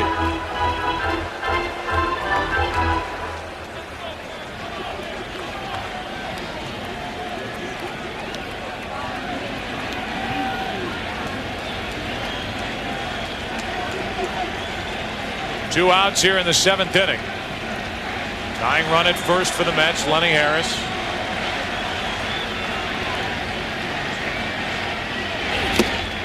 And that's just blown by Kurt Abbott. 93 miles per hour, and Stanton is still throwing hard. Well, in that first game, the game that went 12 innings, won by the Yankees 4-3, Stanton retired all 6 Mets to face him with 3 strikeouts. And tonight, he's throwing just as hard. Matt Franco left on the bench for Bobby Valentine, along with Joe McEwing and Todd Pratt.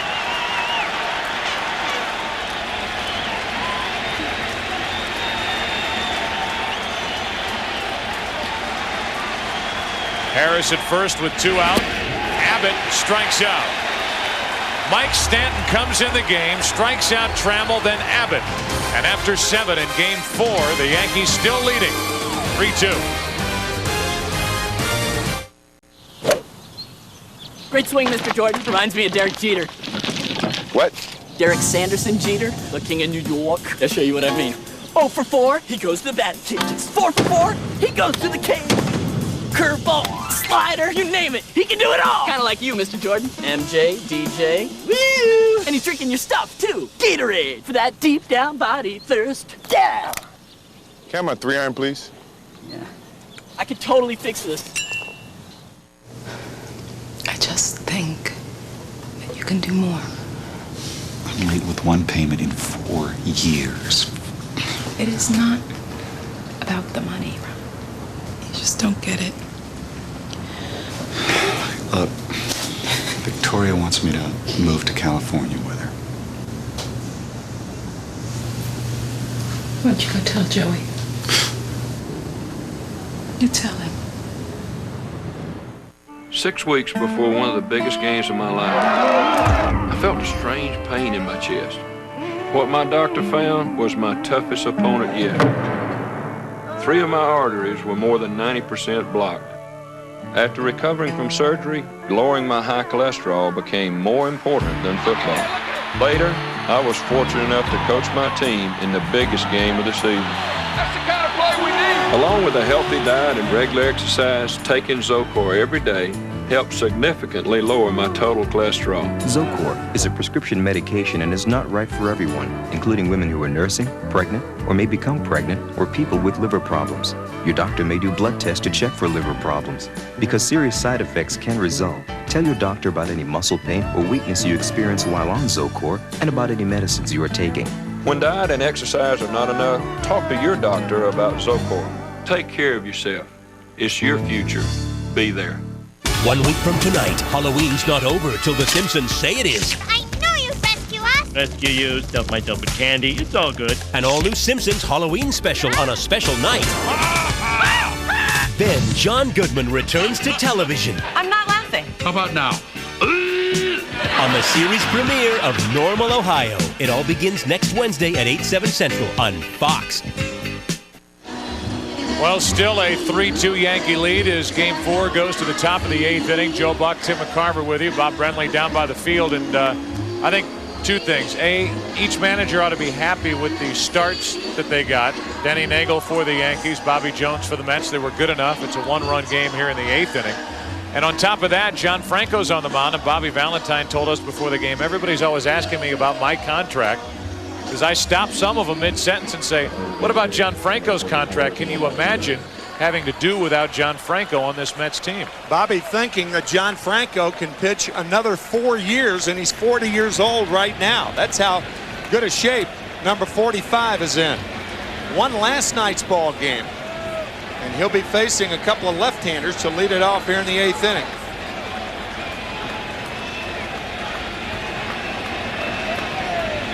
Couple of defensive changes that were anticipated as Tino Martinez takes the ball up and in. Bubba Trammell stays in the game. He's in right field. And in it's short after the Mets lifted Bordick for the pinch hitter. It's Kurt Abbott. Top of the 8th inning. Yankees batting. They lead 3-2 and a base hit through the right side for Tino Martinez. 2 out of 4 tonight and 8 out of 16 in this World Series.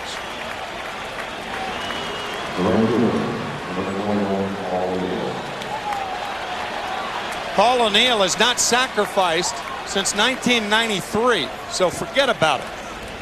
Forget about it, as they say in the area.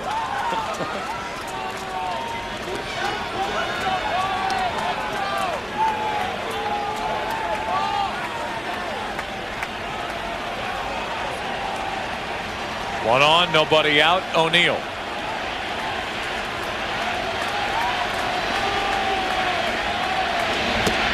Strike 1. John Franco became the 2nd oldest player to win a World Series game last night. Dolph Luque in 1933.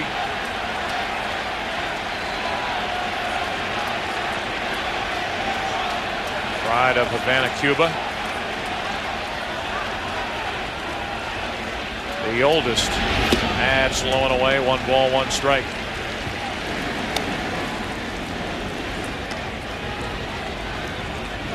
Jorge Posada waits to hit next. Then it's Brocious, a leadoff hit by Tino Martinez. It is possible that Joe Torre would put the hit and run on, even though you have a left-handed pitcher, left-handed hitter.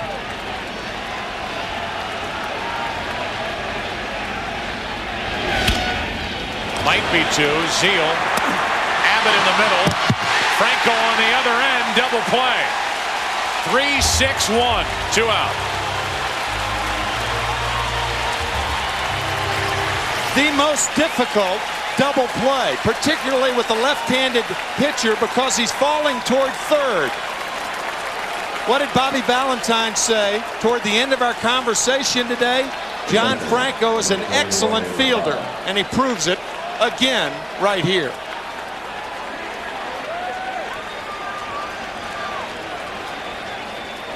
Zeal with a strong throw, and then Abbott.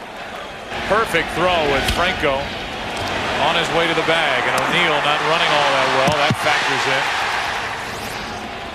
2 out, nobody on, and the batter is Posada, who is 0 for 2 with an intentional walk. Strike one. That slide at second, Tino Martinez getting down because Kurt Abbott made him get down. A lot of shortstops, in order to prevent being taken out, will drop down on the runner. Watch Abbott right from down there to make him get down. Nicely turned double play. Strike two on Posada.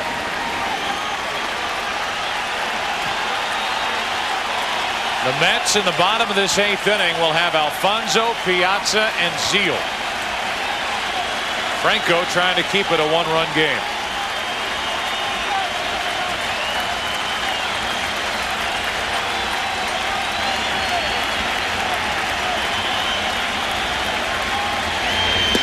Inning over.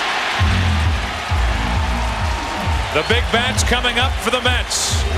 They trail the Yankees by 1.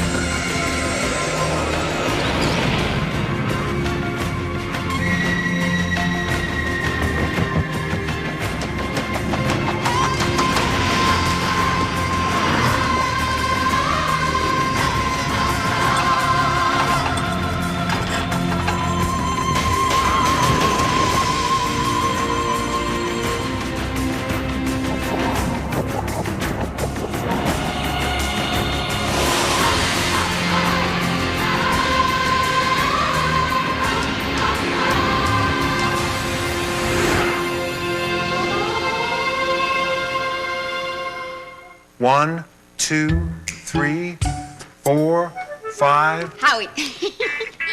What are you doing? Counting. Counting what? All this cool stuff I got on my shopping spree at Radio Shack. Shopping? You hate shopping. Not when it's... Oh! Get $400 to use toward anything in the store when you sign up for or switch to fast, reliable MSN Internet access from Microsoft at Radio Shack. Howie, come on, stop it.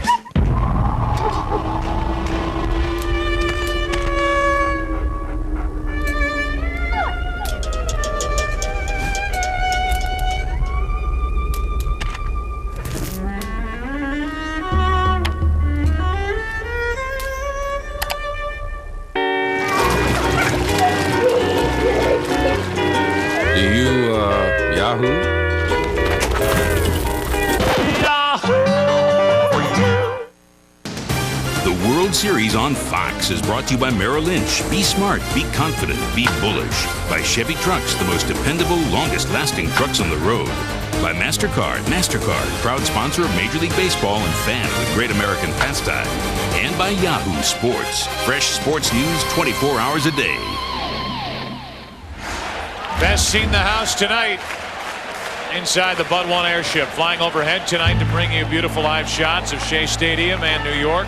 Budweiser, the official beer of Major League Baseball and the 2000 Subway Series. This Sunday morning, we're bringing the tailgate party to you with NFL This Morning on Fox Sports Net. A full 2 hours of morning madness to get you ready for kickoff. Chris Myers leads the NFL This Morning breakfast bunch for Chalk Talk, Trash Talk, Bagels, and Donuts. Add in comedian Jay Moore, and you get the most raucous and rocking Sunday morning pregame show anywhere. NFL This Morning this Sunday at 10 a.m. Eastern, 7 Pacific, only on Fox Sports Net on your local cable or satellite provider. Well, we're in the 8th inning, and with the Yankees leading 3-2, they turn it over to their best in the bullpen. One of the best ever in the postseason out of a bullpen, Mariano Rivera. Touched up for a home run the other night by Jay Payton of the Mets. That narrowed the gap to 6-5. That was in game 2. Yankees carrying a 6-0 lead going into the top of the 9th inning. And the Mets are hoping not only to tie it here in the 8th, but if they do, the pitcher's spot is hitting number 2 in the 9th inning. So if they tie it, they also get Rivera out of the ball game. Perhaps. Benitez getting ready for the Mets. It's Alfonso at the plate. Strike 1.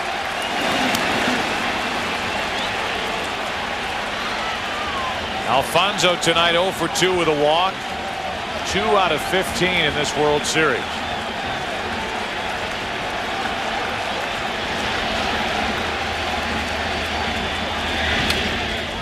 Oh, and 2. May have noticed with Piazza on deck where Posada was setting up. That is a pitch that Rivera has come up with this year. Setting up inside. He doesn't cut that pitch. It just stays on that level plane. If Posada sits up outside to a right-handed hitter, that's his cutter right here. Alfonso into right field. O'Neill coming to get it. 1 out. Paul O'Neill is doing everything he can for these Yankees in the World Series. Bothered by a sore right hip, piling up hits and playing a strong right field. O'Neill had to play deeper for Alfonso. He has good power the other way. That made this play a little tougher. Nicely done.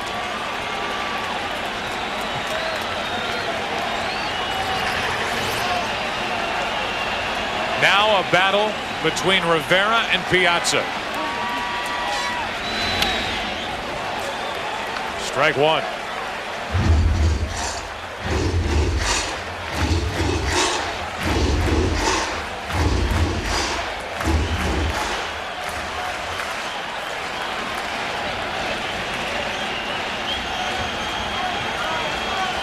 Game 2 against the Mets. 1 inning. 3 earned runs. The home run hit by Payton. 1 ball, 1 strike.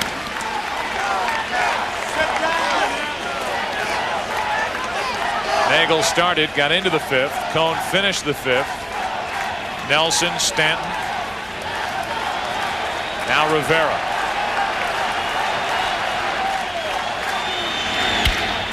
To the shortstop, Jeter. 2 out.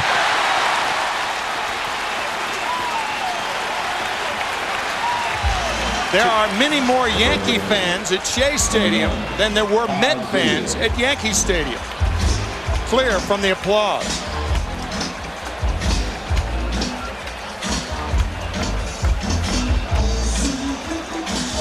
Now it's Seal.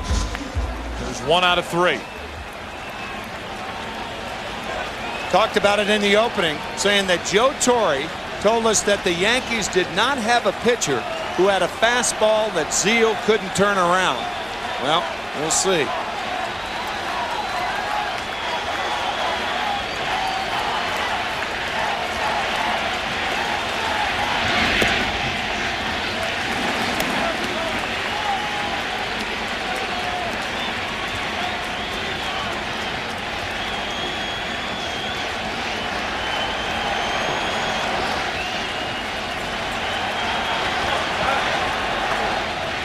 Seal on 1-0. 1 ball, 1 strike.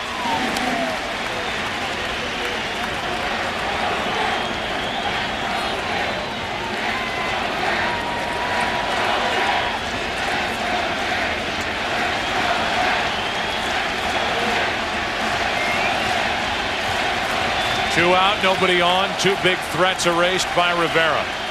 Alfonso, then Piazza. 2 balls and a strike on Zeal.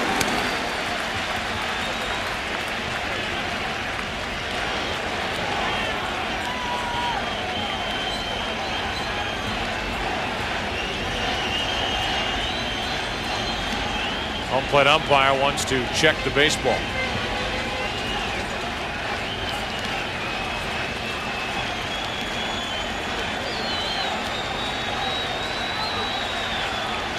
Yankees leading this series 2-1. Leading this game 4 in the 8th inning, 3-2. Into left field, another hit for Zeal. He's on with 2 out. And that'll bring Ventura to the plate.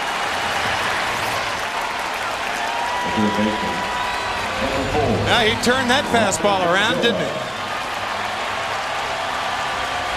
I think Joe McEwing is a potential pinch runner here, and yeah, here he comes. Zeal, we mentioned earlier, has no stolen bases. He's not a fast runner, so McEwing properly being put in the ball game.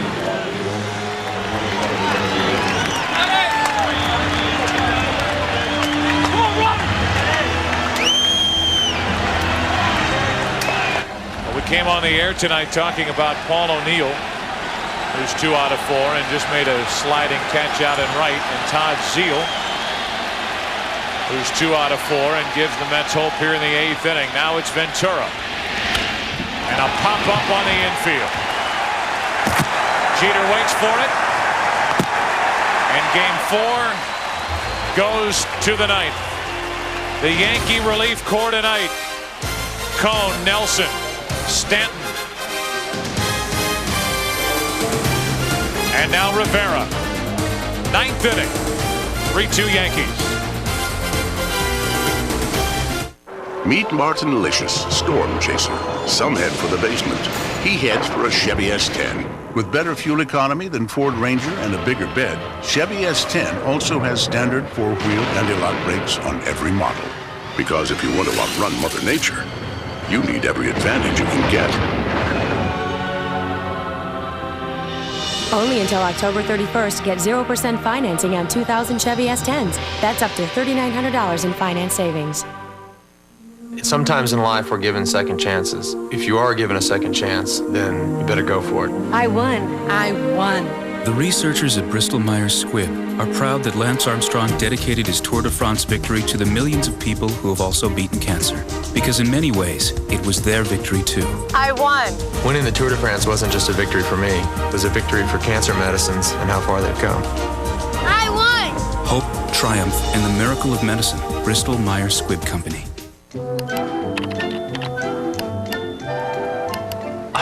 That's the one. Perfect match. Oh, she is gonna go nuts. She's going to love this. Oh, I score.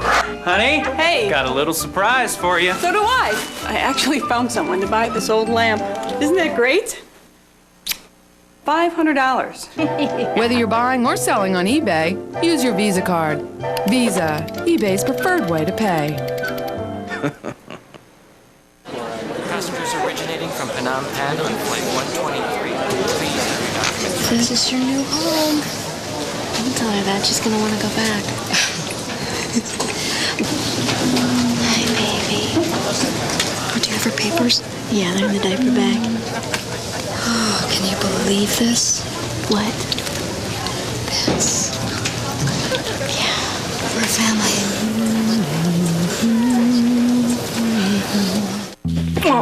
We'd like to show you scenes of the new series from the award-winning creator of Sex and the City. Should I put on the costume? But kids may be watching. Oh my God. The Streak premieres next Wednesday on Fox. Back at Shea Stadium, Subway Series, World Series continues, and after the game, it's your late local news, or for those of you that want more post-game coverage, tune to Fox Sports Net on your local cable or satellite provider. Armando Benitez in the game for the Mets, trying to keep it close. It's 3-2 Yankees, 9th inning. And Brocious takes ball 1 up and in. Matt Franco is into the game at first. Franco will bat 8th. The pitcher Benitez will bat 4th in the spot vacated by Zeal and McEwing. 1 ball, 1 strike.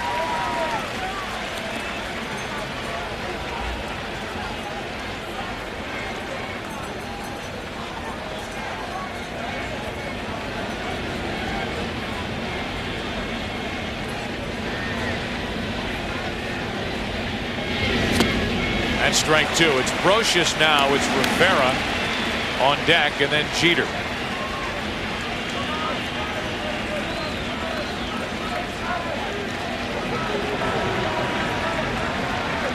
smile from Rivera, who doesn't get a chance to swing the bat often. In case you're wondering, Rivera has had 2 plate appearances in his major league career, both in postseason. Had none during interleague, by the way. Last was Game 4 of the 1999 World Series. He's 0 for 2.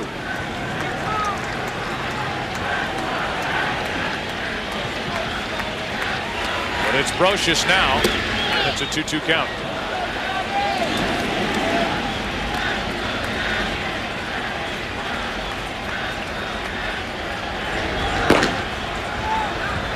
Dwight Gooden getting loose for the Yankees in their bullpen. Now 3-2. Doc Gooden getting loose in case the Mets tie it in the bottom of the 9th inning. Rivera will go no more than 2 innings.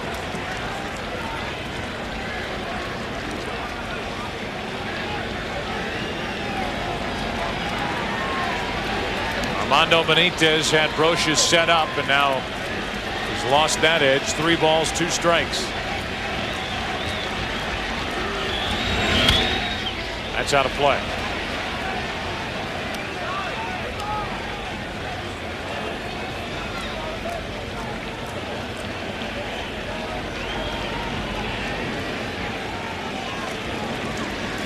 Benitez last night got the save, pitched a scoreless 9th, allowed a leadoff hit to Knobloch.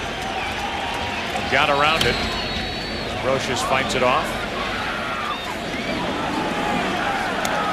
The Mets in the bottom of this 9th inning will have Agbayani, Payton, and then Matt Franco.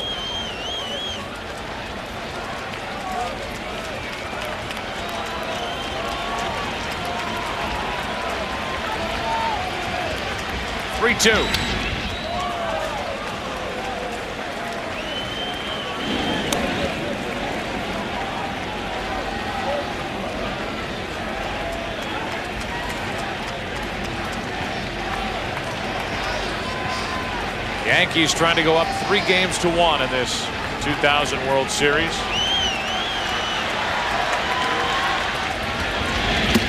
A leadoff walk. Good at bat by Brocious, battling Benitez, and after fouling pitches away, he draws a leadoff walk, and that allows Rivera the chance to bunt.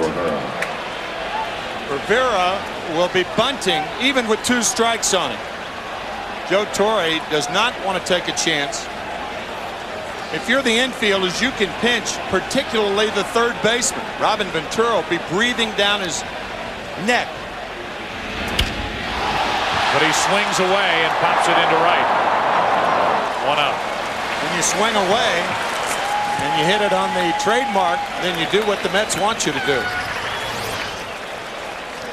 Squaring around and now swinging. Ventura was about 10 feet from Rivera when he made contact.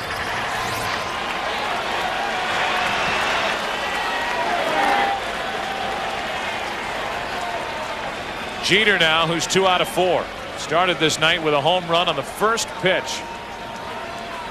And a leadoff triple in the 3rd. He scored a run on a ground ball to the right side by Luis Sojo.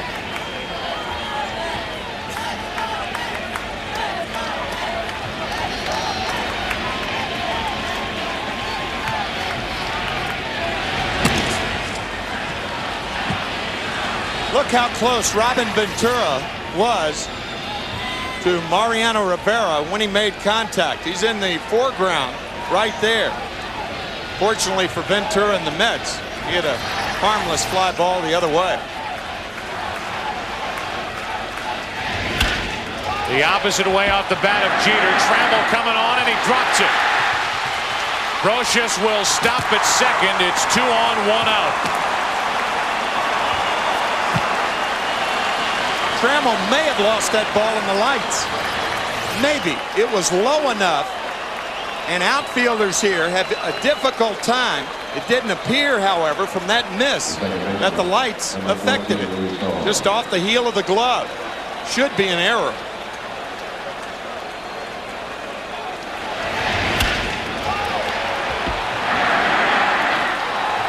Rosha's going back a couple of steps and can only go to second.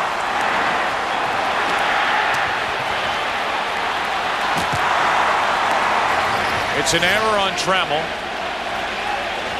And it's 2 on, 1 out.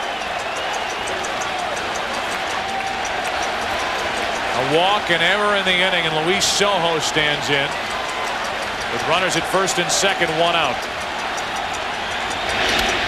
Strike 1.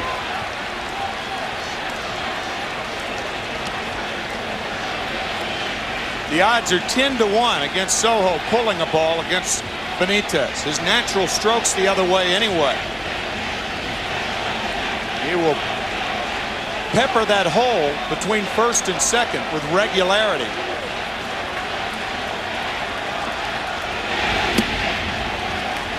One and one.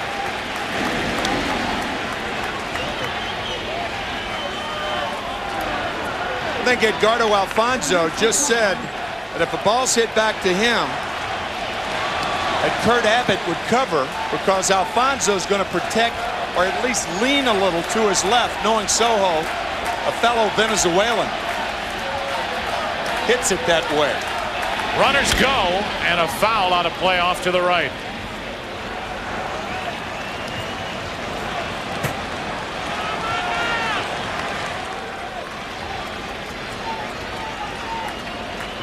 Joe Torre trying to get a little action on the bases, and Sojo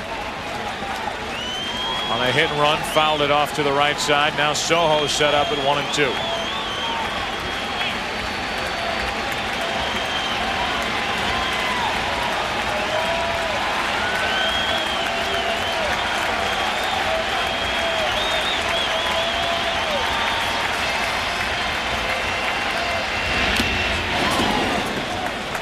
Still 1 and 2.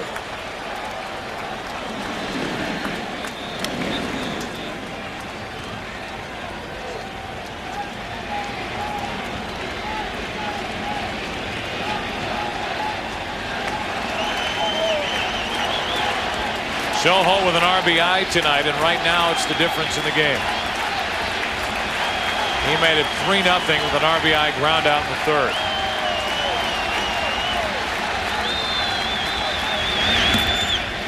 Two balls, 2 strikes.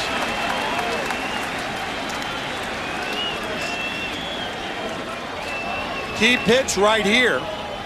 If Benitez doesn't click with the 2-2 pitch, that means with 1 out and 2 on, the runners will be off. 3-2.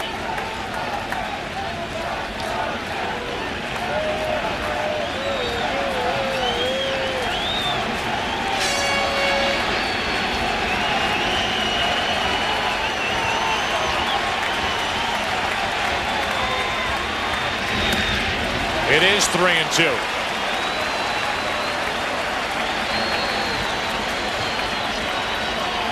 David Justice on deck.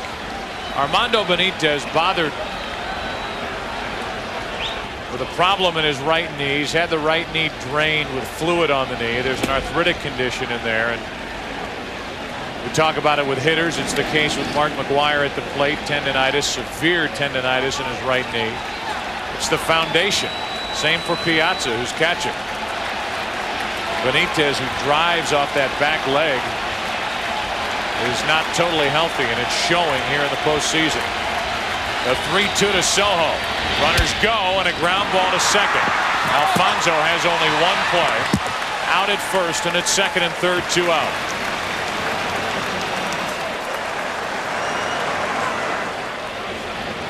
That's how important that 2-2 pitch was. If that same ball is hit without the runners running, it's a double play, inning over. But because it was 3-2, runners running, no play at second, and Alfonso forced to go to first. Now the inning continues.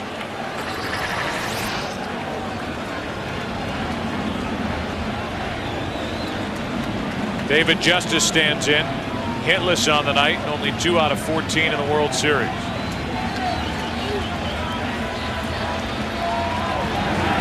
I think David Justice a more dangerous hitter than Bernie Williams at this time.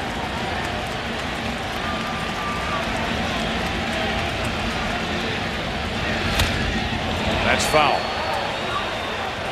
The difference is, and you can imagine what Bobby Valentine's thinking right now, if you put Justice on intentionally, Benitez has run a 3-2 count to 3 hitters thus far in this inning. And you really can't trust his control.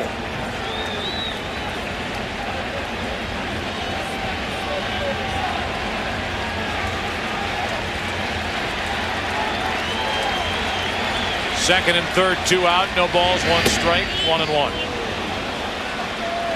Again, the Mets in the bottom of this 9th inning. Facing Rivera will have Agbayani, Payton, and Matt Franco. Anybody gets on, Bubba Trammell, who's hitting in the number 9 spot. Trammell's error figures in now. Second and third, 2 out. A 2-ball, 1 strike count on Justice. He runs this inning now would be unearned. That's of little significance in the grand scheme of things, the big picture for Benitez, who's trying to pitch back-to-back scoreless 9th innings. Benitez got Justice to end the game last night with a pop-up. Tries to get Justice to end the top of the 9th inning here with second and third, 2 out. Into right field, pretty well hit. Trammell near the track and now on it, puts it away. Trammell didn't see that ball initially. Got a late break, but went back to put it away. Agbayani, Payton, Franco coming up for the Mets, down by 1.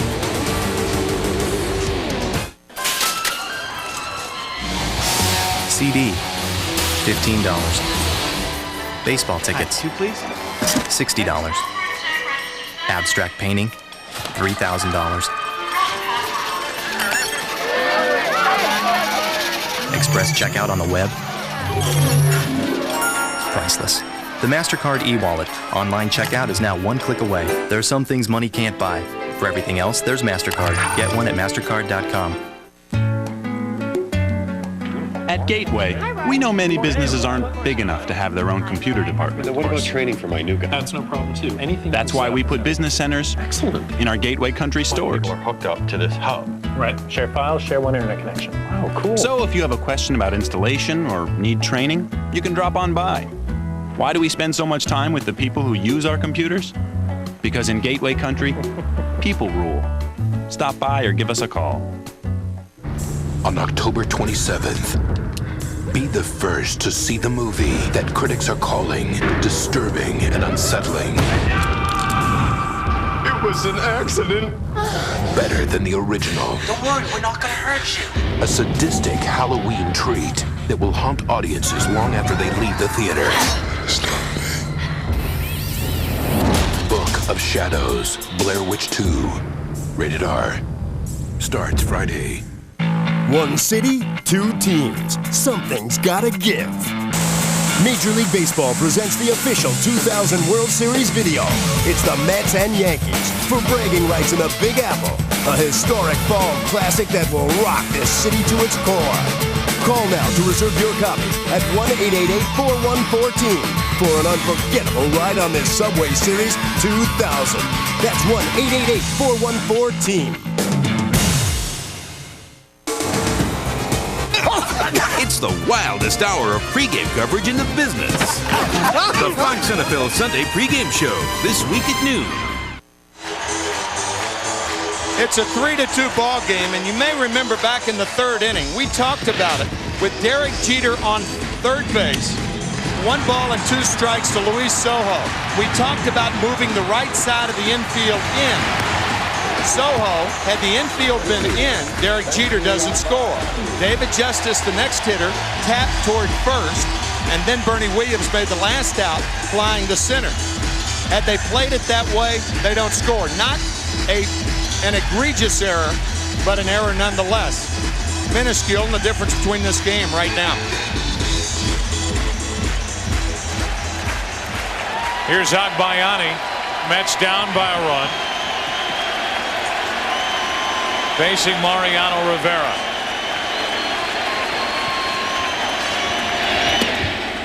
And taking ball 1. Clay Bellinger is in the game in left field. David Justice finished for the rest of the night.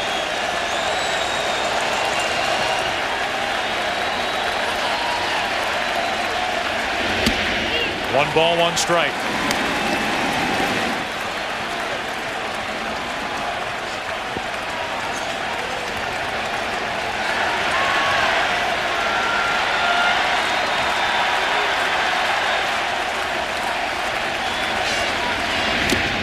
Strike 2.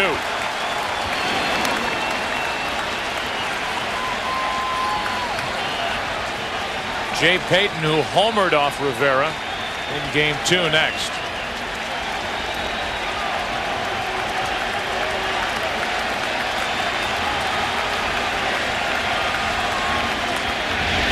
Inside corner, 1 away.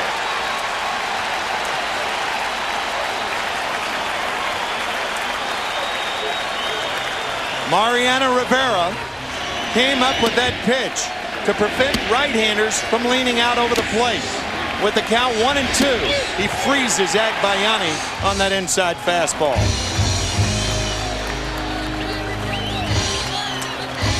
The Yankees 2 outs away from a 3-1 series advantage with a matchup of Andy Pettitte and Al Leiter going tomorrow night. Royals, the last team to come back with a 3-1 deficit in the World Series. That's on the outside corner to Payton. Tomorrow it's Andy Pettitte against Al Leiter. Neither pitcher figured in the decision back in game 1. The 12-inning affair, the 4-hour 51-minute game. Won by the Yankees. 1 ball, 1 strike on Payton.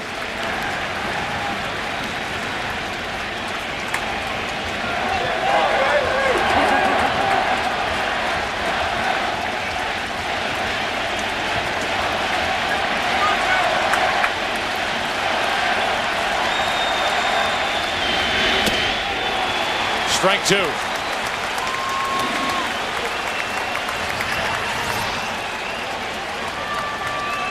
Shoulder high fastball, and Jay can't lay off of it.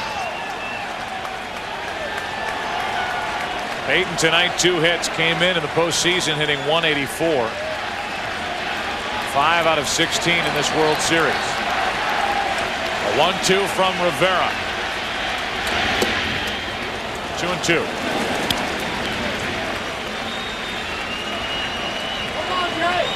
Matt Franco,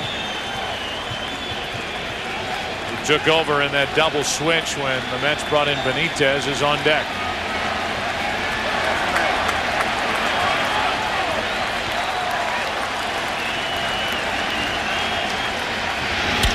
That's foul. And similar to the swing that he took in game 2 when he homered the opposite way. That swing in game 2 was on a fastball down about 6 inches. This one up around the letters. It is so hard to get on top of that Rivera fastball. Ball is on top of you in no time.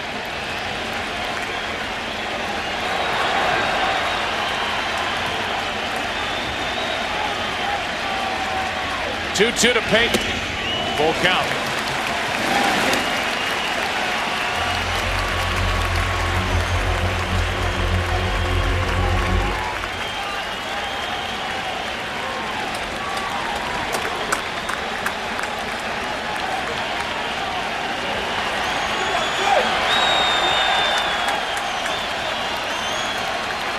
Three balls, 2 strikes. Tying run at the plate. Payton stays in there.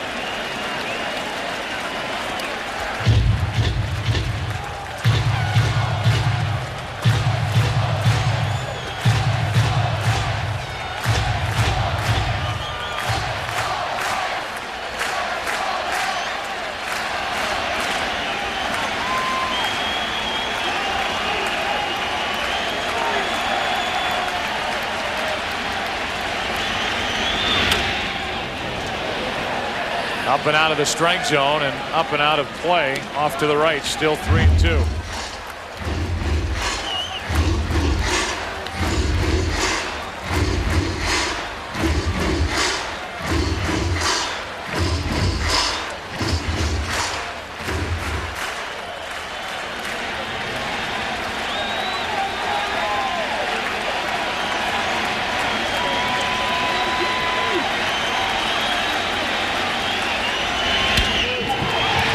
In the air to left. Bellinger back a few. 2 out. And the last hope for the Mets is Matt Franco, who on July 10th last year here at Shea Stadium delivered against Mariano Rivera. Bottom of the 9th inning to give the Mets a 9-8 win. Alfonso scoring the winning run. And that gave the Mets their first ever series win against the Yankees. That was last July. Franco, the tying run at the plate with 2 out, nobody on in the 9th. Ball 1.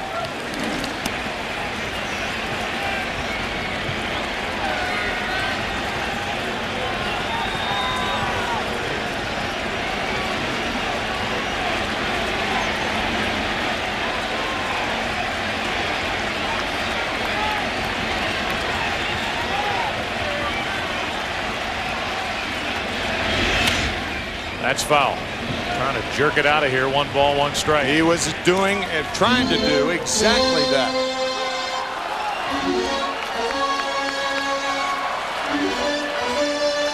"16 consecutive postseason save opportunities converted by Mariano Rivera." A 1-1 to Matt Franco. The Yankees are 1 strike away from a 3-1 series advantage.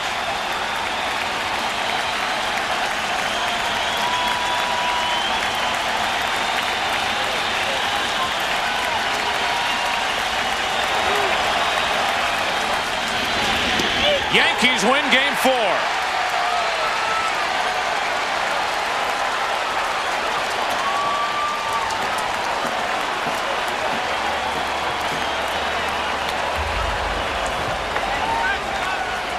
A matchup tonight at the start of Denny Neagle against Bobby Jones. 2 who had struggled in the league championship series. They pitched well enough. Another 1-run affair. That means that of the 4 games of this World Series, the games have been decided by a total of 5 runs. All 3 Yankee wins have been 1-run victories. And as it stands, they can clinch their 26th World Championship tomorrow night behind Andy Pettitte. He'll take on Al Leiter in that game at 8 Eastern here on Fox.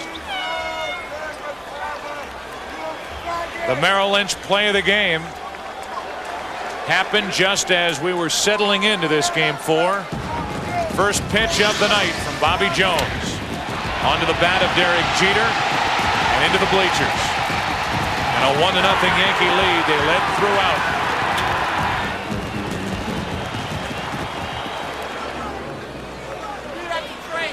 Let's go down to Keith Olbermann standing by with Derek Jeter. Keith. All right, Joe Buck, thanks very much with Derek Jeter. And I thought you weren't supposed to hit leadoff, or you didn't like to hit leadoff, or you couldn't hit leadoff. First pitch of the game, that was something of a statement. Well, no, I don't mind it. You know, I've hit leadoff for a few games this year when Chuck was injured, and I've done it in the past, my first couple of years. So, you know, in my opinion, you only lead off the first inning. So I just keep the same approach, and I'm aggressive. Is there some sense in a game like this, since you guys hadn't lost a World Series game since the second game in Atlanta in 1996, after they won last night, did you have a need for this game? Was there a stronger sense than there has been perhaps in recent years or earlier in this series? Not really. You know, we take the same approach every series, you know, whether it's the World Series or the first 2 rounds. And, you know, we've been fortunate the last few years, but this Met team, they're the best team we played in the World Series so far. And they're tough. We've had a lot of close games, and fortunately, this was a huge win for us. Do you, as they say, smell it at this point, up 3-1? No. I mean, we got to come out here ready to play because these guys don't want to lose. You know, they have a resilient team. They've been coming back the last couple of years on some tough teams, so we got to come out here ready tomorrow.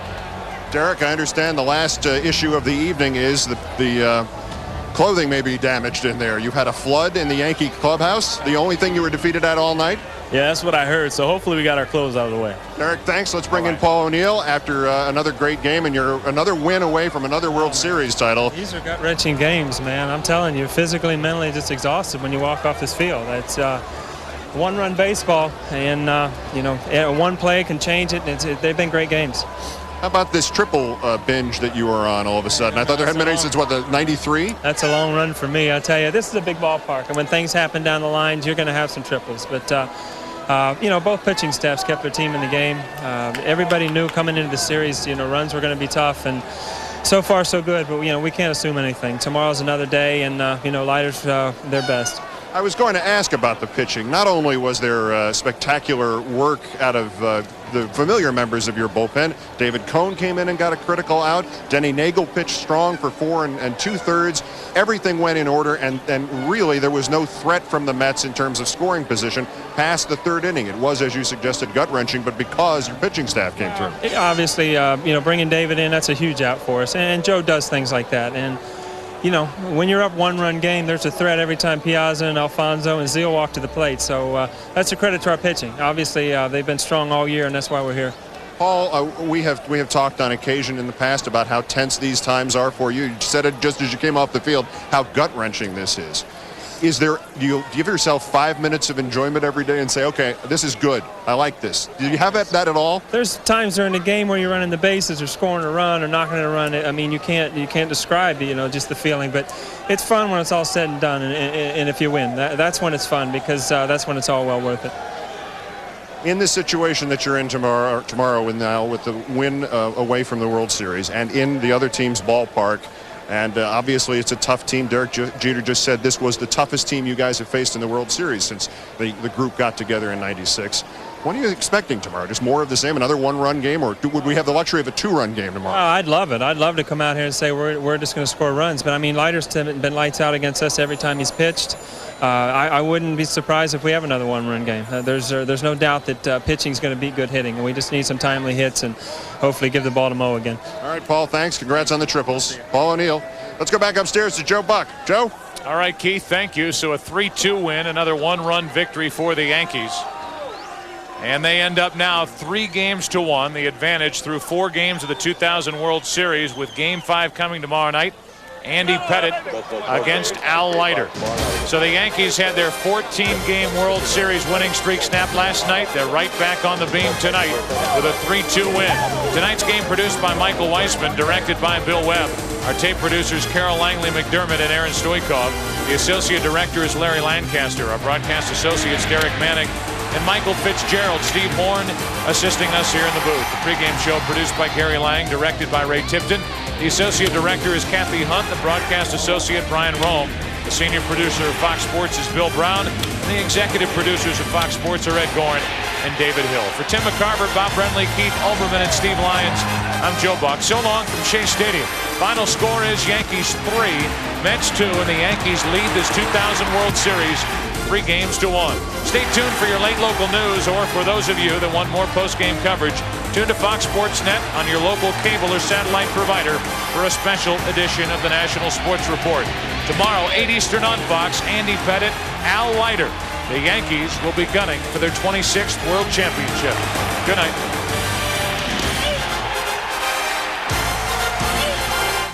The 2000 through 2006 World Series, the 2001 NFC Championship, and in February, the 43rd running of the Great American Race, the Daytona 500. This has been a presentation of Fox Sports. Cuts behind Vlasic. Stumple in the middle, but offside. Well, the Kings with 8:12 to go. The World Series on Fox. Welcome to our post-game coverage. We'll head out to Shea, where Keith Olbermann and Steve Lyons are standing by. Plenty of post-game coverage coming up. But first... Yeah, what a time to be in New York. Monday night, Vinny and the Jets. Tuesday, Benny and the Mets. What would they have in store for us tonight? Chuck Knobloch watching. Derek Jeter in the leadoff spot for the first time in the series and greets Bobby Jones with the first pitch of the game with a solo homer. Last guy to have a leadoff homer in a World Series game to open was Ricky Henderson. 1-0 in the second. Paul O'Neill with a shot toward right. Timo Perez misplays this a little, and the hustle of O'Neill pays off big. He makes it to third. Yeah, who said he had a bad hip? I'll tell you, he's going to come up big with the defensive play later on the game as well. He later scored. It was 2-0 in the third. Jeter, next time up, with a drive that's up there. It's out there. It's still in there, but it's going to roll around there for another triple. Jeter batting .444 in this World Series. And A-Rod watching in town. Who knows, he could be playing in New York across town. Jeter would later score his 18th run in 18 World Series games. Bottom of the third, Mike Piazza gets the Mets back in it off Neagle with his 2-run homer. Mike Piazza's looking dead red, looking for a fastball off Neagle right here. Ball is on the outside part of the plate. He pulls it. Great job by Mike. 3-2 Yankees in the 5th. Justice a grounder. Look at Alfonso smother that and throw and got him. That deserves a wow. Alfonso making it look easy. Bottom of the 5th. 2 out. Piazza ready to bat. Joe Torre comes out for a pitching change, and Neagle looks stunned. David Cone, who they thought about starting, is in to pitch. And how about Joe Torre? I tell you, this guy's just got a great pulse of what this club is going to do. I mean, David Cone was 4-14 on the year. The last month of the season, he was 0-2 with a 12 ERA, yet Torre extracts some good out of him. Did his job, and then in the 8th, Mariano Rivera, the go-to guy. Alfonso with a shot, but O'Neill doing everything. George Steinbrenner called him the Warrior, and he certainly was in this game. Still 3-2 Yanks. Bottom of the 9th, Rivera gets Matt Franco looking with the strikeout to seal the deal, and the Yankees with the 3-2 win have a 3-1 series lead. Game 5 Thursday again at Shea. It'll be Pettit against Leiter at this moment. Jeter with the 2 hits in the game. Paul O'Neill also had a couple of hits. Jay Payton had 2 hits for the losing Mets. And let's go live now to Shea Stadium, where Bobby Valentine is standing by in progress. We join down the foul line, and the second time he did hit a home run. So, you know, it's a 1-run game there, and they want to keep it at that, and they did. Tom? Tom, wait for the microphone, please. Thanks. On that point, did you have a decent view of Mike's first ball that went over the top of the foul pole? What did it look like to you? And is there a way umpires call balls that are way over the foul pole? Do they make it be more fair? It was real tough to tell where that ball was when it, left the ballpark. It was hit so far. With 6 umpires, they have a good look at that, and there's 3 of them looking right down the line, and I saw the home plate umpire and the third base umpire both kind of glance and nod, so I think they all saw it the same way. Barry? Bob, will you have a team meeting? Is there anything that you want to say to these guys before they go out again, or is it beyond that at this point? Oh, they know how proud I am of them, and they know that I believe in them. We don't need a team meeting. We're ready to go. Then I was just in that clubhouse, and there wasn't a lot of dispersion in there. They know the work's cut out for them, and they've had their work cut out for them since they put on a uniform. They're ready to go. Ken? Bobby, can you explain your moves in the 7th and how much of Rivera? Bobby Valentine addressing the media inside of Shea Stadium for more post-game coverage from our crew right now covering the World Series. Keith Olbermann, Steve Lyons, and Kevin Kennedy. They're taking care of business, and they join us right now. And from Shea Stadium, where the New York Yankees are a win away from their 25th World Championship, alongside Kevin Kennedy and Steve Lyons, I'm Keith Olbermann. Derek Jeter leading the game off on the first pitch with a home run to the amusement of his friend and possible fellow future New Yorker Alex Rodriguez, and then again leading off in the 3rd inning with a triple, and he would score the Yankees' 2nd run in another 1-run game, a 3-2 triumph. That's Kevin, this is Steve, and I'm Keith, and let's start it off with perhaps the back end of the deal. The New York Mets did not put a runner in scoring position after Mike Piazza's 2-run homer in the 3rd inning that gave them both their runs. And Steve, you can't overestimate the job that the Yankee bullpen did from the moment Denny Neagle came out of the game to the moment Mariano Rivera struck the last man out. Yeah, and you can't believe the job that they're doing as well. I mean, they came into the series with clearly being the weak link of this Yankee ball club. Stanton did not have a good year, didn't look good in the postseason. Same thing with Jeff Nelson. They've been outstanding in the postseason, getting everybody out, doing their job, and as you mentioned, not a guy in scoring position after Piazza goes deep. Even Coney comes in, gets it out, and then Rivera, I don't think he's the same Mariano Rivera that we've seen in the past, but he's still getting it done, and 90% of Mariano Rivera is better than almost anybody else out there. Well, and getting it done. Joe Torre has the confidence to bring him in the 8th inning for a 2-inning save, and Mariano Rivera, you're right, the velocity isn't like it used to be at 96, 97, but he's got that cut fastball, 93, 94 miles an hour, and he was phenomenal again tonight. Cutter after cutter after cutter. There's paint on the outside corner to Agbayani twice. Again, down low, and then inside, on the inside corner. Just changed location there, went a couple of times away, got Benny looking down and away. We saw what Benny did last night down and away, drove one in the gap. Mariano Rivera and Posada recognized that, remembered it, went inside to finish him off for strike 3. Rivera just completely dominant again. for the New York Yankees with 2 days off. Joe could use them for 2 innings, and it worked out. Steve, do you believe in conspiracy theories? We were sitting here about, 5 hours ago talking about how the Yankees were bringing over their own furniture to fill out the clubhouse because it was inadequate, according to George Steinbrenner. And then all of a sudden a water main breaks.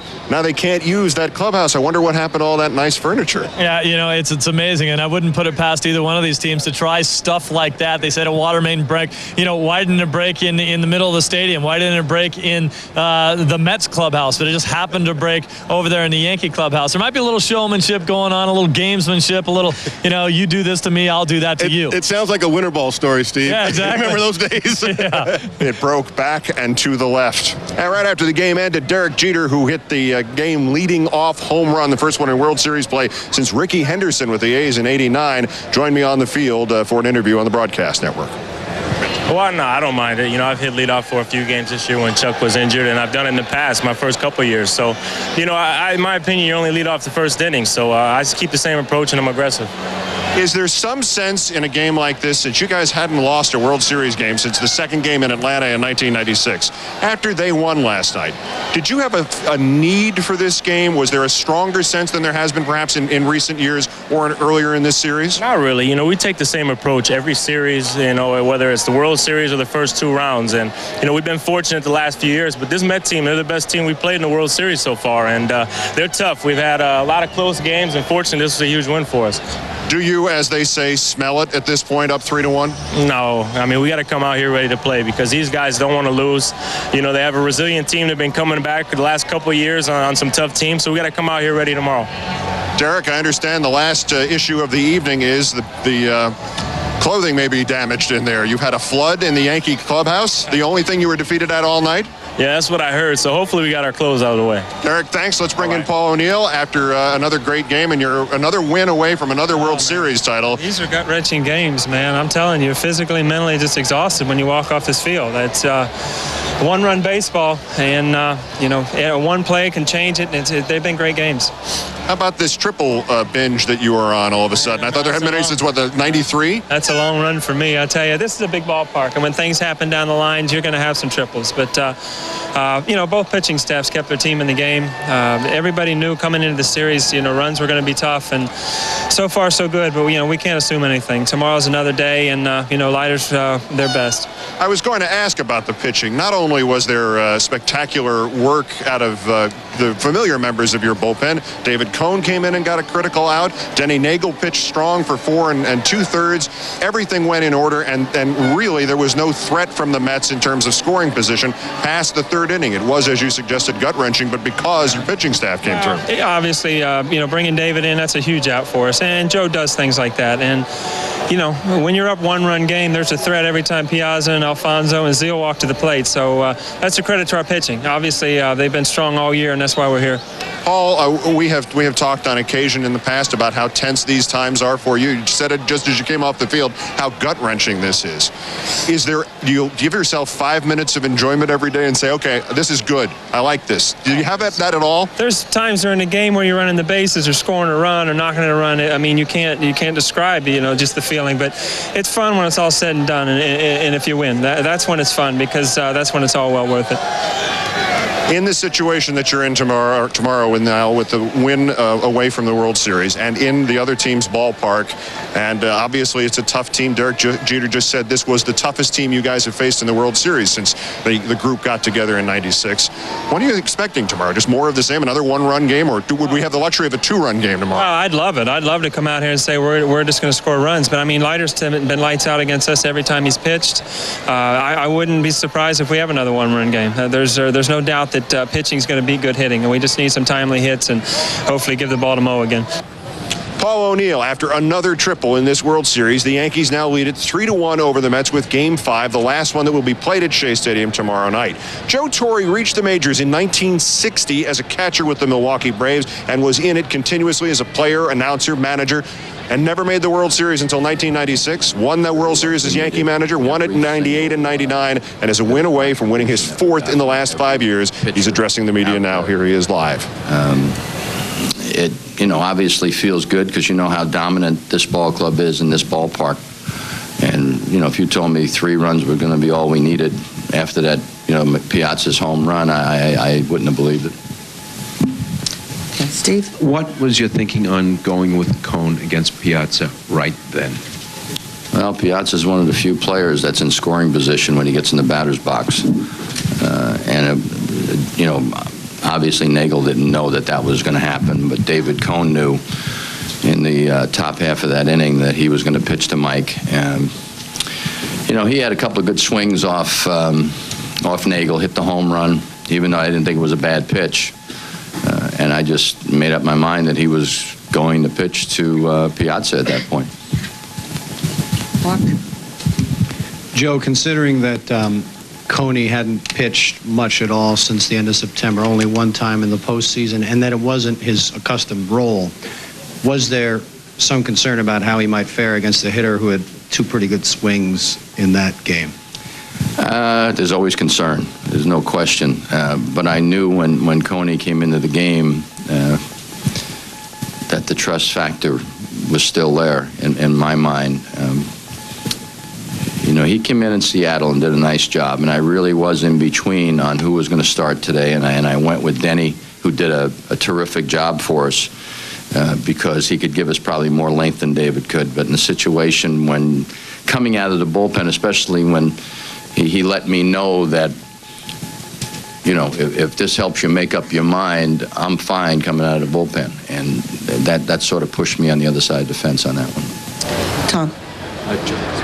Joe Torre, a win away from another World Championship. Neagle, Cone in the 5th, Nelson in 6th, Stanton in the 7th, Rivera in the 8th. The Yankees win 3-2. Mets don't put the tying run on after the 3rd. We'll be right back from Shea Stadium.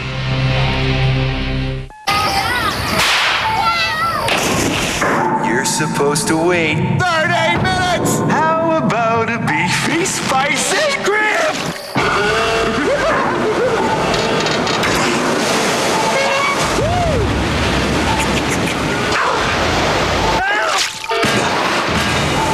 You'll thank me.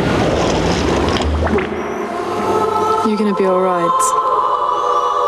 Never do a Slim Jim. Eat me.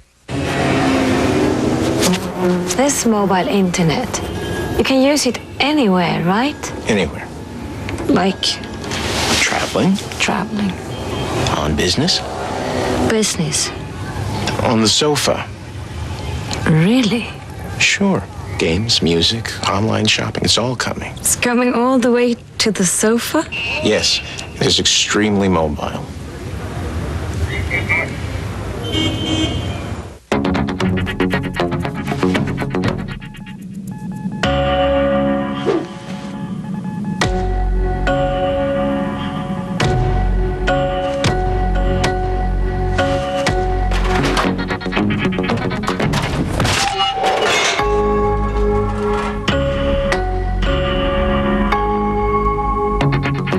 Get the power of 3, the Intel Pentium 3 processor.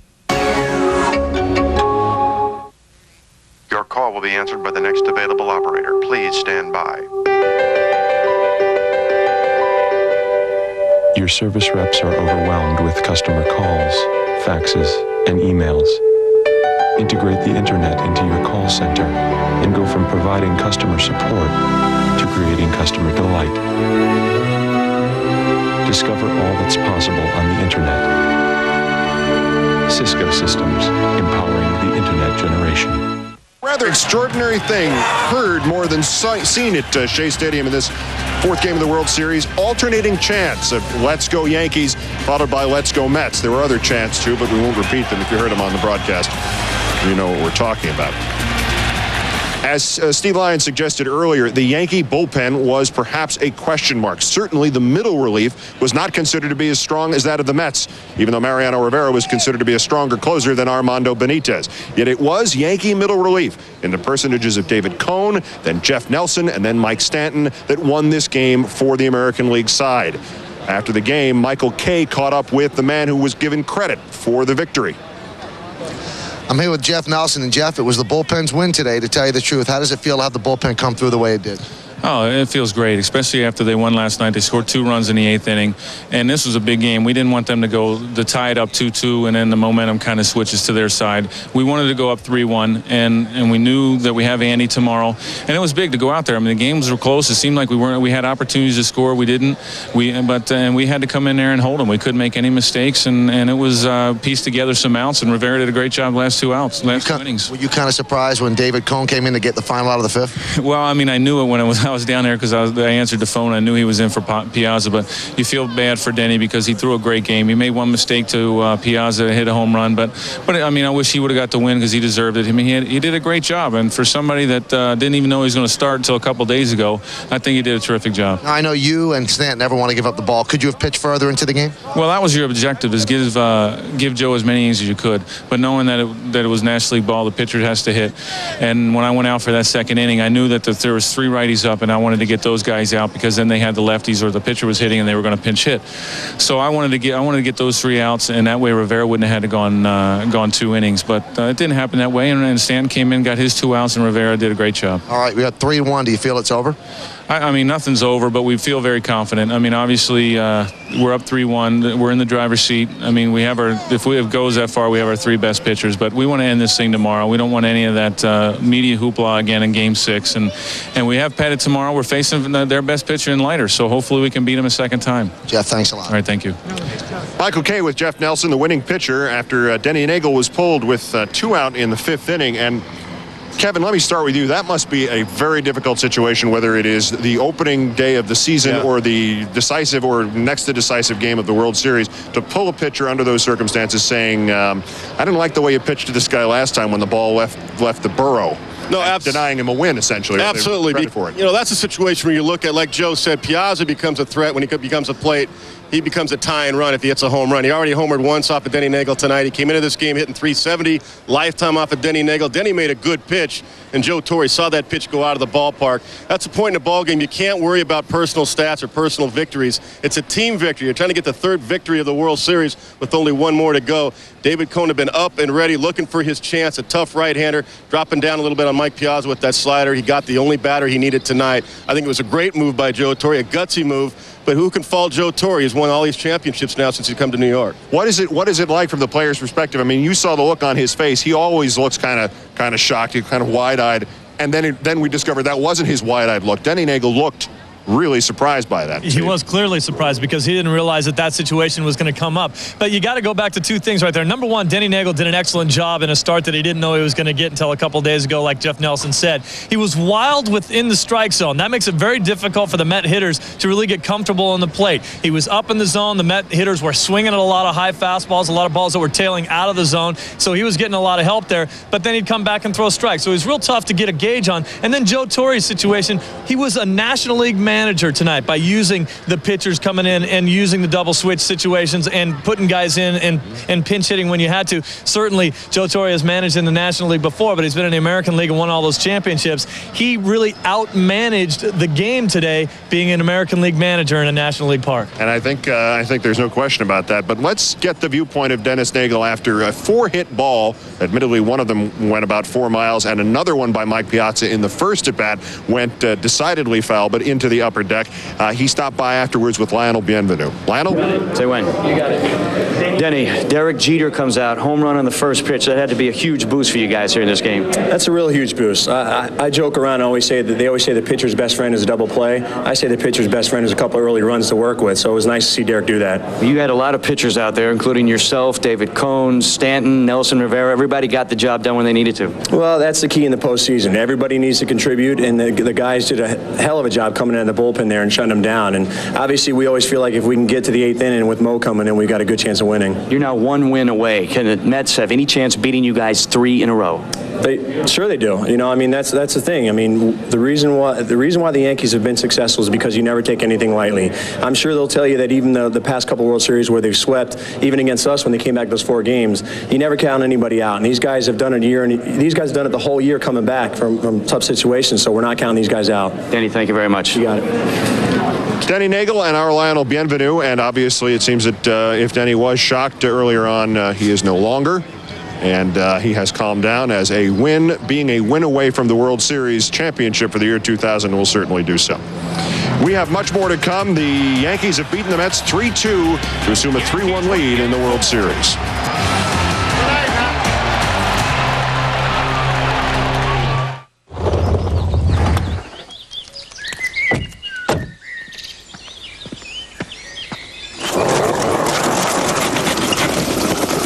Even though Jeep Grand Cherokee Laredo is more refined and civilized than ever,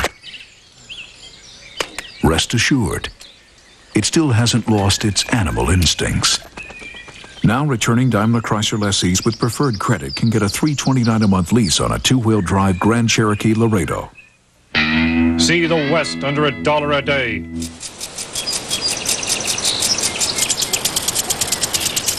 Get water slide excitement for free.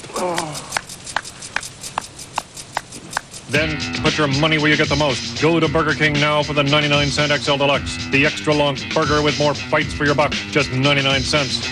Next time, avoid costly airfare by taking the bus. BK, got the urge?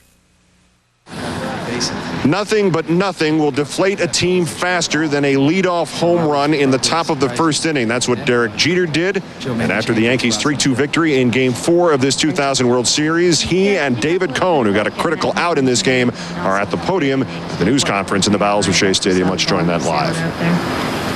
Well, I mean, everyone seems to want to ask me if I change my approach when I'm batting leadoff, but Mr. Torrey tells me to have the same approach. I'm aggressive, and, I've been known to swing at the first pitch. So when you're playing these types of games, when runs can be kind of hard to come by, you want to score early. So, I got a good pitch to hit, and I hit it well, and fortunately, it carried out. Chris? David, jogging in from the bullpen there and jogging through left field, you seem to be looking around up in the stands. What was going on in your head during that run to the mound? Well, I don't know if I was looking around. I might have been. I don't know. I knew I was facing probably one of the best hitters I've ever faced, in Mike Piazza, so I was just kind of worried about that. But, I was a little interested to see what the reaction would be. I haven't pitched here since '92 when I was traded, and it was a pretty firm boo. So, I know where I stand now. Steve? Yesterday, or the day before, you talked about David, when the phone rings in the bullpen, that you expect it to be for you. What was the sensation you had, and did you hear the crowd cheer you after the inning was over? Yeah, I have a whole new perspective, obviously, for the plight of the reliever. And being a starter all these years, you know what your routine is, and you have a set routine. But in the bullpen, it's completely different, and you don't know when your name's going to get called. You get a tremendous adrenaline rush when you do get your name called. And yes, I did hear the cheering when I walked off, mainly from the box right by our dugout, which included the mayor. So, yeah, it was nice, though. It was nice to just get one out. Every out's a commodity in the postseason. Cheryl?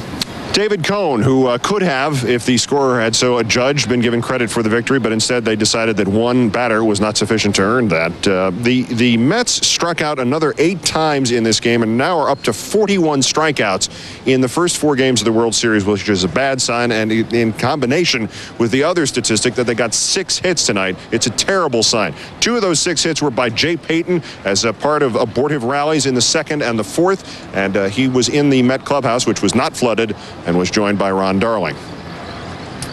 Tell me about your bat against Mariano Rivera tonight. He was throwing pretty hard today. Yeah, he's throwing the ball well, and it was a case where I wasn't really up there trying to draw a walk. I was up there trying to hit the ball hard, maybe hit a double, or even try. I'm really trying to hit a home run. That's not a guy you just dig in and try to hit a home run off of. But I really wasn't up there trying to walk. I was trying to get to second or more, and he just kept challenging me, taking advantage of my aggressiveness. I was able to fight off some high pitches, and then I got a pitch I thought I was going to be able to drive there, and just didn't quite get it the way I wanted to. What's your frame of mind going? You just got to really just play one game game at a time now? Oh yeah, I mean, tomorrow is now a must-win, as everybody likes to call it. We must win tomorrow, or our season's over. So, but I feel good about it. We got Al out there on the mound tomorrow, and we go out there, swing the bats today. It was a great ball game today. All these games have been great, so you can't be upset with yourself. Thanks, Jay. Good luck tomorrow. Thanks. Back to you, Keith. Thank you, Ron Darling, with Jay Payton, and that is an encouraging thing to hear, even if a team is down 3-1, to hear one of its star players say that this has been a great series so far, as you may have heard earlier from Paul O'Neill, who said it has been gut-wrenching, and he has allowed himself time to enjoy it. And I'll need some guidance here. We're going now to the booth where Joe Buck and Tim McCarver had their perspective on this fifth game, which may have been the crucial one in putting away putting away the New York Mets in this 2000 World Series. All right, well, the final of 3-2, and Tim McCarver, who would have thought that with this pitching matchup coming in, Denny Neagle, who had lost 2 games in the ALCS, and Bobby Jones, who struggled through that Game 4 start during the National League Championship Series, that we'd be looking at another one-run game. They pitched pretty well here tonight. We saw Denny Neagle start the game. We may have seen David Cohn's last performance as a major league pitcher, maybe. But then that trio took over, Jeff Nelson, Mike Stanton, and Mariano Rivera. Enough just can't be said about those 3 guys. And we came on the air tonight talking about Paul O'Neill, the right fielder for the Yankees. He's doing it again. He has a couple more hits tonight and a sliding catch in the 8th inning. I mean, what else can he do? And he's doing it all with a bad hip.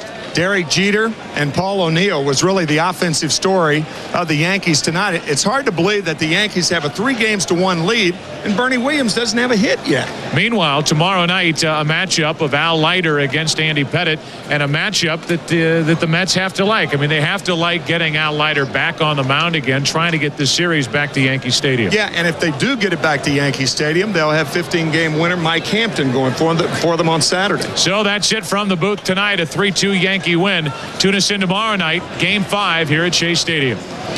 Joe, Tim, thanks a lot. All right, let's look at this. The Mets basically have their hopes pinned once again on Al Leiter, and to be fair, if there's anybody you want in this situation, it's the guy who started the 7th game of the World Series and that playoff game last year against the Reds, and critical game after critical game for the Mets in his tenure here and with other teams. Yeah, right now the 2 teams are in the best possible situation that they could be in, given the situation that they're in. Al Leiter's going to the mound for the Mets. That's the guy that they want out there. But for the Yankees, they got Pettitte going to the mound as well. He's the guy that started Game 1 for them, and they have a 3-1 advantage here, which means that the Yankees can be so much more aggressive on every play that they make out there. They don't have to worry about making mistakes, because if it comes back to haunt them, they're still just up 3-2 in this series. The Mets have to play maybe a little bit more conservatively. Mistakes can kill them and put their season away. And I'm finally happy that we finally found a guy in baseball that actually knows what a must-win situation is. Jay Payton finally realized, if you lose tomorrow, you go home. That's right. That's what must-win is. Yes, that message has gotten across. I think the Mets understand it, and so do their fans. What are we going to see tomorrow, Kevin? I think Leiter's going to come up big tomorrow. I expect this guy to come out lights on fire, have that good cutter going against the New York Yankees, a hard fastball. And remember, Rick Reed pitched last night, which means tomorrow is his throw day. So if anything happens to Al Leiter, everybody will be available, with the exception of Mike Hampton. I'm sure Mike Hampton will be ready for Saturday's game, should there be one. So they're going to just have to throw everybody out there, lay it on the table, and see what happens. And we will be here, and we will lay it on the table, too, in only a figurative sense. In a must-win situation. In a must-win situation for us. Otherwise, we go home. We go home. I've lost control of this somehow. Thank you, Steve. For Steve Lyons, I'm Kevin Kennedy. I'm Keith Olbermann. I have lost control of the situation. And the Yankees have not. They lead 3-1. We'll have more coverage later on in the National Sports Report. You've been watching a special World Series presentation of the National Sports Report. Check it out.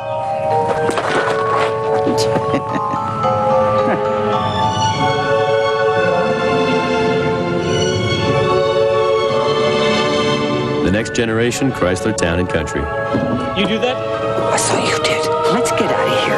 With power sliding doors and liftgate with an obstacle detection system, Chrysler Town & Country is the best minivan ever. Buy or lease now at your California Chrysler and Plymouth dealer. That's my chalupa. That's my chalupa. That's my chalupa. That's my chalupa. That's my chalupa.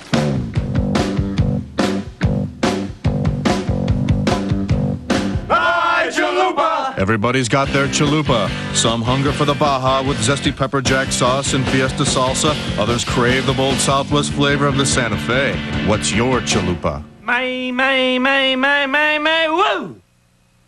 All 4 flavors now. Pizza Talk with Doug and Tim. Today, we're analyzing the Round Table Hearty Bacon Supreme. Let's go to the meat cam. Meat cam. Okay, now what they're doing here is they're sending in sausage from the strong side while sending in ham from the weak side, and then they blitz the middle with bacon. Now you'll see here that they are double and triple teaming the cheese with meatage. Now, Tim, is there any way past this much meat? None whatsoever. It is a solid wall of meat. Tackle a sizzling bacon pizza for just $12.99 at Round Table.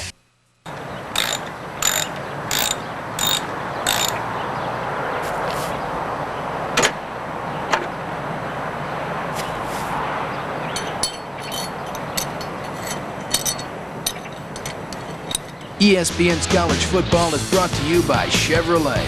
More comfortable, more capable, more confident. The all-new Chevy Suburban. The best Suburban yet continues the Chevy truck tradition. Still the most dependable, longest-lasting trucks on the road. To the jungle.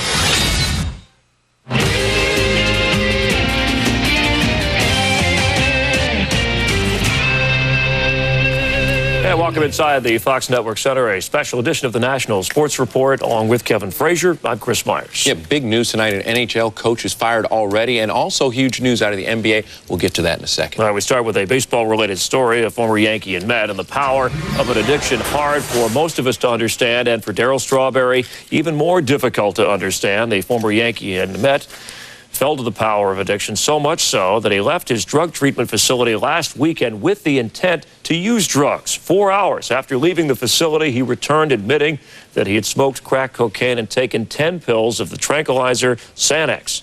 Strawberry is less than 2 months into 2 years of house arrest. I'm saddened by it. I know everybody, well, not everybody, but people who know Darryl, you know, feel for him. He's going through a tough time. We're always disappointed when an addict relapses.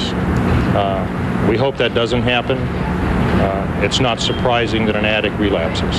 And Darryl Strawberry is now charged with 2 violations of his house arrest, violating curfew and using drugs. He is currently in jail and will appear before a judge tomorrow. Kevin? On to the NBA, and David Stern sent a message to teams and players across the association today. Mess with the salary cap, and I'll mess with your franchise. The commissioner hammered the Minnesota Timberwolves this afternoon for their secret agreement with forward Joe Smith. The team now must pay a $3.5 million fine. They will lose their next 5 first-round draft picks. And on top of that, the commissioner is also considering suspending the team's GM, Kevin McHale, and owner Glenn Taylor. Stern voided Smith's last 2 contracts, making the forward an unrestricted free agent, which strips him of his Larry Bird rights, and now he can't sign a lucrative extension with the team next summer. In other words, he's better off signing elsewhere. The league has also asked the Players Association to take action against Smith's agent, Eric Fleischer, and they are in trouble right now. So Joe Smith is a free agent. All right, some other baseball besides the Subway Series. The Diamondbacks interviewed former Philly manager Terry Francona today, along with Bob Brenly. Our Fox announcer, Francona, considered the leading candidate to become just the 2nd manager in Diamondbacks history. So we go from the youngest team in the league to the team that may capture another World Series. Part of our Your Call question of the 4 men who managed both the Yankees and the Mets. Who do you think did the best job? Log on to foxsports.com and let us know what you think. Take a guess at who the 4 are. We'll give those to you a little bit later in the program. Hockey news, the Bruins traded one drill sergeant for another today, firing Pat Burns. 8 games into the season and hiring Mike Keenan as their new head coach. Like Burns in '97, the well-traveled Keenan is expected to whip the struggling Bruins into shape and prevent them from missing the playoffs in back-to-back seasons for the first time since 1967. To be average is not what we're striving for here. To be something a lot better than average is a difficult thing to be. We were sliding back into a way to play that, in my opinion, was not going to produce the success that I expected we would if we were to change somewhat.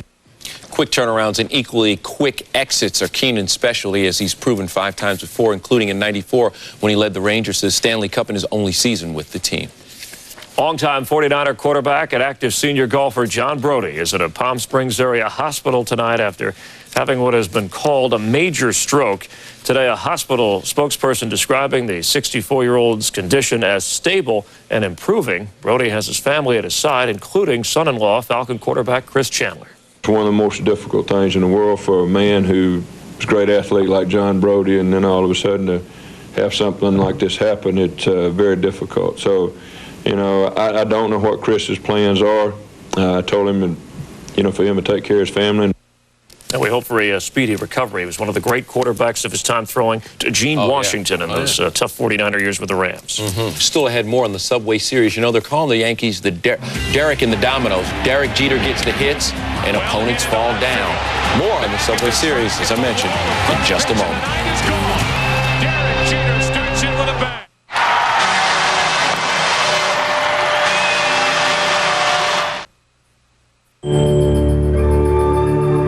Imagine living life on a grander scale. Imagine tasting water when it's brand new, or being one with nature without going it alone. You can in Ford Excursion. Discover the ultimate in capability from Ford Outfitters, outfitting you with the most far-reaching sport utilities on Earth. Ford Outfitters, no boundaries. In the world we were born into, being smart doesn't necessarily make you a financial success. Neither does being pretty, neither does being talented. There are brilliant failures and there are successful zeros. Having money isn't a matter of good or bad. Having money is a matter of putting your money in a better place. Morgan Stanley Dean Witter. Move your money. Get well connected. Have you noticed? There's a colorful new breed out there.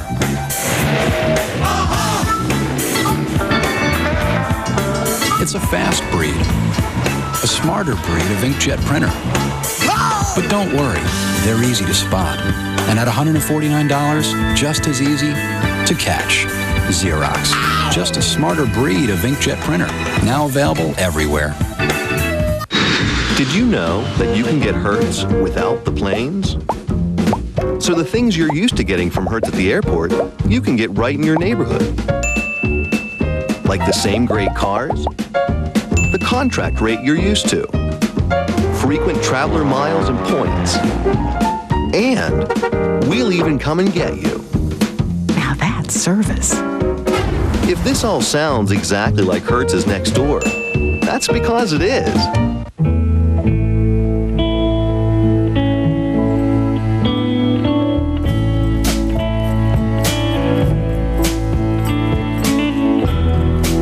Reach the destinations most important to you. With over 50% more legroom, with more personal space in our new world business class. This Fox Scope segment is brought to you by Acura. Welcome back on the National Sports Report with Kevin Frazier, Chris Myers, Jack Haley, our hoop analyst, played for a dozen years, coached a little bit in the league, and, of course, the regular season starts on Halloween. Yeah, and Jack continues his preview of all the different divisions, and tonight it's the Central Division, a division that has really been decimated as we go into the season. Yeah, it's been decimated. You have half the teams in the Central Division that are trying to rebuild. The other half of the teams are trying to find out who's going to be the powerhouse, and what you might find is Indiana, the biggest team the last couple of years, may not be the team to beat this year. The least of Isaiah Thomas's worries is taking over for fellow Hall of Famer Larry Bird. Finding 3 starters to go with Reggie Miller and Jalen Rose will be most pressing. The Pacers are in a youth movement. How young? Indiana is relying on forwards Jonathan Bender, Al Harrington, and newly acquired Jermaine O'Neal, a trio that came to the NBA directly from high school over the past few years. With the sign and trade of Eddie Jones, Charlotte was forced to retool. Getting P.J. Brown and Jamal Mashburn in return, the Hornets were able to add depth and experience to give them the versatility to pound you or quick you. There were a lot of emotional ebbs and flows in Charlotte last year, and this season almost has to be better. The team that kept itself together the most was Milwaukee, which could be good and bad. They kept the promising forward Tim Thomas, but still have Irvin Johnson as their center. But the nucleus of the Bucks' success will be the trio of Sam Cassell, Glenn Robinson, and Olympian Ray Allen, all capable of dropping 25 in the same game on any given night. Up north, Vince Carter may have lost his running mate cousin, Tracy McGrady, but the Raptors were able to add better balance. Corliss Williamson was traded for to do the little things, and Mark Jackson was signed to run the point, control the offense, and get the ball to Air Canada. No team resembled Wall Street more than the Cavs this offseason. Cleveland traded away 4 players, most notably Sean Kemp, to resupply with 6 NBA veterans. In fact, the Cavs even swapped first-round draftees, which landed them Chris Mim in the middle. But the most important person for Cleveland will be someone returning. Center Zydrunas Ilgauskas will be coming back from chronic foot problems that forced him to miss all of last season. With Grant Hill gone, the good news for Detroit is Jerry Stackhouse is still there. The bad news is the returning All-Star is not just the only Piston to average more than 20 points a game last season. He's the only one who averaged double figures. He smoked it. Okay, the only significant change the Hawks made was head coach Lon Kruger, but more moves could be made. Dikembe Mutombo, who will miss the start of the season with a case of malaria, is in the last year of his contract. As the only true center in the Eastern Conference, trading Mutombo could replenish the depleted talent pool in Hotlanta. The team that was supposed to make the biggest moves in the offseason was Chicago. Sure, they grabbed 6'8" point guard Jamal Crawford and wide-body Marcus Fizer on draft day to go with co-rookie of the year Elton Brand, but the Bulls wanted to rebuild with free agents. They maneuvered cap space to go after Tim Duncan, Grant Hill, or even Tracy McGrady. But Chicago could only manage to corral Ron Mercer and Brad Miller. So what do you see in the Central Division? You see the bottom half of the teams trying to retool, get better. They're in rebuilding years. And then you have the top of the tier going after the Indiana Pacers. Watch out for teams like the Milwaukee Bucks, Charlotte, and Toronto to try and steal the crown away from the Indiana Pacers. Yeah, but a quick shift, Jack. This is not exactly a powerhouse division. The NBA isn't, the rest of the league is not rattled by that. But give us your pick. Who do you think Indiana can make it back or no? I don't think anybody's worried about the Central Division champions this year being the Indiana Pacers. I think Milwaukee is the best team in the division right now. They've kept their team intact. They have all-star Ray Allen about to break out. Sam Cassell, a tremendous point guard. George Karl is the coach. This team is cohesive. Last year, you remember, they were the 8th seed. They almost knocked Indiana out of the playoffs. So as the best team, I look for them to probably win the division this year if they can stay healthy. First of all, I'm shocked that you pick Indiana because they lose so much, including point guard Mark Jackson. I think Sam Cassell could be a disruption with those contract talks. Meanwhile, Mark Jackson goes to Toronto. Do you think that'll ease them missing Tracy McGrady? Well, I think the Toronto Raptors look outstanding. I like what you said about Mark Jackson. They have a calming effect up there right now. They went and signed Lenny Wilkins as the head coach. He brings a lot of experience. They surrounded Vince Carter with a lot of veteran leadership, most notably, like you said, Mark Jackson. He's one of the best veteran point guards in the league. He's going to run this team. He's going to teach these guys how to play, and he's going to get the ball to Vince Carter where he needs to get it. And then they went out and signed Antonio Davis, which gave him an inside presence. The Toronto Raptors should get better this year and be a definite force in the division. Yeah, I don't see Tracy McGrady as a loss right now because there's too much friction anyway. There's a lot of friction up there. All right, Jack. We'll keep an eye on all that, and of course, we'll see you back here. And we'll continue on the national complete highlights of Mike Piazza and the Mets trying to hang in there. The Yankees ended up winning it. We'll show you how in a moment. It's a one-run game.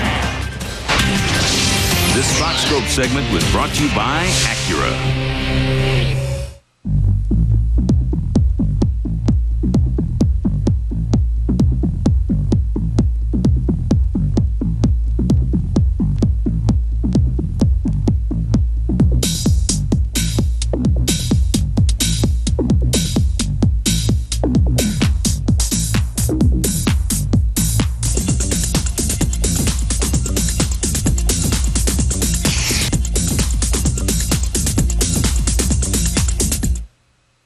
This new mobile internet, they say it's going to change my life. Well, but I like my life. Dave, it's going to change some things you don't like.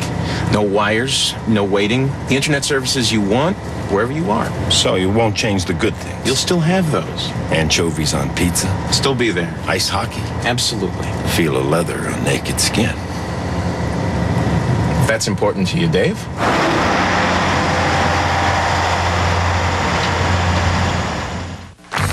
college, it's a big financial commitment. Scott, you have a loved one in college. You bet. I'm really proud of her. Just got her grades. And do you send her money? Oh, yeah. Books, tuition, it never stops. And you use Western Union? Of course. If I didn't, she'd put me over her knee. Let's meet this feisty co-ed. Scott's mom. Mom. Son, I'll be coming home this weekend. She misses me. Child, I'm just dropping off my laundry. Hey, it's your money. Use Western Union, the fastest way to send money worldwide.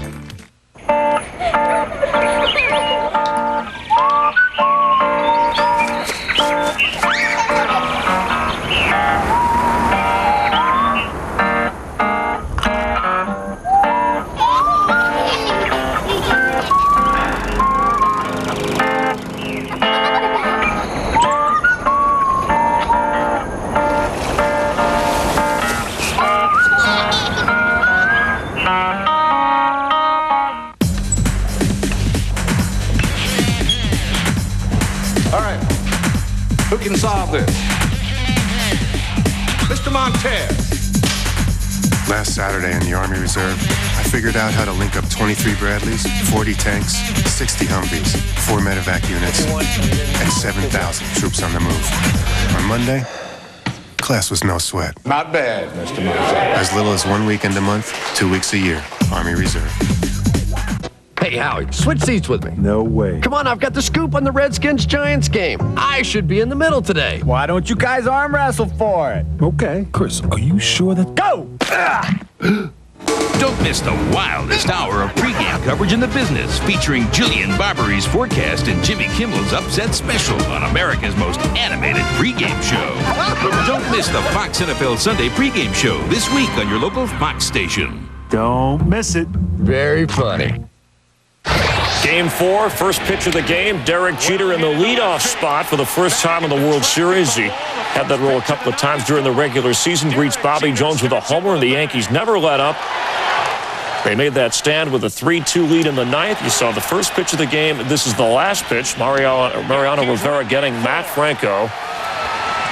And Mike Piazza, who had the 2-run homer, stunned as the Yankees win it 3-2, so they lead 3-1 in the series. Game 5 starters Thursday at Shea. Andy Pettitte against Al Leiter. Let's take a look at what Jeter has done. He also tripled in the game tonight. He scored 18 runs in 18 World Series games, has a .347 average. He also has a 13-game hitting streak in the World Series. If it ended today, he would have to be the World Series MVP. Speaking of the World Series MVP, no man has ever been the All-Star MVP and the World Series MVP in the same season. Derek Jeter could be the very first guy. We welcome back in Steve Saxon.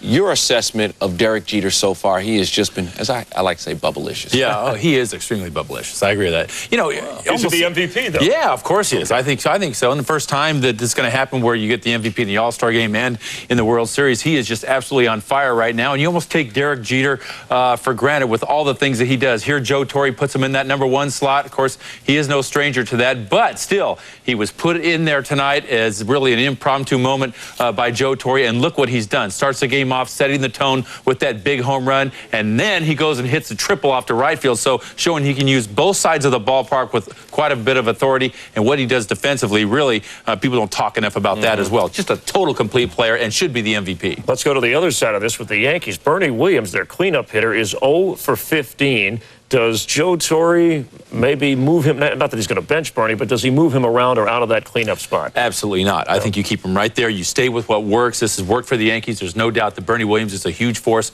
in this lineup, and the fact that he hasn't gotten the hit in the series, you know, he might just come in the ballpark tomorrow and hit a couple of big dongs for this ball club. You got to keep Bernie Williams there. You got to stay with what works, and certainly Bernie Williams has been extremely instrumental in what this club has done all year long. In 96 years, only 6 teams have come back from 3-1 in the World Series. The 85 Royals, the last to do it against the Cardinals. Yeah. And back to Bernie. They stuck with Paul O'Neill. They stick with Bernie. Paul O'Neill came around. I'm sure Bernie will come around. Some way you got to get some claim to Joe Torre because everything he's doing is just turned into gold. He's absolutely outstanding. You're right about that, brother. Saxy, thanks a lot. Still on the way. Big game this weekend for #1 Nebraska. We'll hear from their coach in a moment in our open mic segment. Craving more taste, more variety? All you need is 99 cents. Introducing the new 99-cent BK Cravers menu, including our Bullseye Barbecue Deluxe, Chicken Tender Sandwich, and tasty mozzarella sticks. Just 99 cents every day. Look! Enterprise Rent-A-Car. Ellie's renting again. And Enterprise picked her up again. She said Enterprise picks her up free. Free? Free. Now that makes renting easy. Pick Enterprise. We'll pick you up.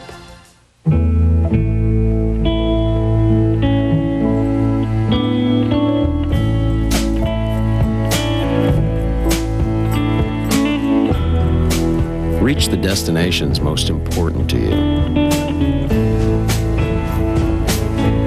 With over 50% more legroom, with more personal space in our new world business class. Now, Southern California has a nightly sports report dedicated to hometown teams, home team highlights. It's 30 minutes of nightly sports news dedicated to your teams. The 11 p.m. Regional Sports Report, Southern California edition. We're not slackers. We are fighters. We are not disrespectful. We simply express ourselves. We are not filled with hate. We're filled with hope. We're not the problem. We are the future. We're not Generation X. We are Generation Excellent. Get real. Real drug-free. Celebrate Red Ribbon Week from October 23rd through the 31st. There can only be one. At Cox 3 Game of the Week, we want you to decide. Irvine versus Woodbridge. San Clemente versus Mission Viejo. El Toro versus Dana Hills. Capo Valley versus Tribuco Hills.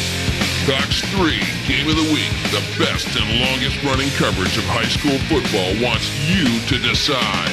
Log on to cox.com/OC and let Orange County know the school that rules. All good. Join Matt Veskurgeon and Lisa Guerrero on Sports Geniuses, the game show that tests your sports IQ. Sports Geniuses, weekdays at 5 on Fox Sports Net.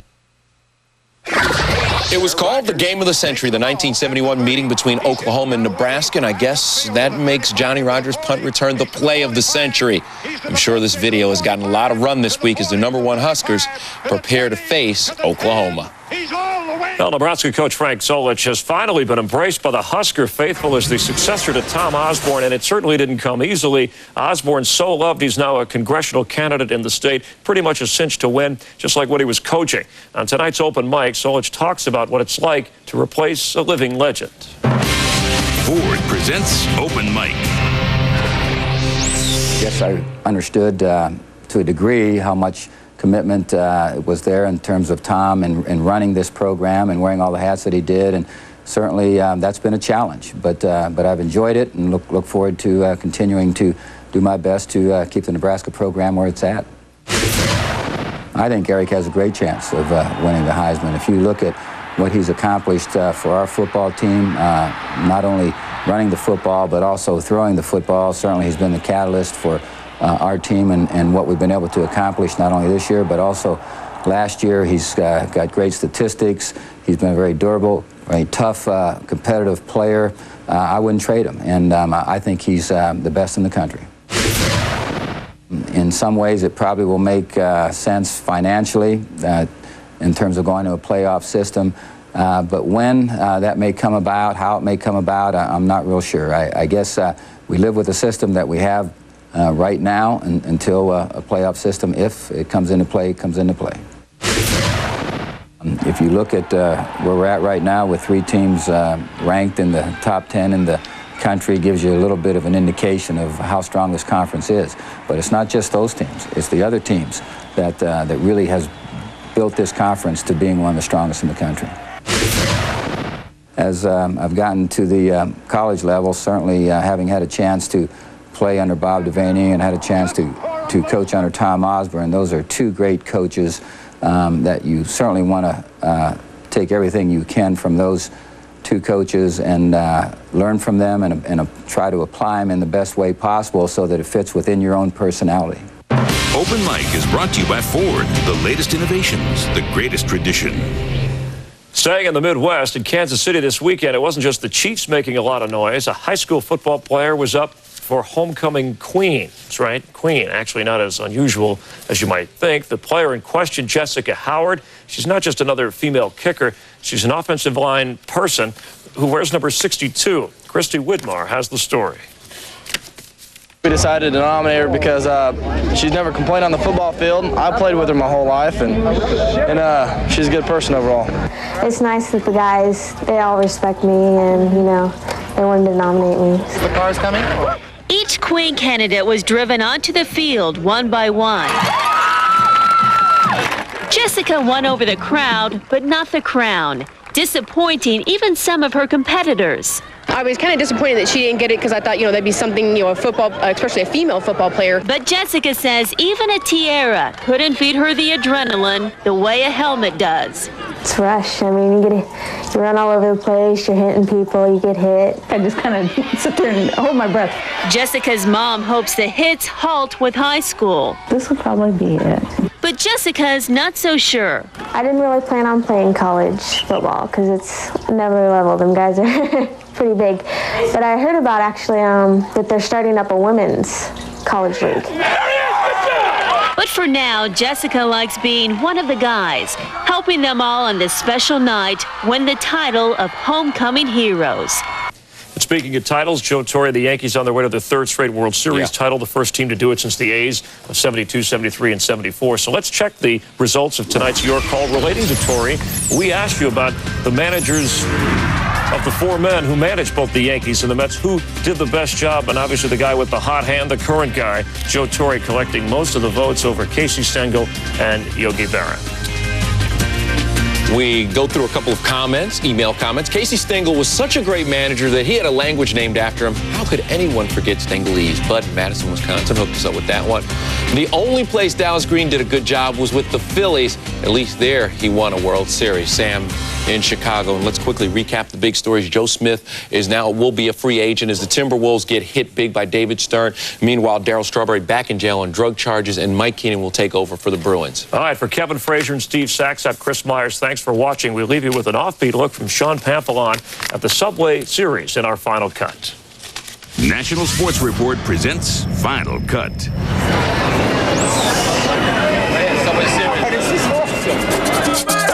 a Yankee thing. Do you guys think this is going to happen every year now, or what?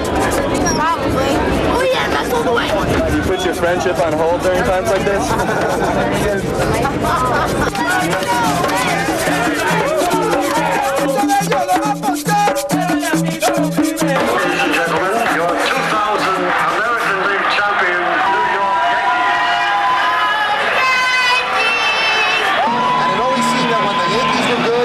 Were bad, and when the Mets were good, the Yankees were bad. Pitch is low and underway in the first Subway Series in 44 years.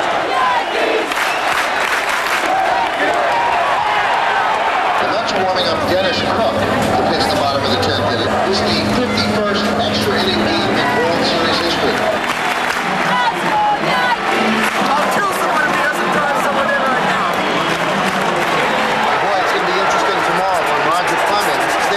Mike Piazza for the first time since hitting him in the head, and that's going to be more than a sidebar in tomorrow's game.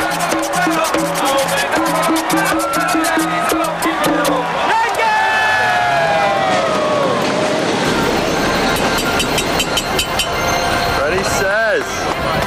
One down, free to go. That's for Roger. You throw inside, everybody starts crying and complaining. I hope we see you tonight. Okay, I gotta go into the game. In my view right now, Roger Clemens is dead wrong.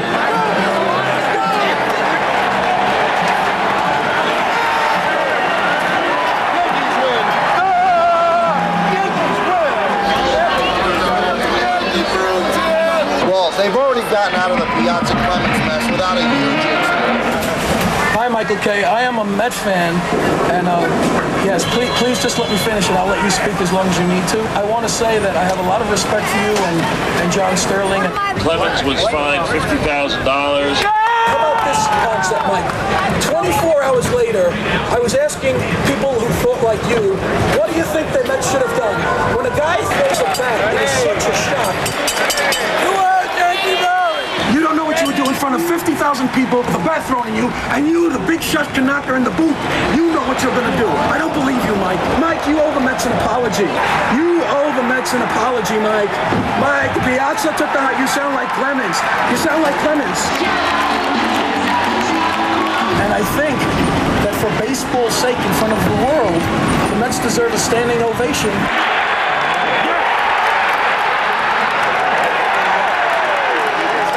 Michael, it's just talk.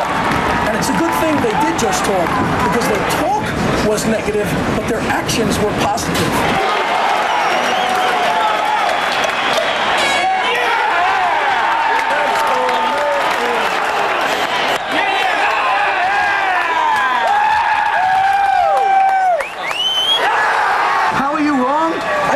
On your head, and I didn't intend to.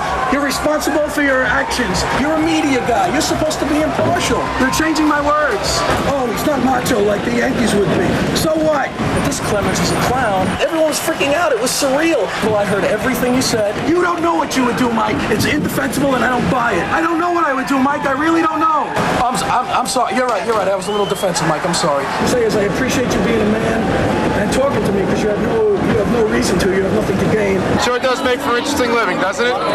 Gotta love being in New York. Who let the Mets out? El Duque. El Duque.